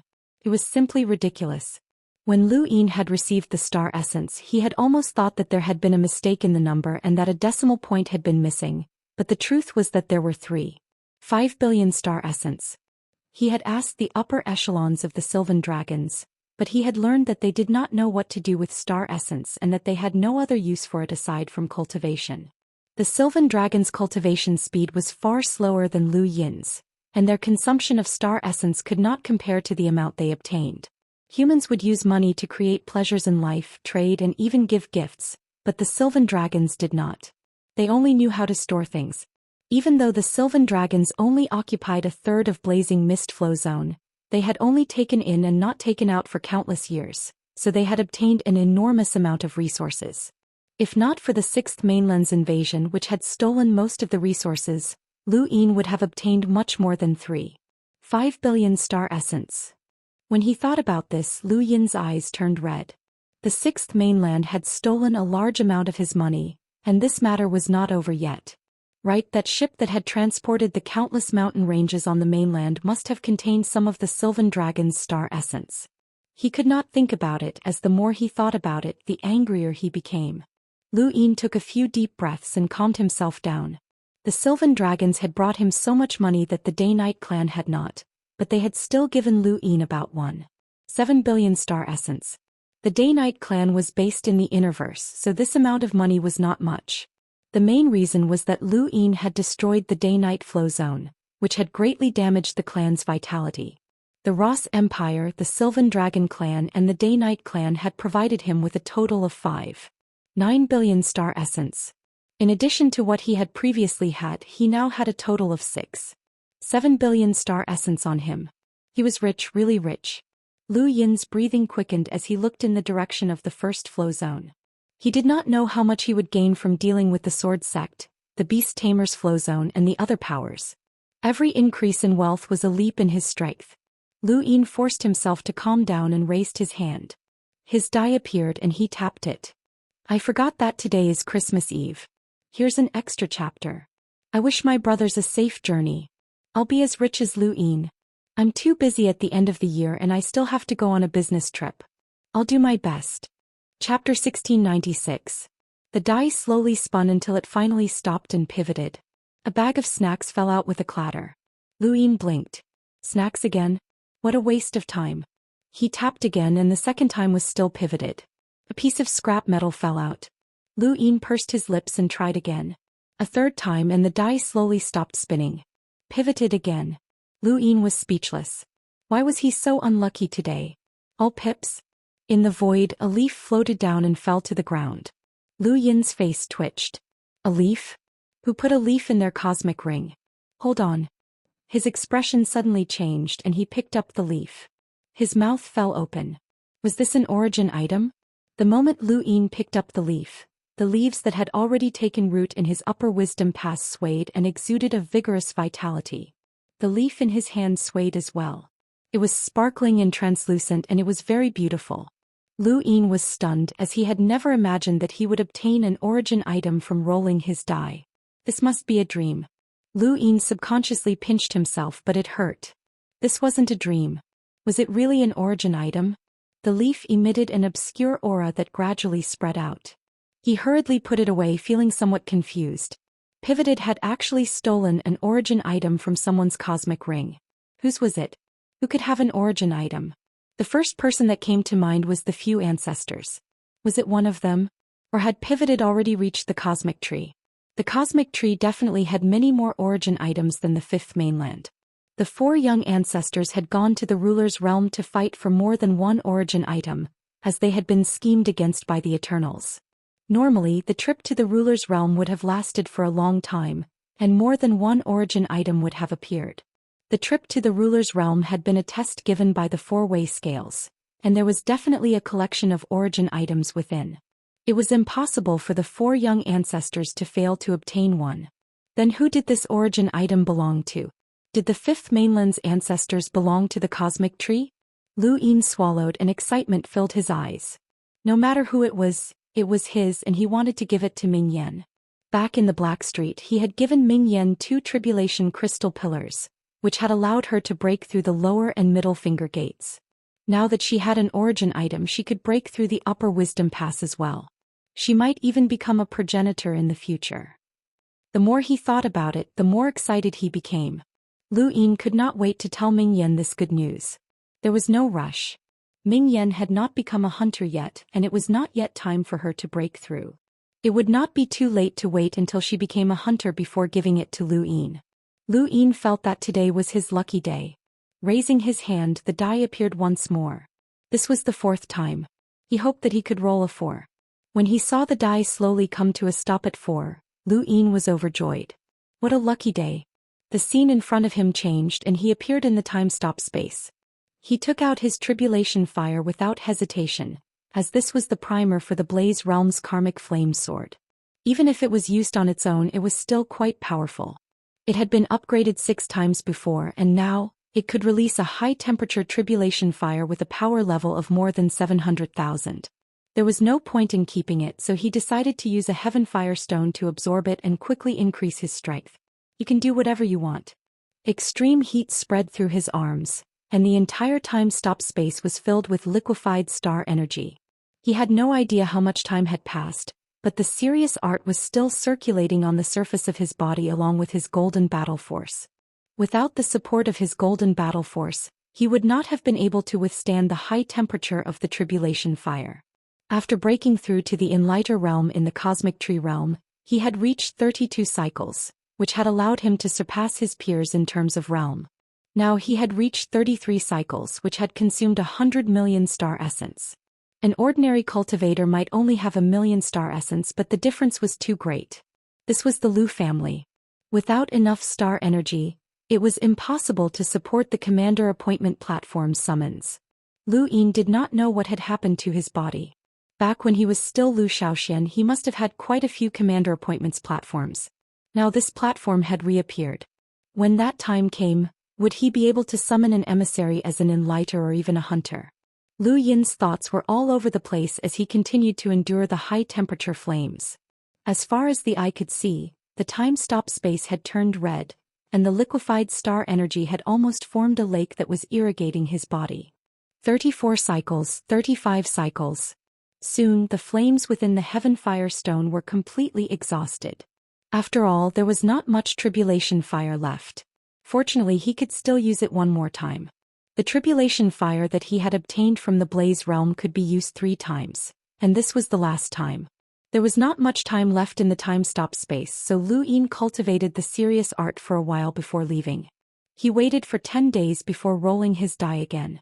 This time it was much smoother and he rolled 4 pips before continuing. The heaven fire stone absorbed the star energy once more, and the high temperature filled the time-stop space once more. After an unknown amount of time, the star energy in Lu Yin's body reached 39 cycles, and the flames within the heaven fire stone completely disappeared. Lu Yin let out a long breath and looked at his own body. 39 cycles meant that he only needed 1 more cycle to reach 40. He was getting closer and closer to becoming an emissary. From 32 to 39 cycles, Lu Yin had used up almost 1 billion star essence. Lu Yin could not help but wonder how he would have obtained so many star essence if he did not have the ambition to unify the innerverse and outerverse. How would he have cultivated? It was simply unimaginable. Could he have robbed someone? Had the Lu family been forced to leave the monarch tree realm because of the star energy consumption that Lu Yin had consumed? And this was just his own consumption of star energy. Lu Yin did not include the star energy he had used on his die, or else he would have consumed even more. Up until now he had consumed an astronomical amount of star essence. Even the 8 great flow zones of the innerverse might not be able to gather that much star essence. He could not help but wonder what he would say if Ming Yan found out where his star essence had gone one day. This was an unsolvable mystery. After reaching 39 cycles, Lu Yin's power had increased by quite a bit. He was now strong enough to solo an emissary with a power level of 600,000. Even if he faced off against a powerhouse like Zhou, he would not be easily defeated and he would still be able to put up a fight. Using up 1 billion star essence to cultivate was still quite a heartache. He looked at the time and saw that there was not much time left. 1.5 years had already passed. He silently recited the Stonewall scriptures while simultaneously cultivating the serious art. When the time was up, he would go out and continue rolling his die. He had only been in seclusion for 10 days. At the same time, in a black street in the Neoverse, Ming Yan opened her eyes and sighed. Xianxia is really powerful. It's a pity that I can't teach Brother Lu. She stood up and looked outside. The black street was gloomy and it was a completely different world from where she was. If she had not been able to control Old Feudal, she would have ended up in a miserable state. Ming Yan gradually sank into deep thought, and after an unknown amount of time she suddenly thought of something. She took out a large and a small calamity crystal pillar and her eyes lit up with joy. Brother Lu gave this to me. He said that I could only use it after I became a hunter. I really want to become a hunter immediately and give Brother Lu a surprise, she muttered to herself. She seemed to gain some motivation and she put the pillars away before continuing to cultivate. Within the Ross Empire's stronghold, Lu Yin left the time-stop space and looked up to continue rolling his die.